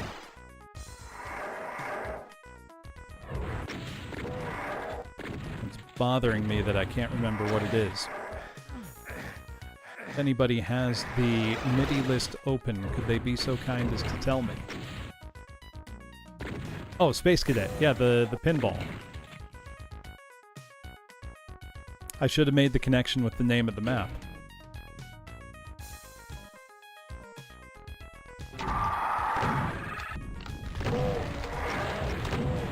Oh, got launched into space. It's actually back to Windows 95. Or no, 98 was when it was first included, I think.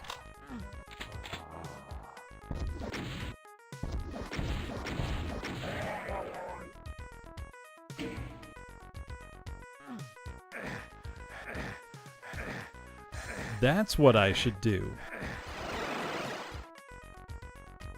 No, I haven't hosted a score competition in a while. Could host one for Space Cadet Pinball. Give everybody a set amount of time in which to try to beat a score that I set live on screen. Now, I'm not great at Space Cadet Pinball, but I've put many, many hours into it.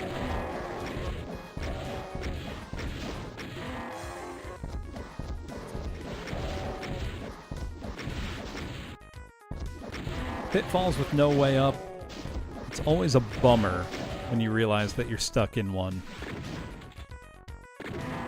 And that doesn't really surprise me that much, Uno Squid. But I imagine pinball necessitates some fairly complex maths. But I don't think that's particularly excessive sounding as a requirement. Or at least good pinball simulation. If you had a Cyrix processor, you were just out of luck.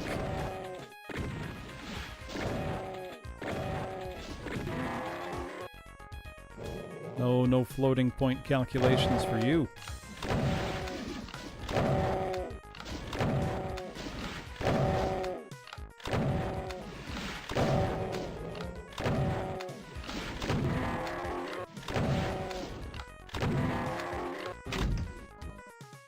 They are much more advanced than you would think. Still not great. I can't scold Quake for requiring floating point calculations. Scold Cyrix for not doing them.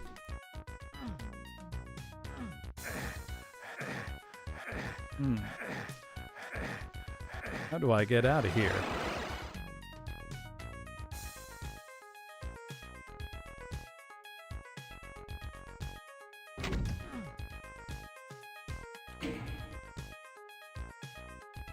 Would be cool if this was somehow a recreation of the actual table.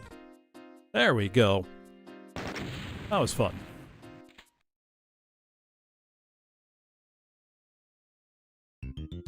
We are on to floor 31. Now the MIDI here is the Oingo Boingo song, Nothing Bad Ever Happens to Me. And Why Should I Care is a lyric from said song. So now's when I'm gonna do that karaoke redeem.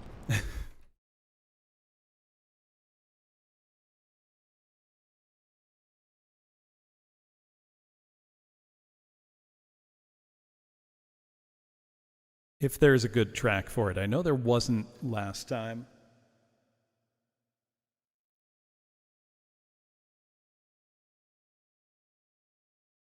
Got one with lyrics in the closed caption. That'll have to do.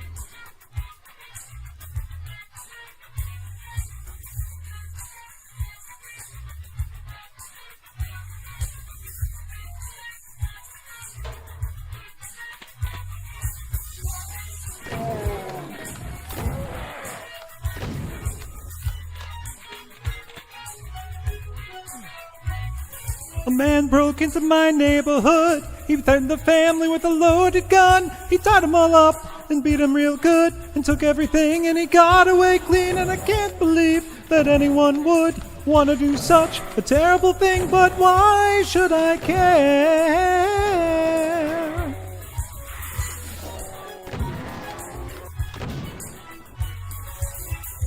Freddy's unemployed. They threw him away like a used up toy. Down the drain after 20 long years. No warning, no pension, and nobody's tears. And I can't believe that anyone would want to do such a terrible thing, but why should I care?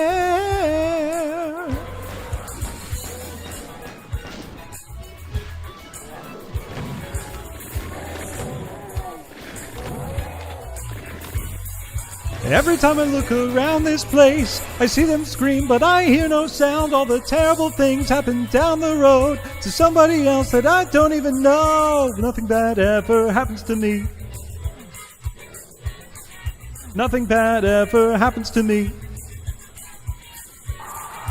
Nothing bad ever happens to me. Nothing bad ever happens to me.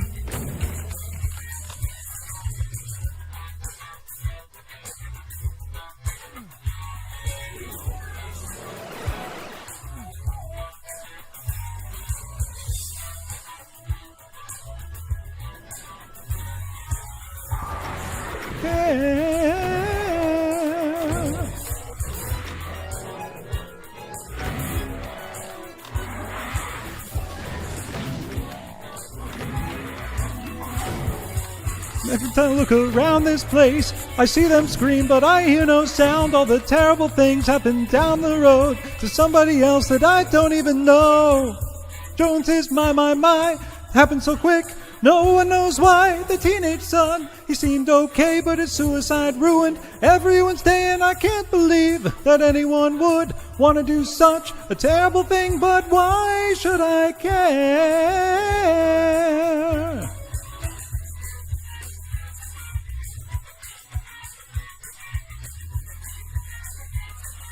I need to make a better karaoke track for this song, because the options online are not satisfactory. Good song, though.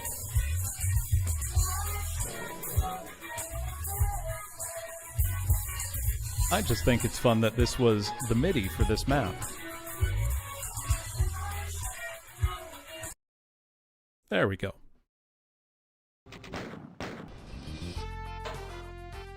It really is, though. That was But Why Should I Care by Grungo. Can I do Rock Lobster? I can, but I won't, because I don't think it's a very interesting song to sing.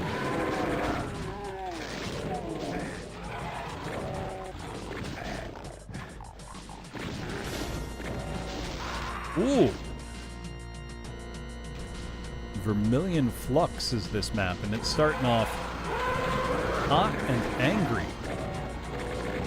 I'm into it.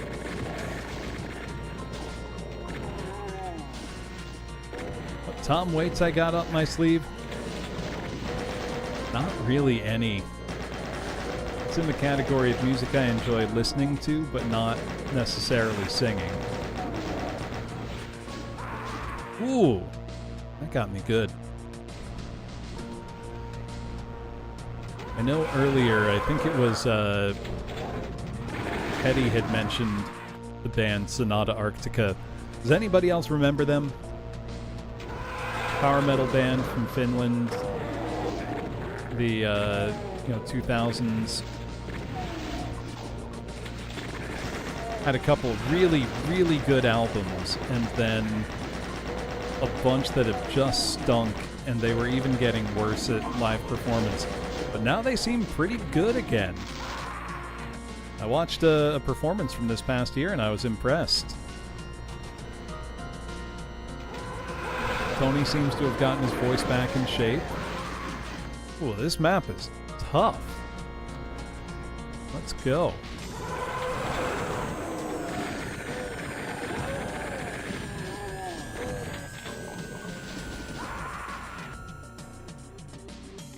Well, no, the thing is, they used to be amazing live in the 2000s.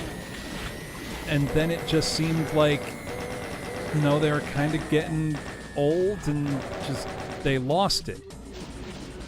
But now it seems like they've got it back again. Oh, my cat is standing in front of my monitor with my gameplay. Hello, buddy. They did swap out a member, their guitarist, and it took a while to get their groove back after that, but it was really mostly the vocalist who is their chief songwriter, his voice just got worse. But it seems like he's gotten it back in shape. They're performing live again well. The cat is now standing on my lap, very, very in my way. Come on, bud. You were laying so peacefully on the bed. Why did you decide to come up and make problems for me on purpose?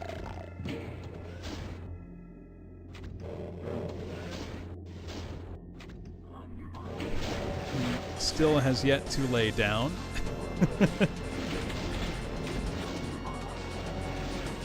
He's instead, there we go. Now he's laid down. It's hard to tell what's going on from this map. Did I hit all the switches? I think I have.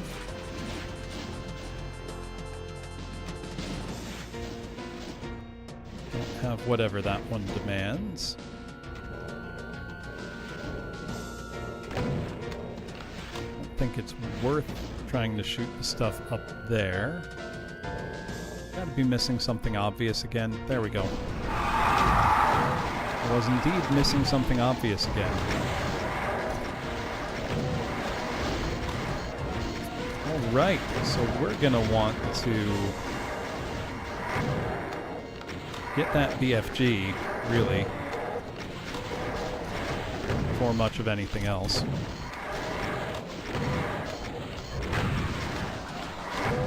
And not get clobbered by all these revenants, ideally.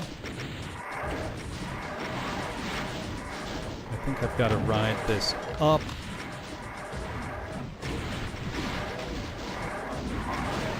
Oh god. Hey, thanks, Legend Jin.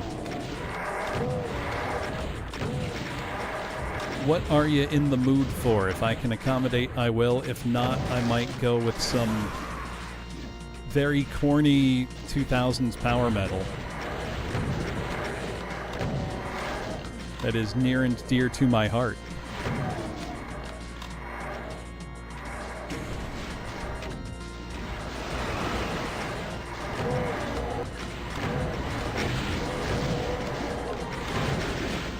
Oh, that was bad. What? That sounds good? Okay. Also, I might need to evict my cat from my lap for this. We'll see. Oh, he's meowing, not meowing, he's purring so loudly.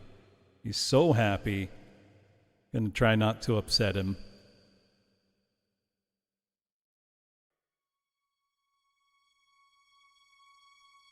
We'll see how well I remember these lyrics that, you know, I burned into my own brain 20 plus years ago.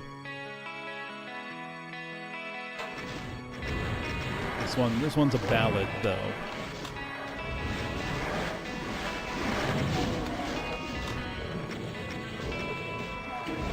I'm home again, won the war.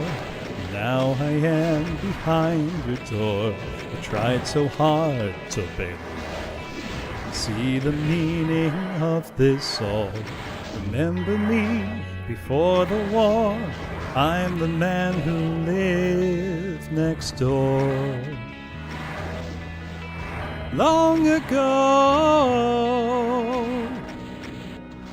as you can see when you look at me, I'm pieces of what I used to be. It's easier when you don't see, standing on my own 2 feet. I'm taller when I sit here still. You ask, are all my dreams fulfilled? They made me heart of steel, the kind them bullets cannot see. Yeah. Nothing's what it seems to be. I'm a replica, empty shell inside of me. I'm not myself, I'm a replica of me.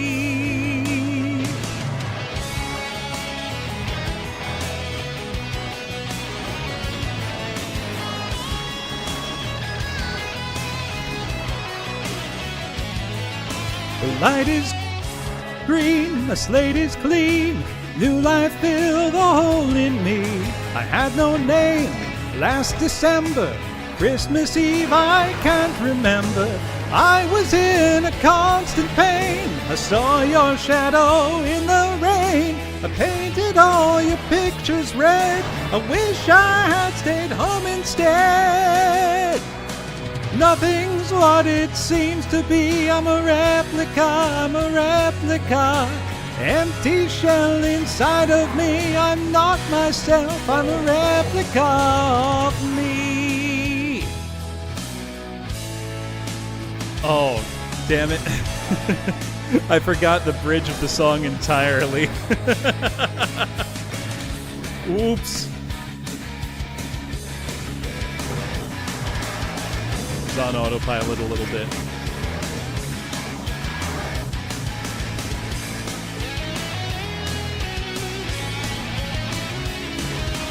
Never mind that. Enjoy a bitchin' guitar solo. And a keytar solo. God. I remember the live DVD from 2004 or so, For the Sake of Revenge. The keytar player just fucking smashes his keytar at some point. It's insane. Sorry. Concert was 20 years ago.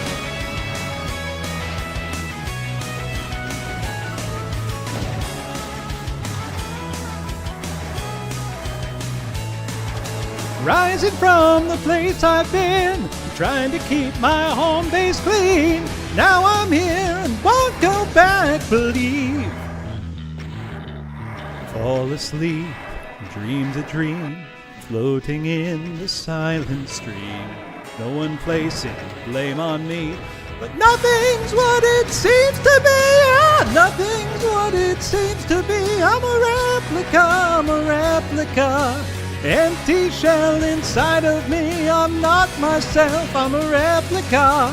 Nothing's what it seems to be. I'm a replica.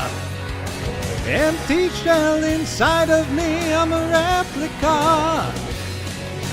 Nothing's what it seems to be. Empty shell inside of me. I'm replica. Nothing's what it seems to be. I'm a replica, I'm a replica. Empty shell inside of me. I'm a replica of me.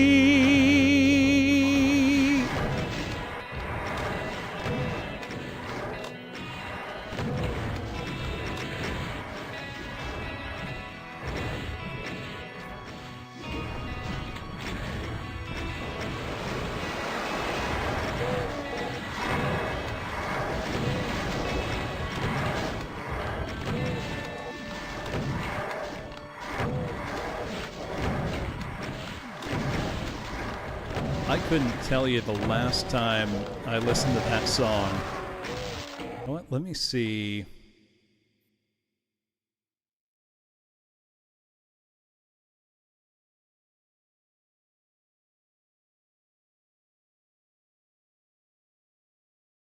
Oh, they do. Let's see how this one goes.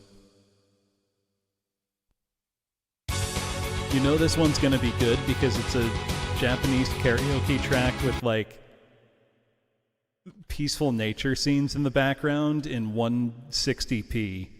Like you gotta see what this looks like. You know this is the premium kind of track. They were popular in Japan though. I don't know if they still are.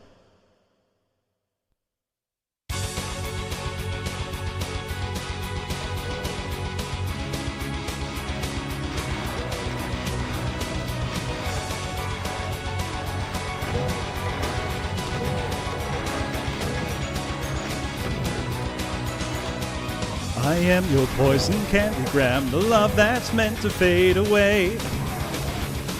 Move aside, I'm choking on this life. I think I tolerate your hate as long as you're afraid. All I wanted was to be with you.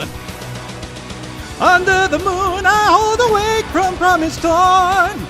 Mortally wounded, feeling sheltered me. Once again, my shadow will enter your life.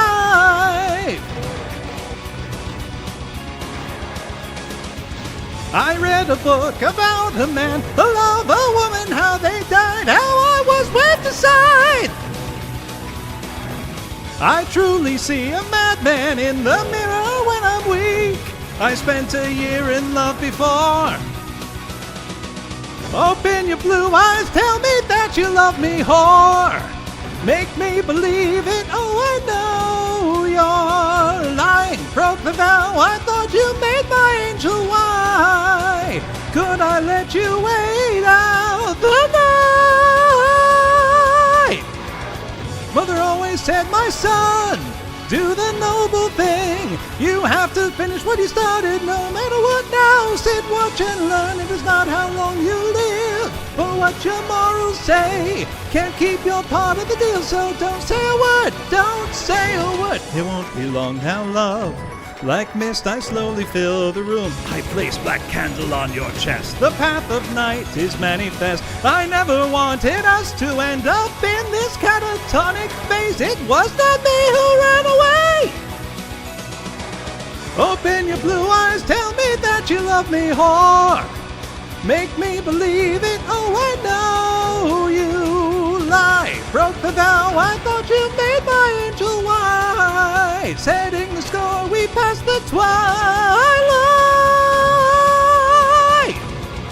Mother always said, my son, do the noble thing. You have to finish what you started, no matter what now. Sit, watch, and learn. It is not how long you live, or what your morals say. Can't keep your part of the deal, so don't say a word. Don't say a word. I suppose life sometimes it doesn't go the way it was meant. Whoa. Is there supposed to be backing vocals here?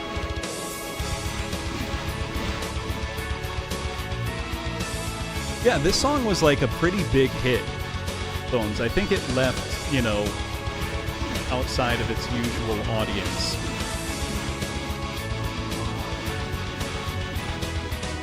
We had it all so sweet, made for me you indeed. Big secret, small the lie, don't cry for me, oh Argentine. No word you say tonight can make this be alright. I'll help you follow through.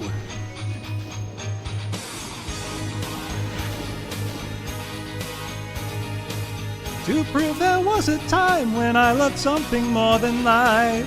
Unlike the last time here, I now have the means and a will sincere. Your night is nowhere near. Unfortunate for you, this makes me your god. Reckoning Night was a killer album.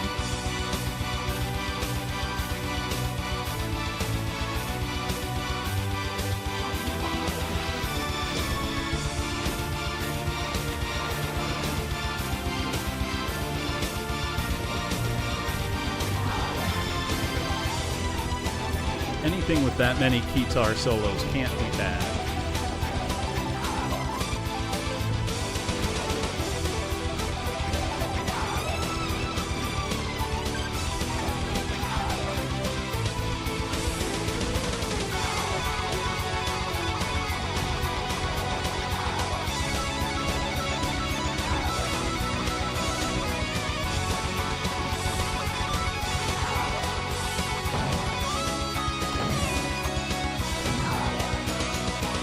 Those in your eyes don't ever say you love me, whore. You never meant a word, I know you lied. When there is life, there is despair. Indulge me now and stay alive this night.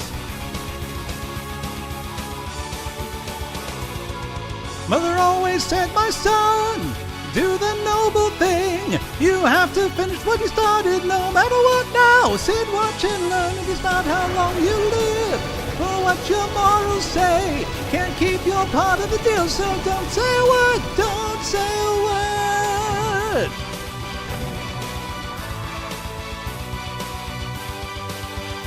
Man, you really want backing tracks in this song.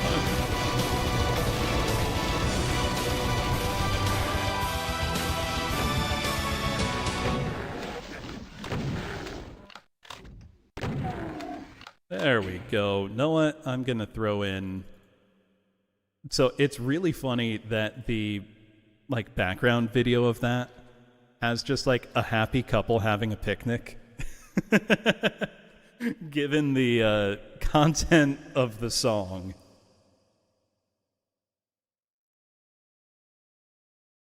Let's see, you're getting another one for free.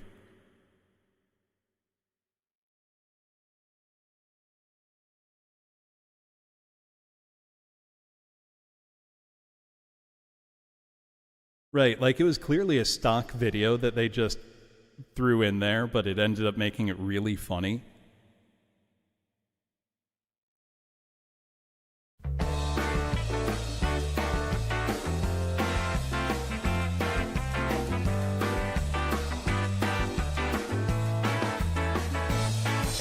We said our goodbyes.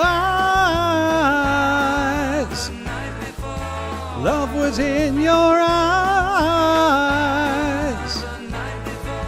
Now today I find you have changed your mind.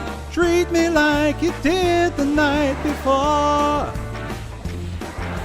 Were you telling lies? Was I so unwise?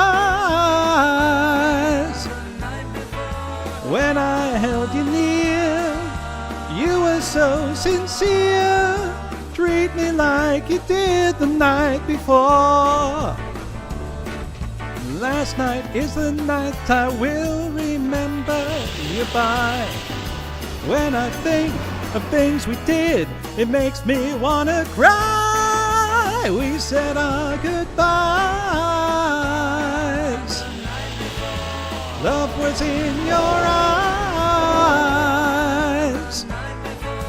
Now today I find you have changed your mind. Treat me like you did the night before.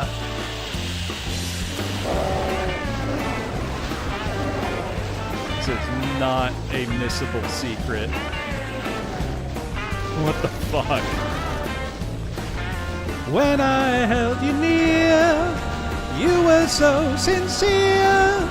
Treat me like you did the night before. I will remember you by. When I think of things we did, it makes me want to cry. Were you telling lies? Was I so unwise? When I held you near, you were so sincere. Treat me like you did the night before. Like the night before.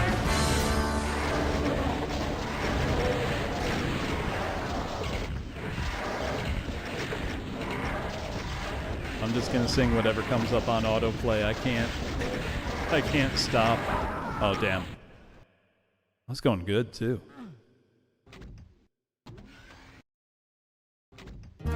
Oh, we've left Beatles. Now in Roger Whittaker territory, apparently.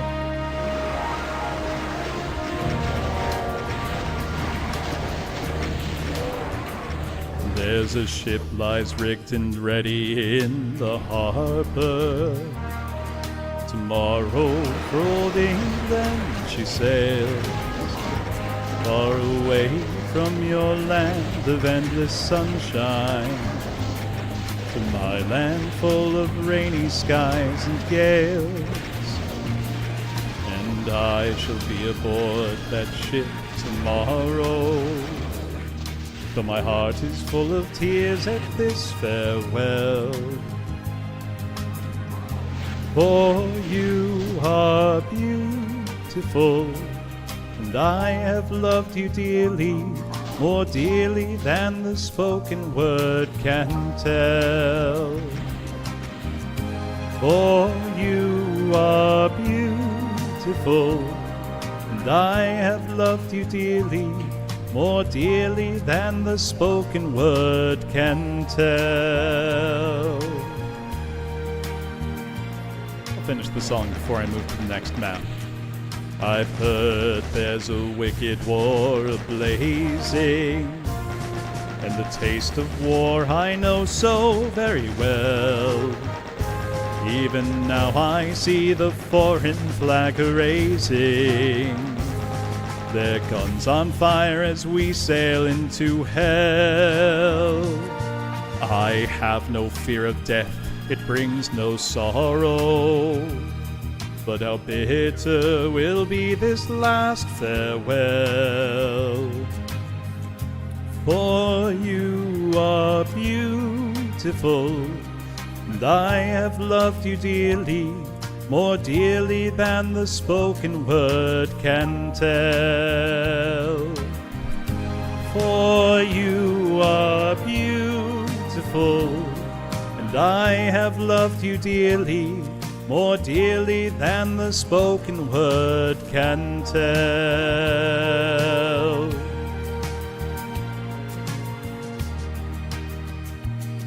Though death and darkness gather all about me, and my ship be torn apart upon the seas, I shall smell again the fragrance of these islands, and the heaving waves that brought me once to thee.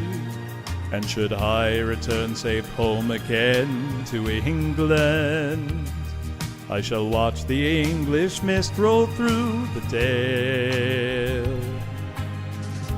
For you are beautiful, and I have loved you dearly, more dearly than the spoken word can tell. For you are beautiful, and I have loved you dearly, more dearly than the spoken word can tell.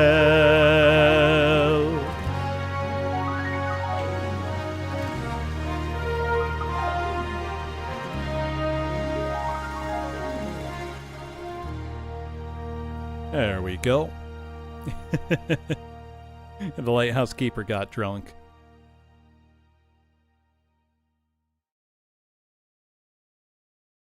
That was a tough nap.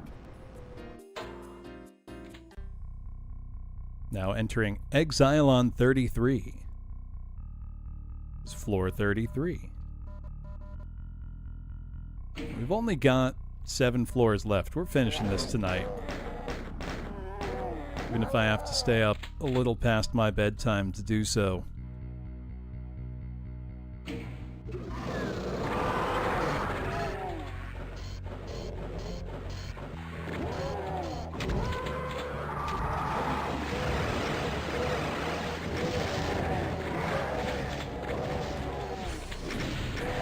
Oh, barrels got me.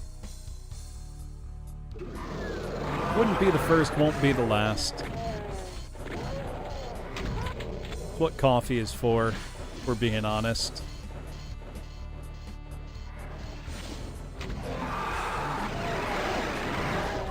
Usually it just means that if I have, you know, a Saturday free, I'll take a nap, I'll sleep in late, and make up the sleep debt somewhere during the week.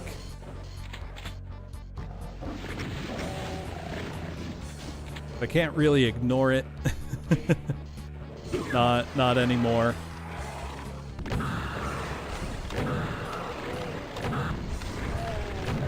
Once upon a time, I could barely sleep and be totally fine for months on end. That goes away.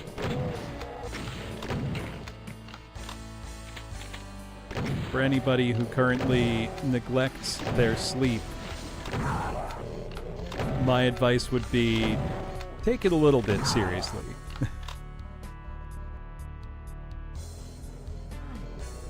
It matters. A big part of your overall health.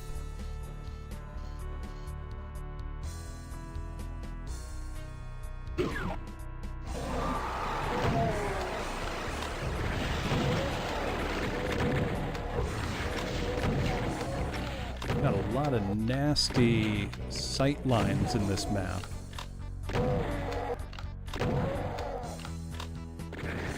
I thought I killed you.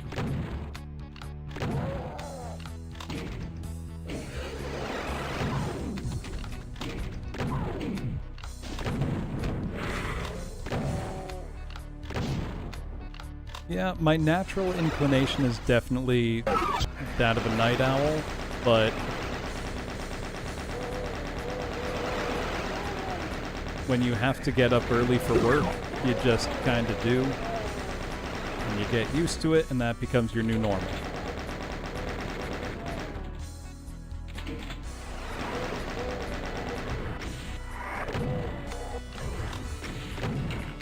See, that's good. I do get bouts of insomnia, which are no fun, where I can just not sleep. I'll be fine during the, following day in terms of energy levels, but really not good for you.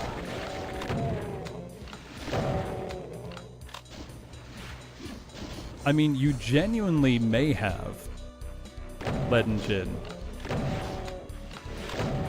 Sleep definitely affects memory.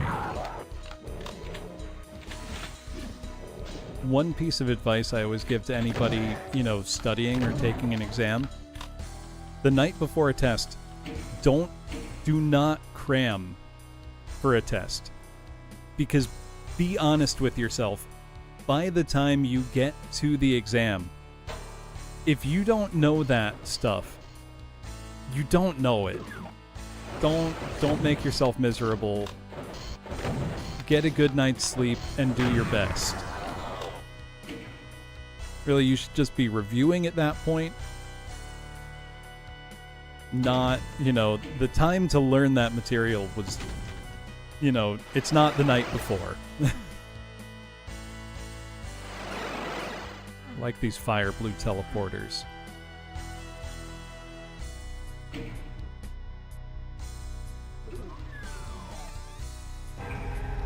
So you will be better served by a good night of sleep than you will be by cramming.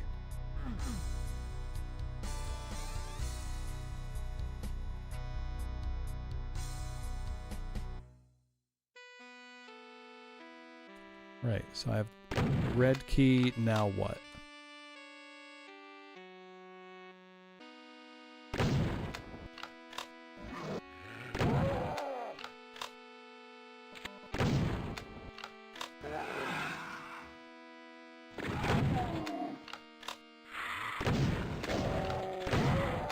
You just kind of peek down there. That's a good thing about which to be stubborn, Petty. They hurt more than they help, and I say this is somebody who pulled several all-nighters, usually for term papers. Oh, God! Which at least that's, writing, not trying to learn the material, but still.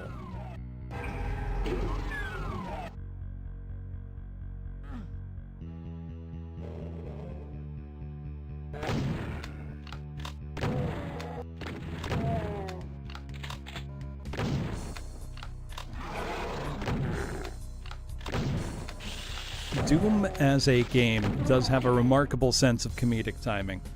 Cat, what, bud? Come here. Come here. It did not work and you got worse sleep. Alright, Cat almost settled on my lap. I'm gonna blame you if the Cyber Demon kills me.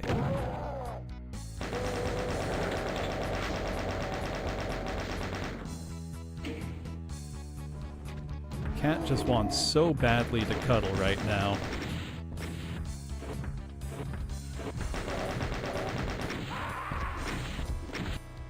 Like, anytime I'm up late,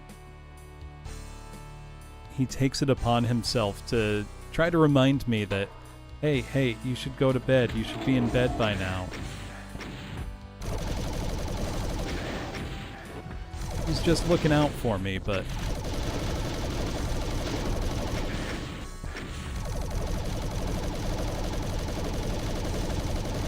a very rough encounter.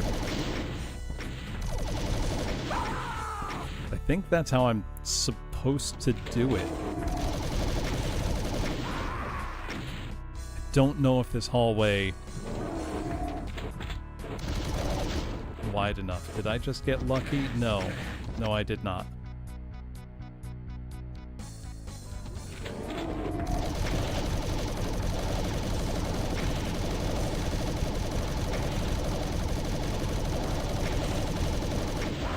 Oh, God.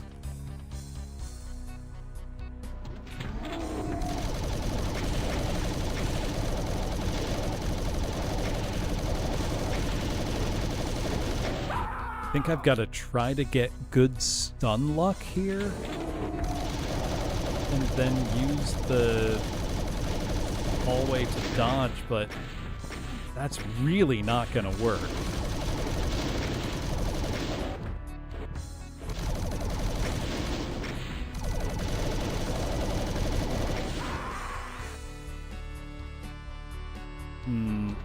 So far, this is the only encounter in the entire WoD that I've felt is just not very fun.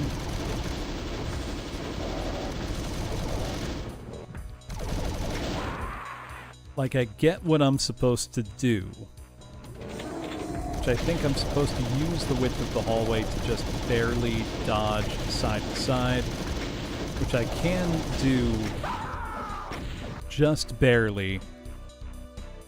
I just don't think that's a very fun encounter.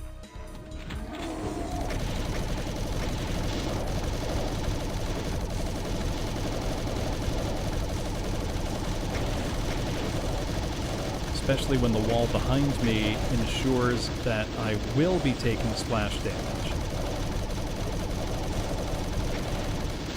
There we go. At least it was the last enemy.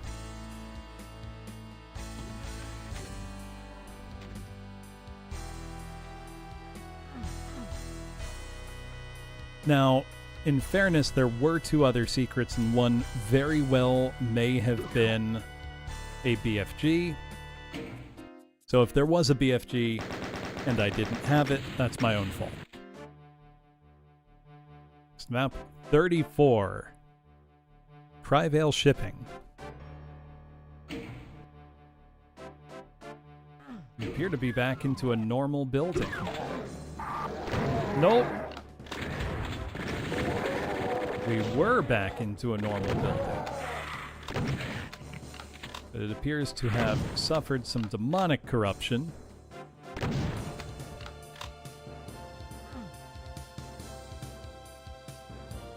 Or that's just UAC's tacky decorating.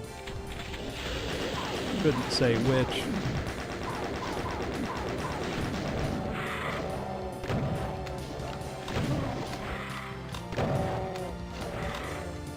Mako is busying itself with those lost souls.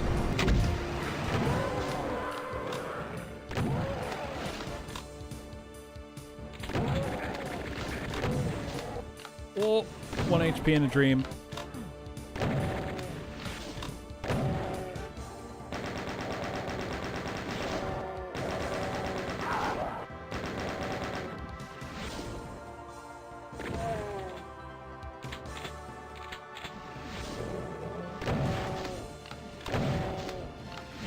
One HP in a dream, let's go. That might just be the typical UAC executive.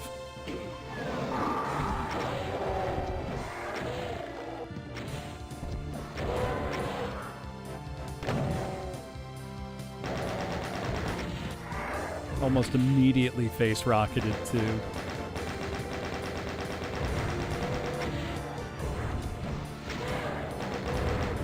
Oh, and now my cat has decided to get off my lap and walk across the desk. Come on, bud. Very, very typical cat. Cannot decide in or out. I can't close doors in my house. He'll go insane. He cannot abide a closed door. Doesn't matter even if I'm in there. He just hates that there are doors that are closed sometimes.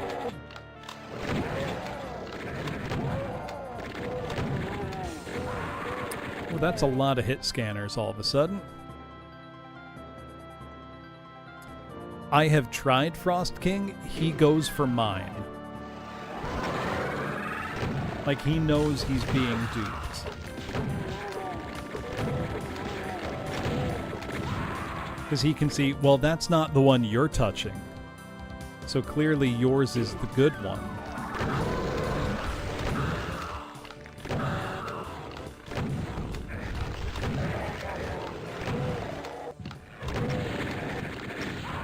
Damn. That was almost it. I can get a little lucky with the Archie with stuns.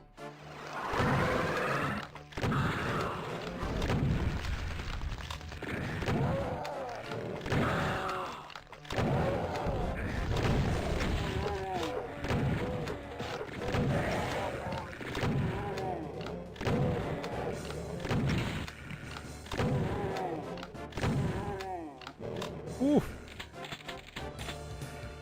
That was quite the fight. Only halfway into the map's monster count.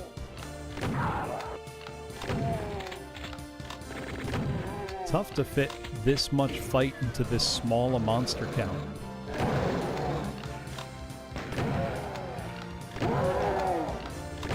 A lot of hit scanners, a lot of danger. Makes sense that it's a lot of hit scanners because we're ostensibly in a human-populated environment.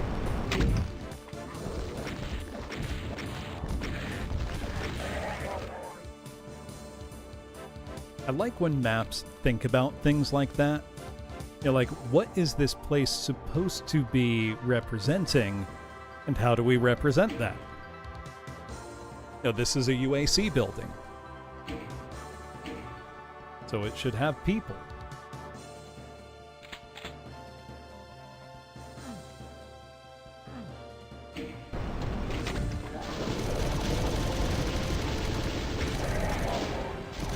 And a lot of archviles. Like, so many archviles. Where even was that one? That before Archie trap? I think it is.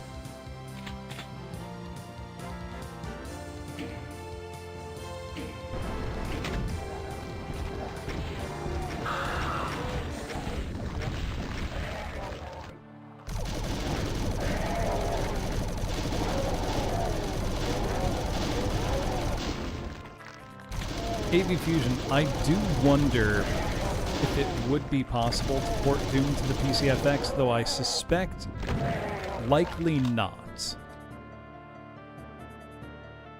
Can I hop out the window? I sure can. Goes about as well as you would expect.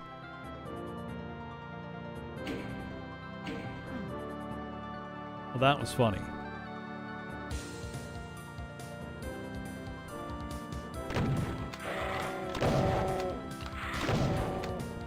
No, I kind of doubt it.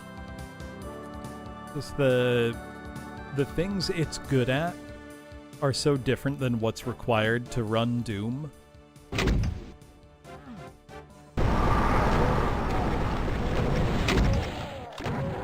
I see a secret switch, I think.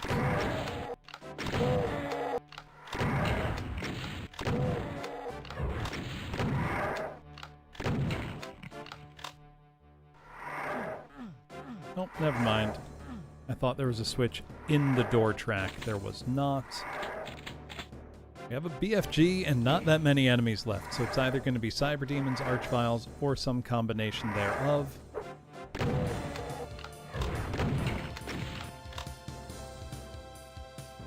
Let's see which.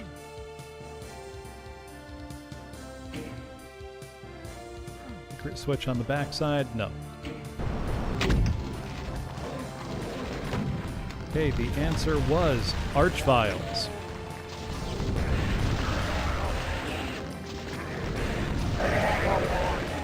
Oh, they forced me out the window.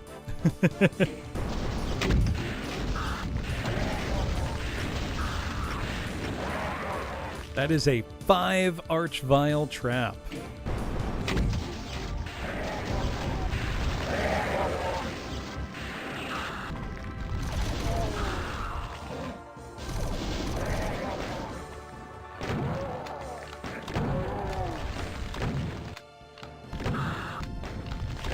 ready for it that time, though.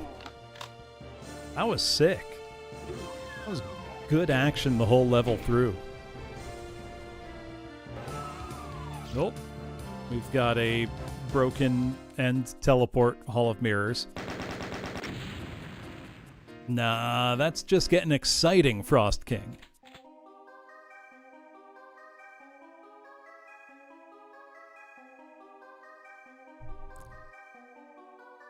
As I enter the teleporter, there is a door in front of me.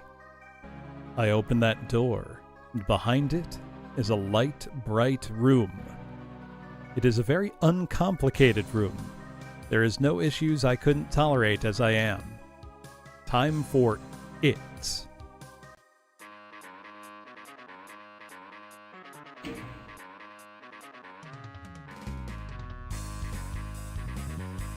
Well, this is badass.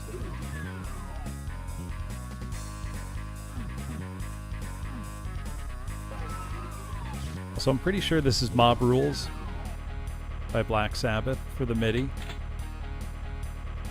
Sounds a lot like it.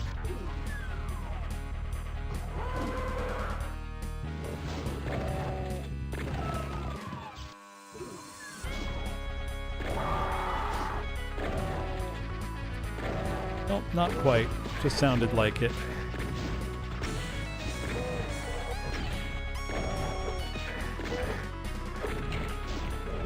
I mean, it would be hard to do worse than the Port of Doom the Saturn actually got.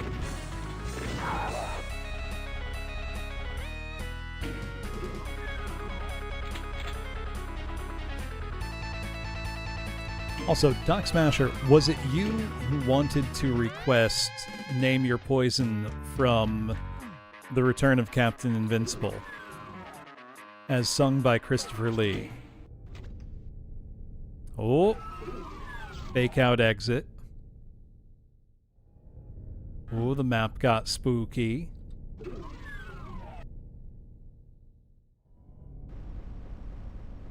Because I did finally find a good track for it.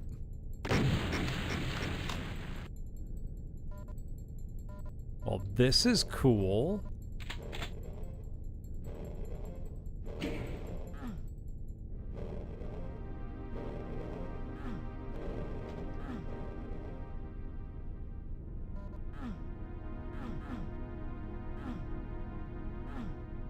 So AV Fusion, with the PCFX, it's a 32-bit processor. I think the main one is the V810. I don't remember the clock speed, but I think it was fairly fast. But the problem would really be with objects, because its sprite handling capabilities, it would be tricky. If my understanding is accurate.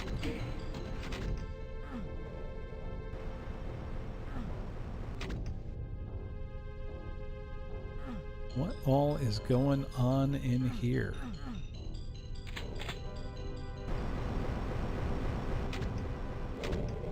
Getting given this much stuff for free makes me nervous.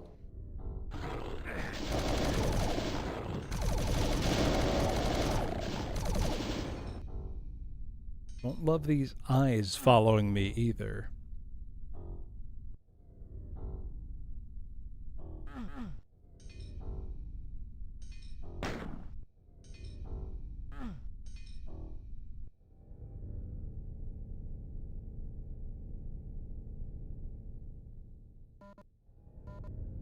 Anytime a WAD suddenly becomes a horror WAD, gotta wonder. It's totally fine. Nothing concerning has happened here.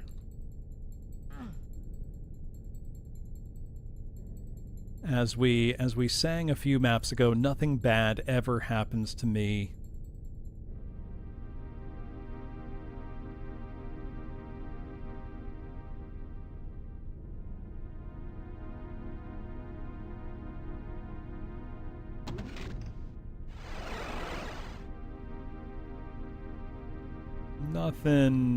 Nothing strange here at all.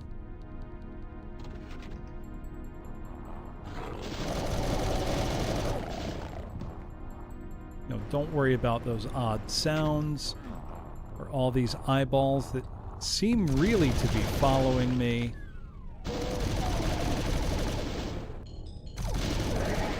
Archvile's just here to say hi. Don't worry about all the other stuff.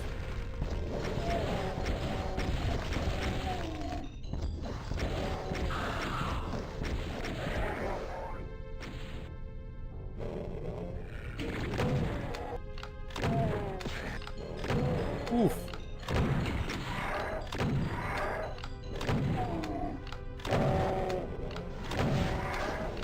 Was that an Archvile I saw in there? Whoop! That was an imp's back. That, made a great spot to face rocket from.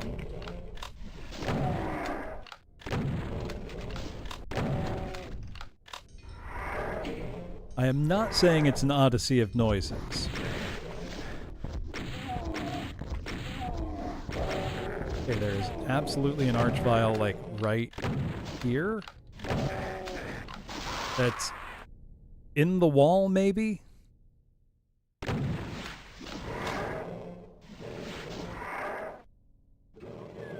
Let stuff get further away before I kill it, so it doesn't come back in the doorway.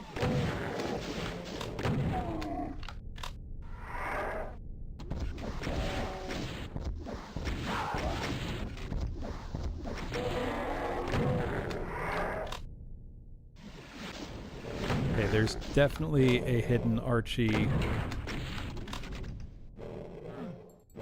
I think right in there. It's been messing with me. I don't like it.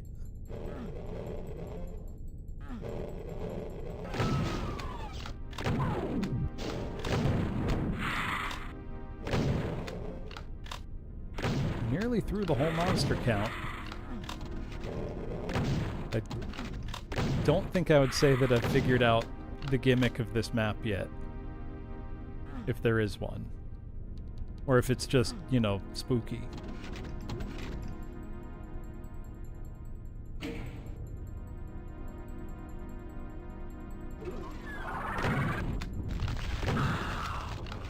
There's our parting vial. You knew we'd have one.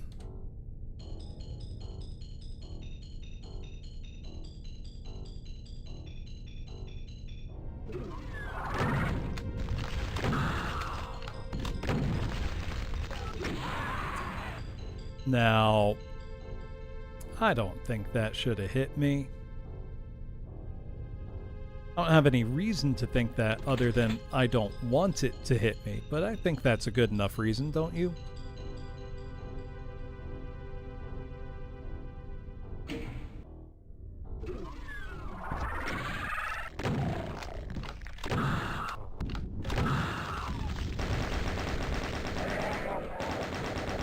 There we go. There we go.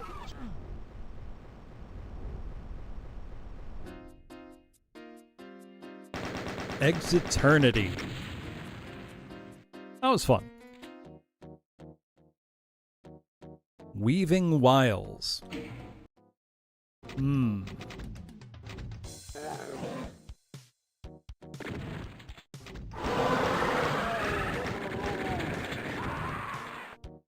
Well.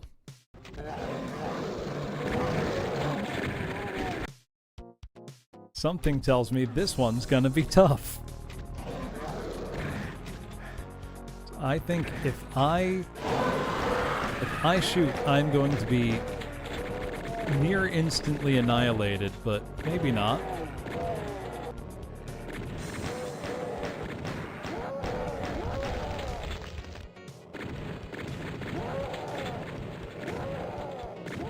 I thought for sure I would be dead by now.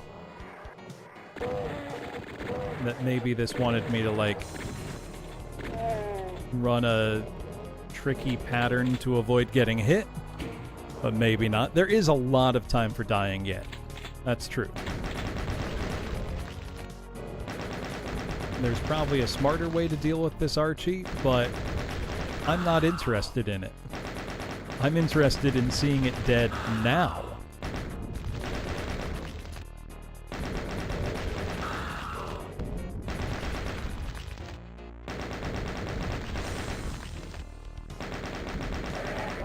There we go.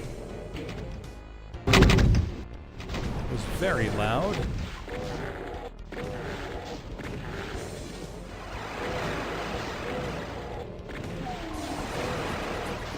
I really like the brownstone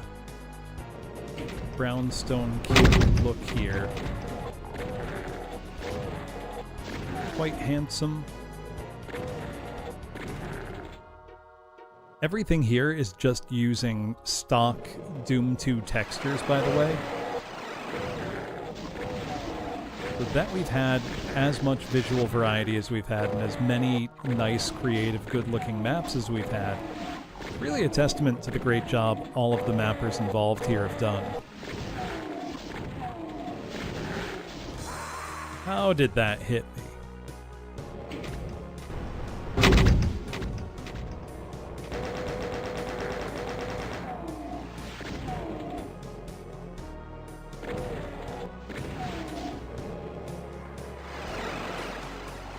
There's just something about how Doom does, you know, realistic-ish locations.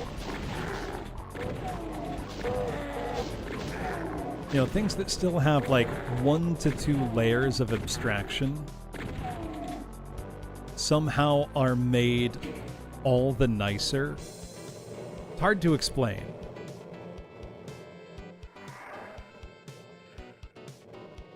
I think it's really just something about how Doom looks. Did a really excellent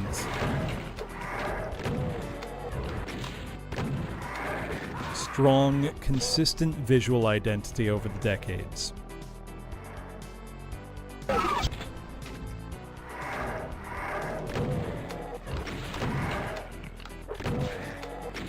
Oh!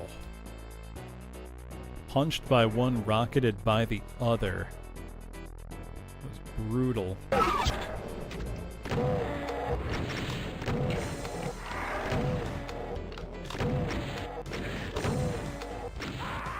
Not too many good options here.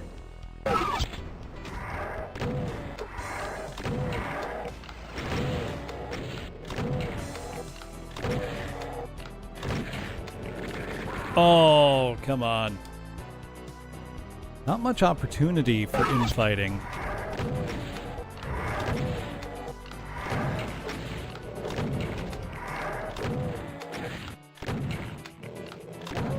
There we go. Wasteful ammo management, but we'll live.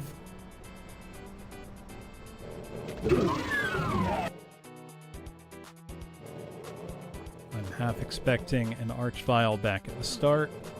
Surprised there wasn't.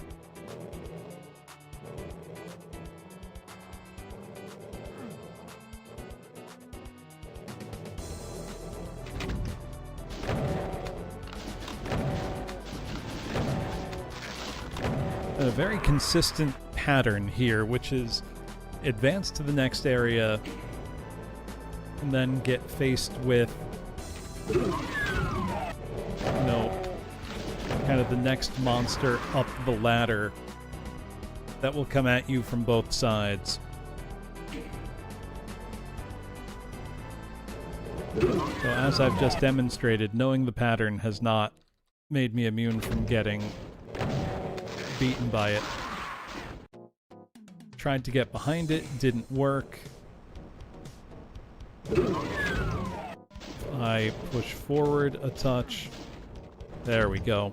Now they're all on one side. Without the threat of a pincer. It's just slow cleanup work. And ammo management,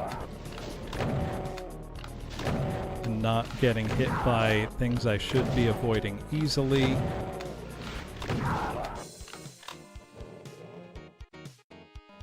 Yeah, there we go. Simple enough. Wait, what did I get stuck on? Got caught on a corner and now I'm embarrassed.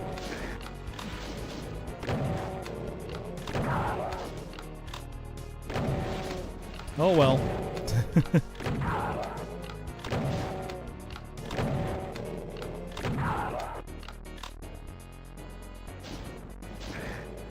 Oh, that's what got me. It was behind me.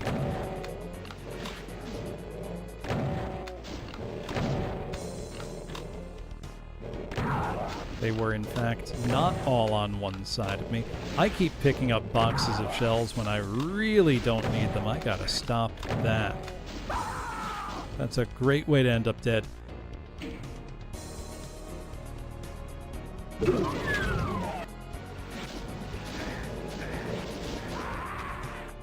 The corridor is also much narrower than it looks, which I know sounds strange, but it's tough to, squeeze by, which is normally a good strategy.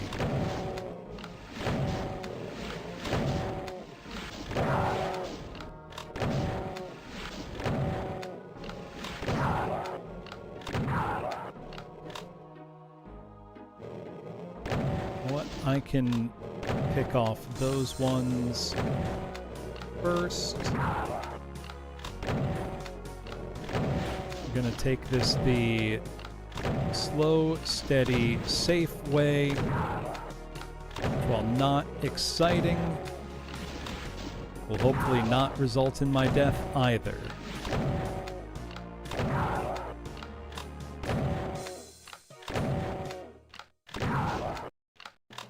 I am a big fan of not dying. I like it a lot more than dying. Ooh. Did this flood the whole place with lost souls? Oh no, mostly specters.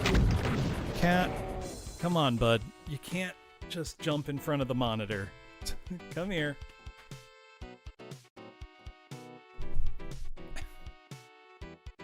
He wants so much attention. He's so needy. Yes, buddy, here.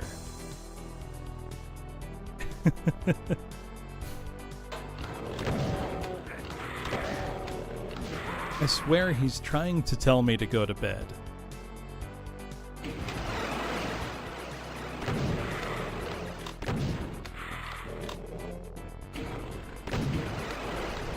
And I know it's not just that he wants, food or something. Because I fill both his water and food dish before I start streams. So he is in it purely for the attention at this point. Alright, that's my only option.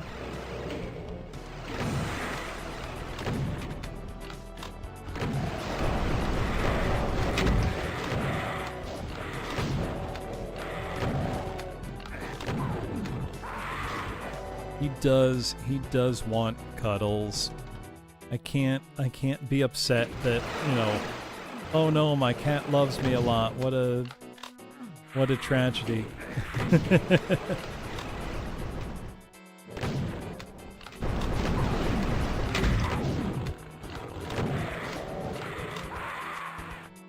And I know that when I do go to bed, he is going to hop up on the bed, going to lay down alongside me.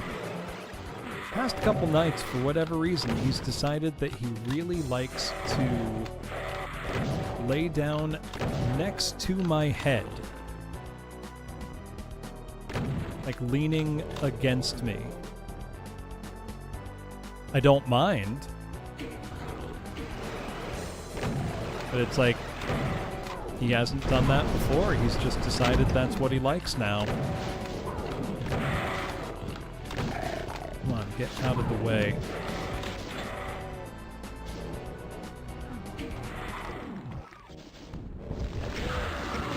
now there's Archies.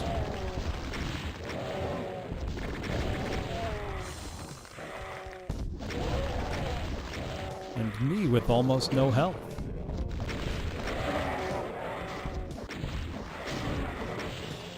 That's fine. We got this.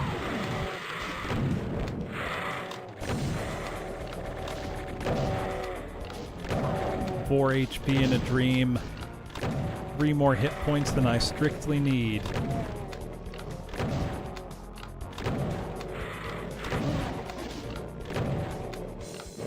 I am going to need ammo soon at this rate.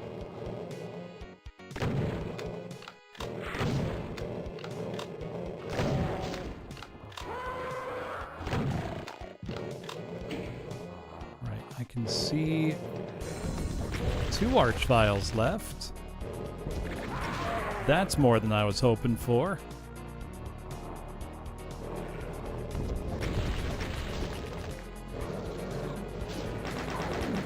And just like that, he's decided he doesn't, in fact, want to be on my lap anymore, but wants to stand directly in front of my monitor. Get out of there, bud.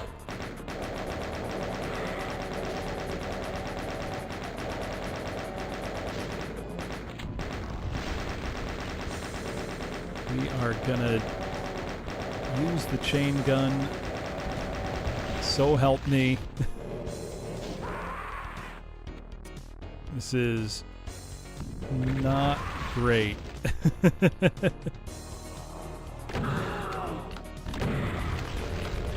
What if I just... Whoop.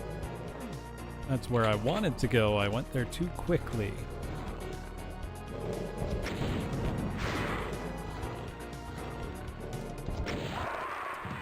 Oh, come on.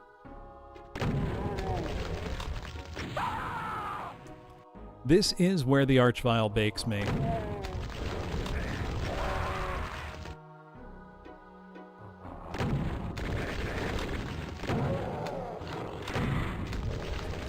Nope, we're out.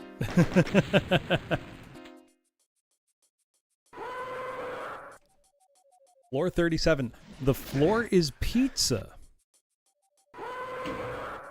Interesting. I've heard of the floor being lava. Floor is pizza is a new one.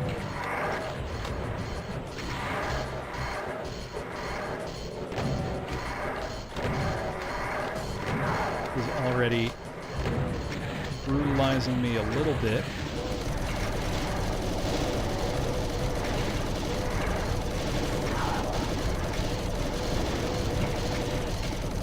I don't know when or where I got this plasma, but I'm okay with it.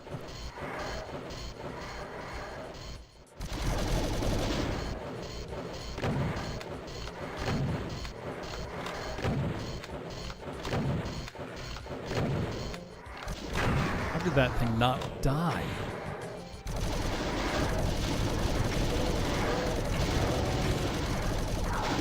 Oh my god. I almost couldn't be playing worse if I tried.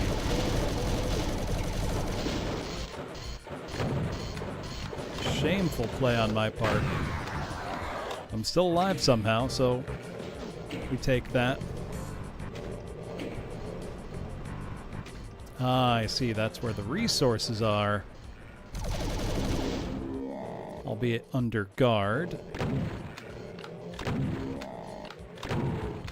This one is not not joking around with the amount of available real estate. I think after that kind of opening rush, though, got a little more control. Oh, a BFG. Don't mind if I do. Where'd you put that cyber demon?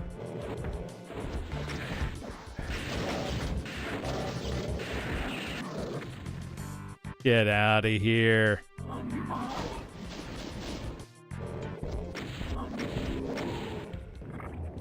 They thought they were slick.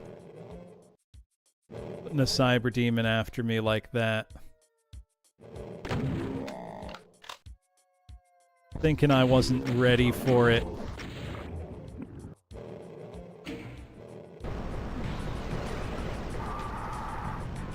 We had to show them.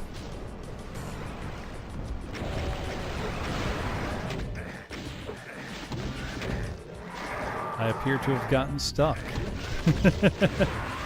Let's try that second phase again, shall we? There's going to be some Archies. I am ready for them.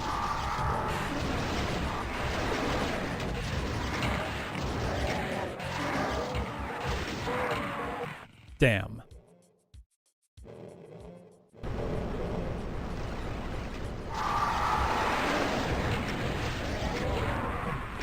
How did they do so much damage so quickly?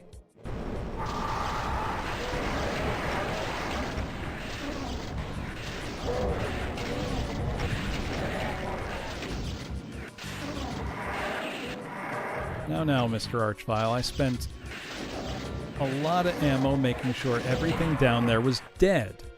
It's not very kind of you to start bringing it back like that.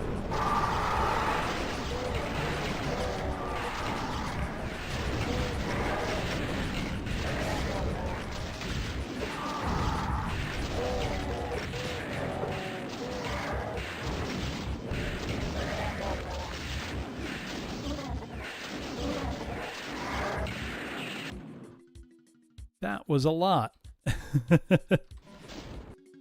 may have spammed the BFG and hoped for the best, but it sort of worked, so I can't complain.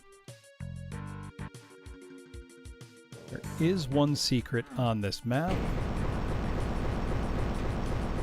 I feel like it's gotta be that supercharge. Oh, I hear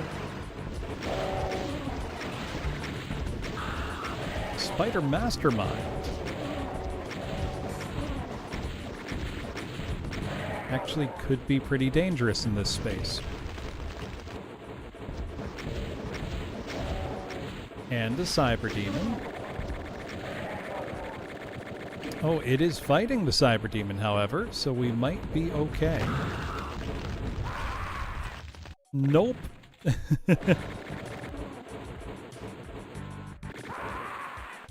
Look, 8 HP is plenty. I don't know what other people have told you, but that's all you really need.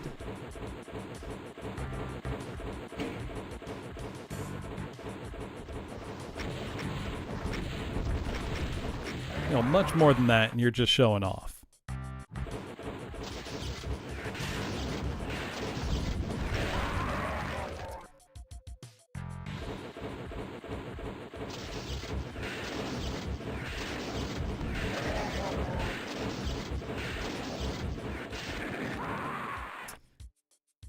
If I can take out the Spider Mama a little early, that'd be nice.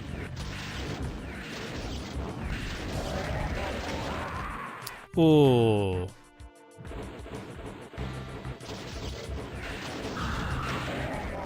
I really want to just get right up into that Cyber Demon's face. I'm not playing smart right now, by the way. But it is fun. That's the thing. Oof. Now let's play smarter.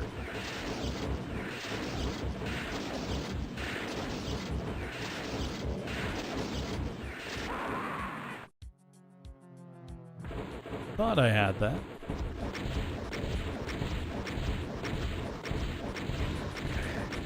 Very hard to see what the Spider Mastermind is doing through that quite nice transparent bloodfall.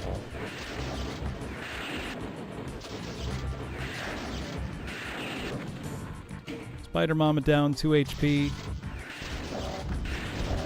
This is where we make a fuck it we ball kind of save.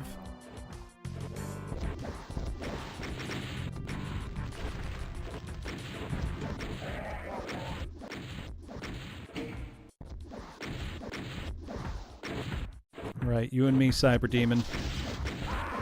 Well, just you, Cyber Demon.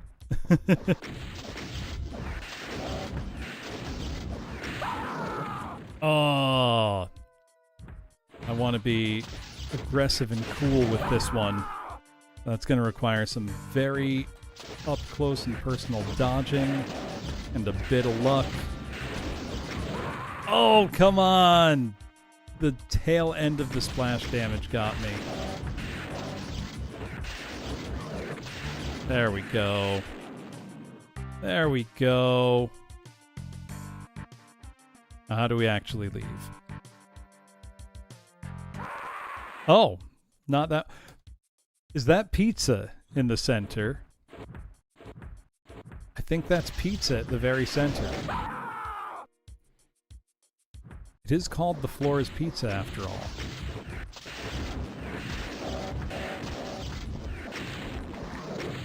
I want that pizza.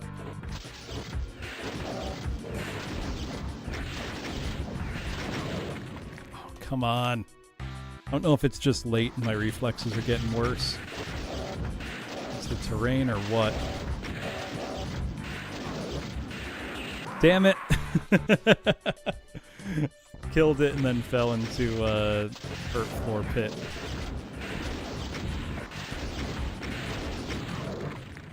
That's like 5 times I've done that now.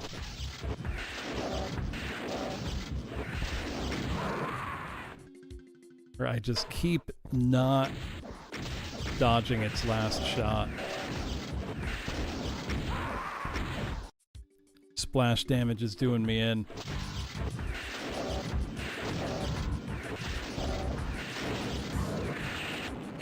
There we go. There we go. Had to get to the pizza in the center. This is attic asphyxiation. Boy. What a start.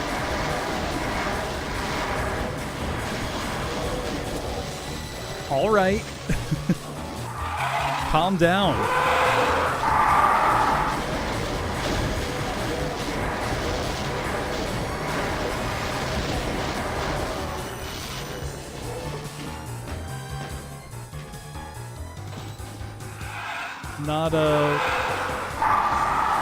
Not sure how I'm feeling about this one.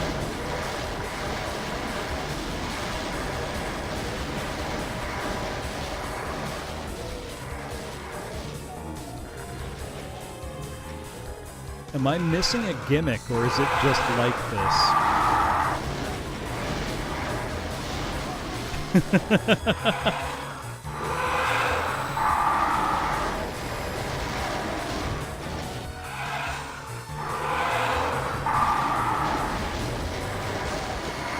So this is pretty obviously that is a floor pizza. We exited the previous map by going to the floor pizza.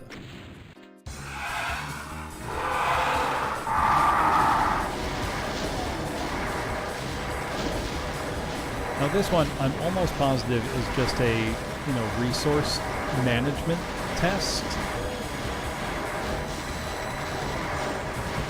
Oh no, I can lower the whole thing.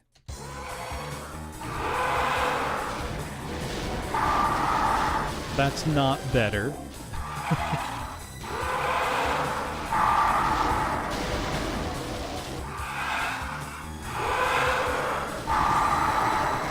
There's hot starts and then there's whatever the hell this is.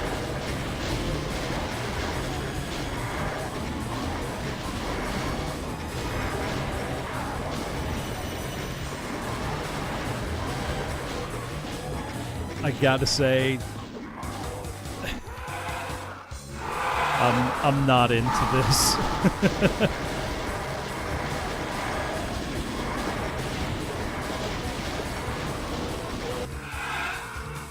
This does appeal to a very certain type of Doom speedrunner that I am not.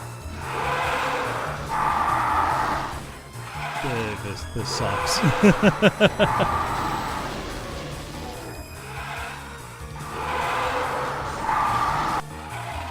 Remember your CQC training.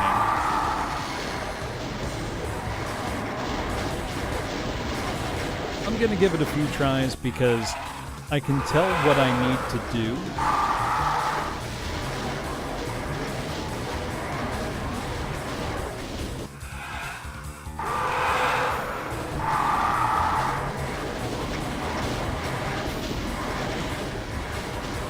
But this blows. I think the mapper was Knights, and Knights does come by the channel. Usually enjoy their work.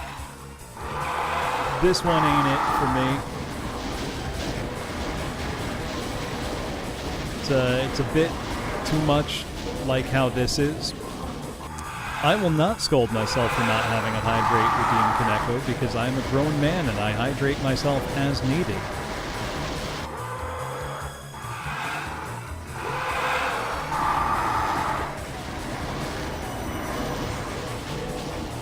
Is to say, I do have a full thing of water right here. I will sip from it if it makes you feel better.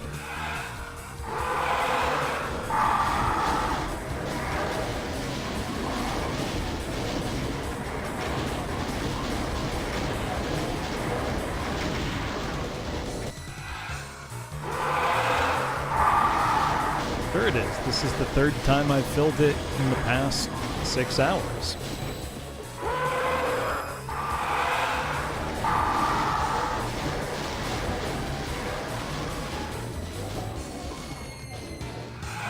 I'm really not sure if there's a better way to even attempt to do this map.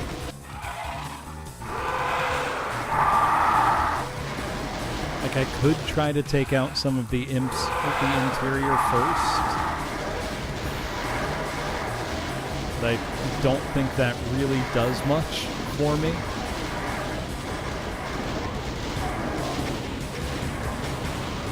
Yeah, because the Mancubi are just brick walls.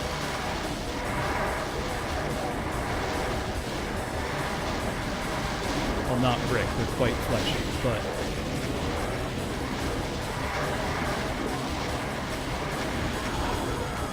The floor being poison really just... That's not necessary. When the map is already like this.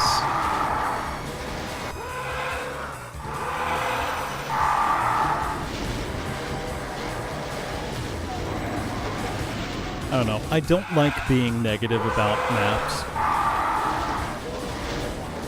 And I get what the idea is here. But just because I understand the idea and know what to do, doesn't mean I think... This does not feel like a fun challenge to me. Because I don't know what the challenge is. I don't know... And I'm sure someone has a demo recorded already to prove me wrong here. But I don't know that this is a map that you can be good at. I think the immediate violence is so overwhelming that it does not matter if you're really good at, say, Tyson maps, or maps where you have to punch everything. I think the immediate scale and ferocity of the map effectively prohibit anything but just getting really lucky with it.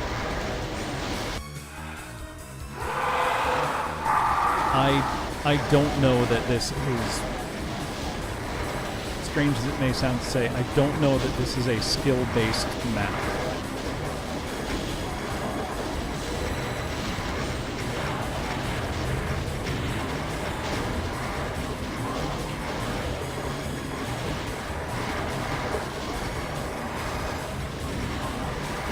Got the keys. Oh, there's a cyber demon there.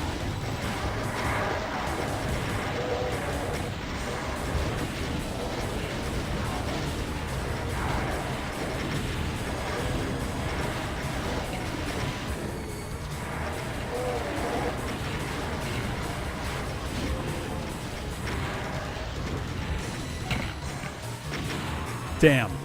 Almost had it.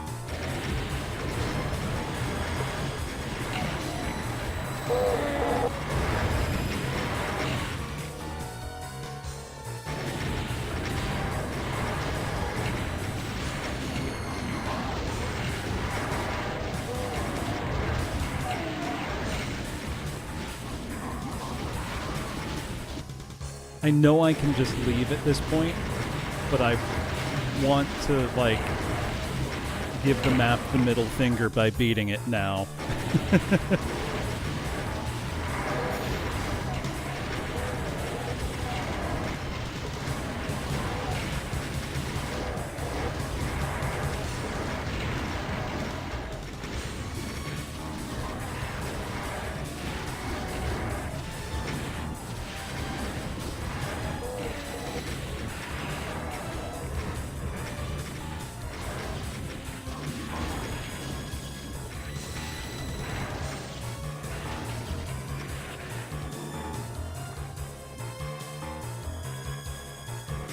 Where are the 2 remaining enemies? Got him.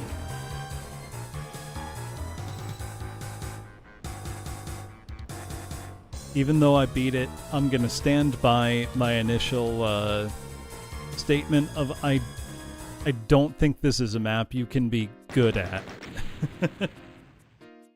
I think you can survive the opening mostly through luck. And then, you know, it's not just a panic room, it's just immediate. Whatever. I beat it. I would love to see a demo of somebody just absolutely crushing it, but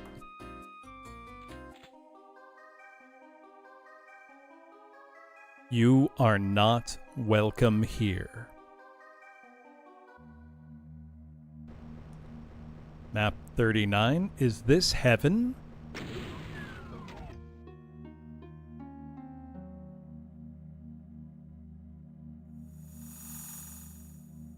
Oh. I'm dead. This is neat. Called Is This Heaven?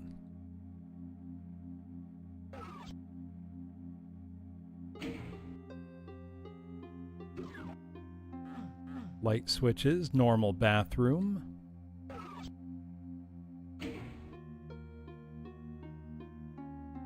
No marked secrets.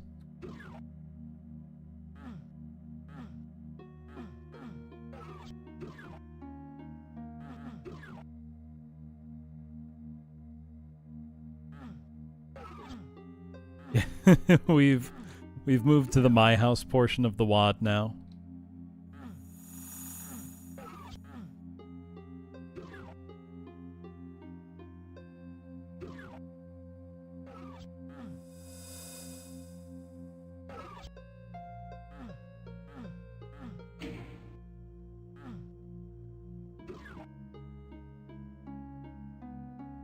This is super interesting.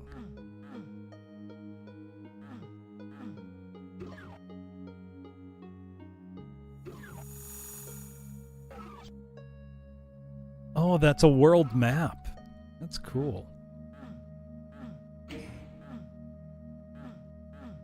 I sneak out of the window. The amount of detail in everything here. One, keep in mind, everything here is a stock Doom 2 texture. There's no, you know, extra stuff. It's just in grayscale.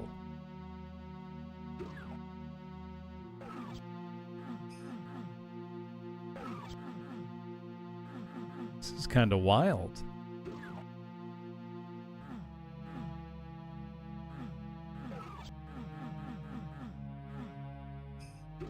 How do I leave? So there is one enemy listed, but again, we do appear to be quite resoundingly dead.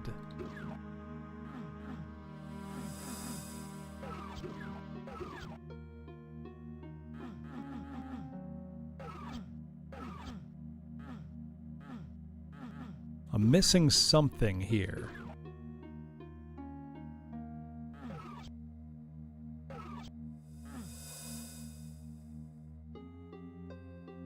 Oh, that curtain's transparent. That's neat. what am I missing?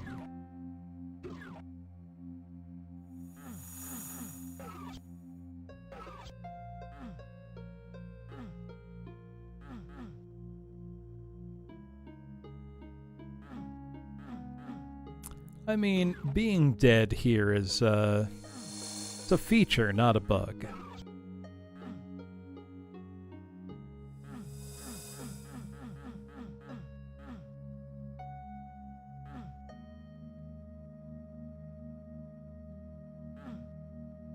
Gotta be missing a switch or something somewhere. It's a voodoo doll trick that turns the player into a zombie. Doc Smasher, I don't remember the specifics of how it works.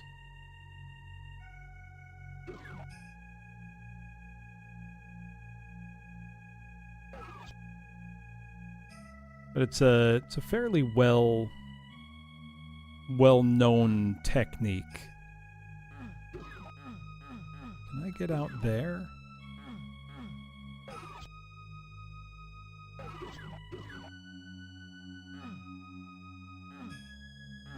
None of those switches do anything. I've activated this one, where I entered the room.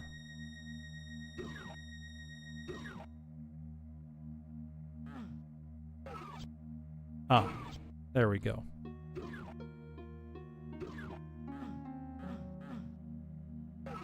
That opened maybe the hallway door? No.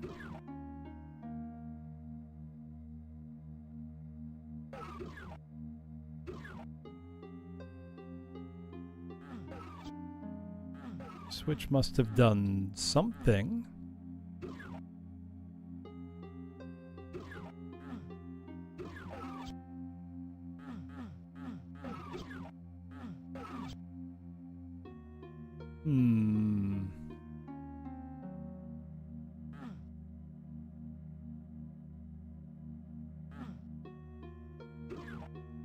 Me wants to start the map over so I can track. Yeah, I'm gonna do that. So I can track what switches I hit when.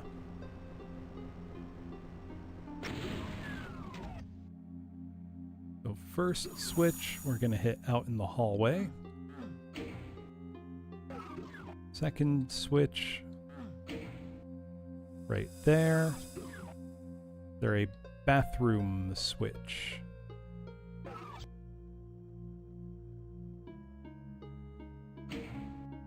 There is a bathroom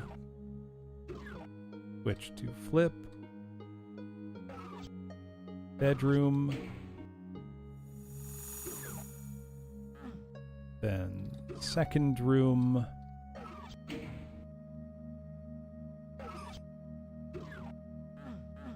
It's a closet with nothing in it. That's every switch I could find. Must mean the next one is a switch I've not found. The bathroom already had that. I don't think it has another switch. Kitchen, maybe? Is the oven itself a switch? No.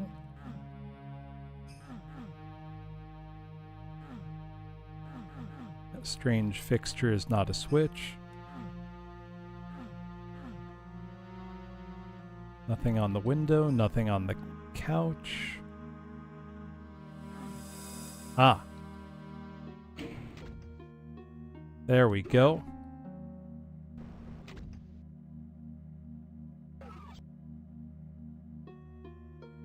And the question the map poses is this heaven? Oh. Are these the pearly gates then?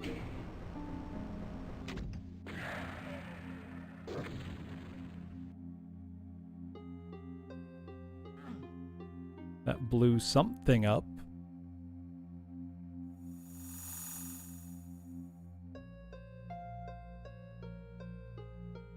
This is a very interesting map.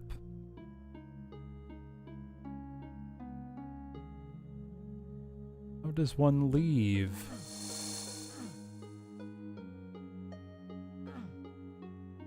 Does one leave?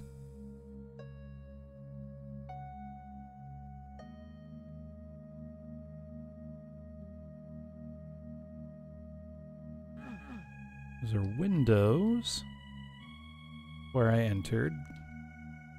Those were the hallway windows. Yeah.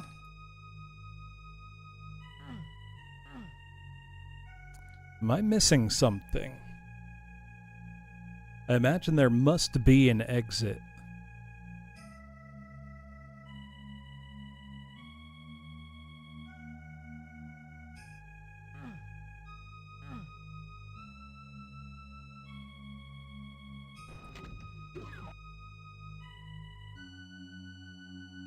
Let's look in the... Ah!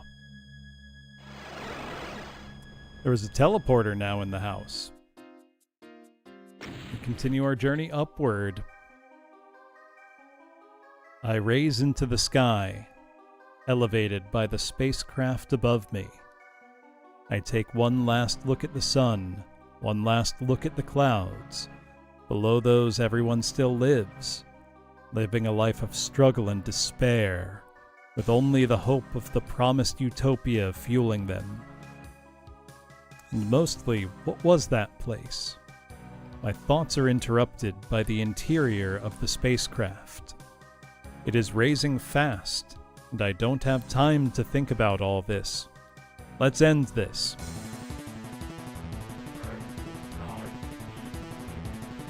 Final floor, Utopia. There you go, have a little, little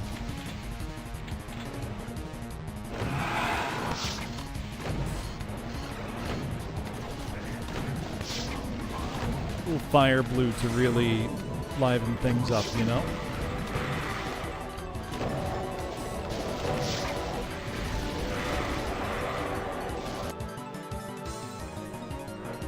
All right.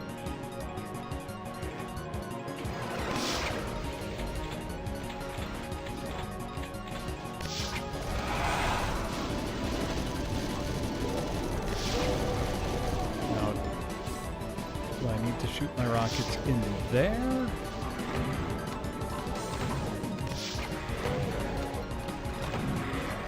This is an icon of Sin map, it appears.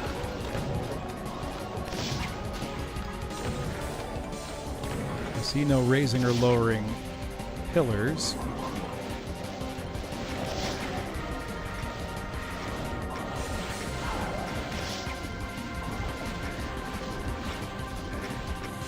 Doesn't appear to be it. Ah. See, there are switches.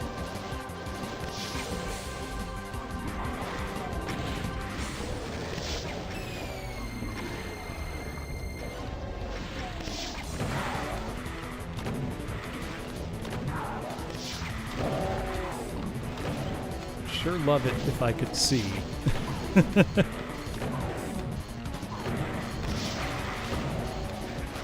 Map's a touch on the dark side.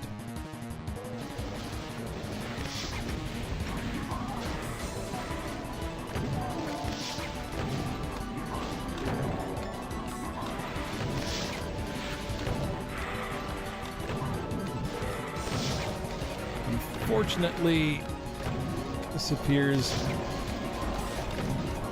to be a rather heavily gimmicky icon of Sin map. Not my favorite way to end a megawatt.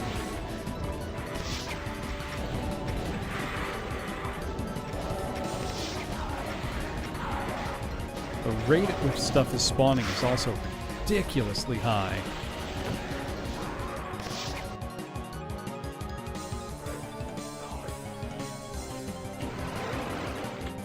Cool visual, I suppose, but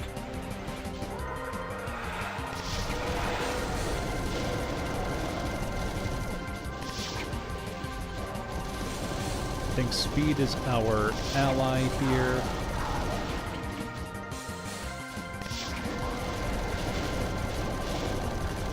I guess guess let's find out what hitting these switches does first and foremost. Some health would be great. I don't think we're going to get any of that.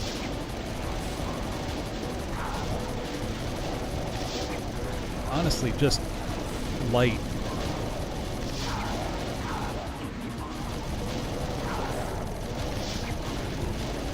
I've now hit 2 switches. They appear to have maybe done something. They're not repeatable, so let's see if that's opened up maybe a shot at the core. Does not appear so.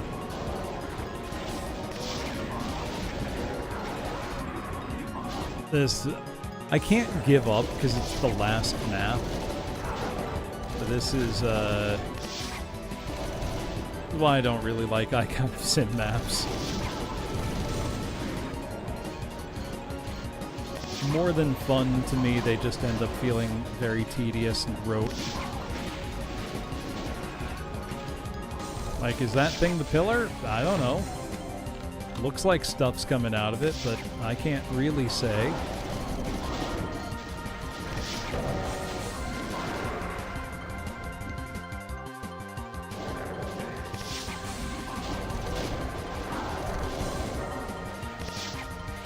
Oh wait, is this the door I didn't go through before? Oh, there's the key. Okay, that's some degree of progress. Never mind. Find wherever that was. Really get in there.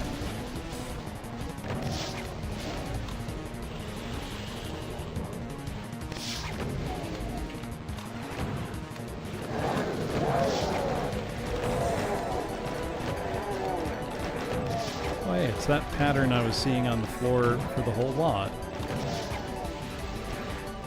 The big button. Big button gonna blow everything up? Oh no, it's a spacecraft. We've gone up once more? Question? Maybe? I hurriedly press the button, repeatedly slamming it in my panicked state. Whatever it does, it can't be any worse than this, right? The spacecraft raises into the sky, the path it's set on unknown to me. I'm sure it's yet another mission, sure to either kill or severely maim me, because the last one went so well, right? Well, if I die in space, at least I'll have fought to the end. If there's one thing that'd disappoint me in my final moments, it'd be going out like a coward. Well, if there's one thing I expected going to work today, it definitely wasn't this. There we go. See ya, Space Marine. That was Tower of Babel. I liked it a lot. I had a lot of fun. Didn't quite stick the ending for me the last few maps, barring map 39. Didn't feel as fun to me as the rest. Right, kinda ended a little underwhelming. But up to that point, that was a ton of fun. Yeah, the punch box didn't set the mood well. The weird, surreal heaven question mark level was kind of neat. The final level, not quite an Icon of Sin, a little better than that. I was being too harsh on it. Wish I could have seen a little better. Right, 95% good is still better than most. And I'm really kind of marveling at the way each map fit the 1024 by 1024 area constraint. And if you didn't know that going into this, I don't know if you would have picked up on it on your own. Challenge level was good, pretty reasonable throughout, with the exception of that punch box level that was a bit much. I know there are a few secret maps I didn't find, but I can find them another day because it is nearly 1 in the morning. Let me bring it back to the office and tell you what else I've got going on for the rest of the week. Let me get some background music for you. Give me 1 second. Let's get a good one going here.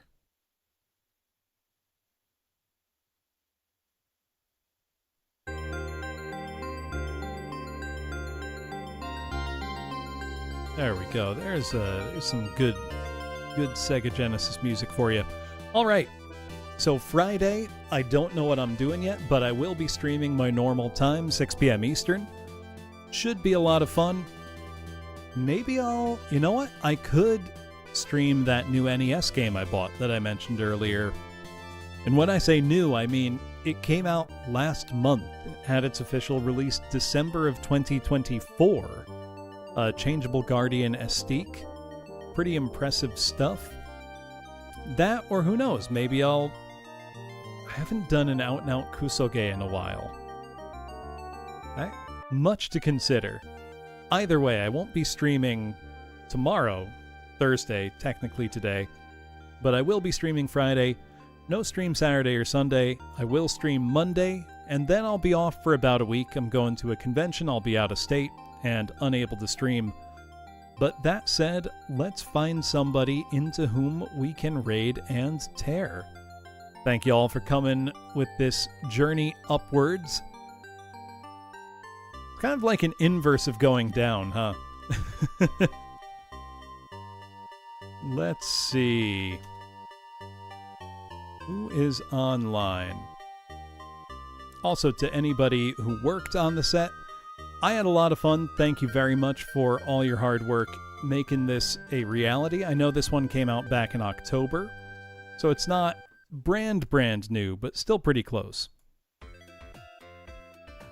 So let's see what we've got. Ooh, you know what? I can see that Lobat is playing... Ooh, actually... got some options. I see Lobat is playing Shinobi 3 for Genesis, which is an awesome game that I love. But actually, I can see... looks like Cinder Thief, who is another Doomer, is... thought they were mapping. They might be, looks like playing some Slaughter maps. You know what? I'm going to bring you to more Doom. I don't get the chance to do that often. So thank you all for coming tonight. I hope you have a great rest of your night and a great rest of your week, and I will see you on Friday. Have a good one, everybody.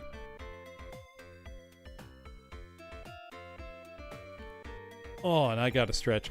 You'd think I'd learn to time that message with when the raid's actually ready to go one of these days. I'll get it eventually. Have a good night.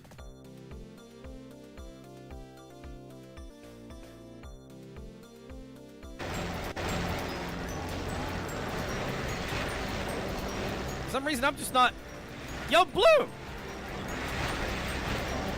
Yo, Bloom, thanks for the raid, dude! Welcome, everybody.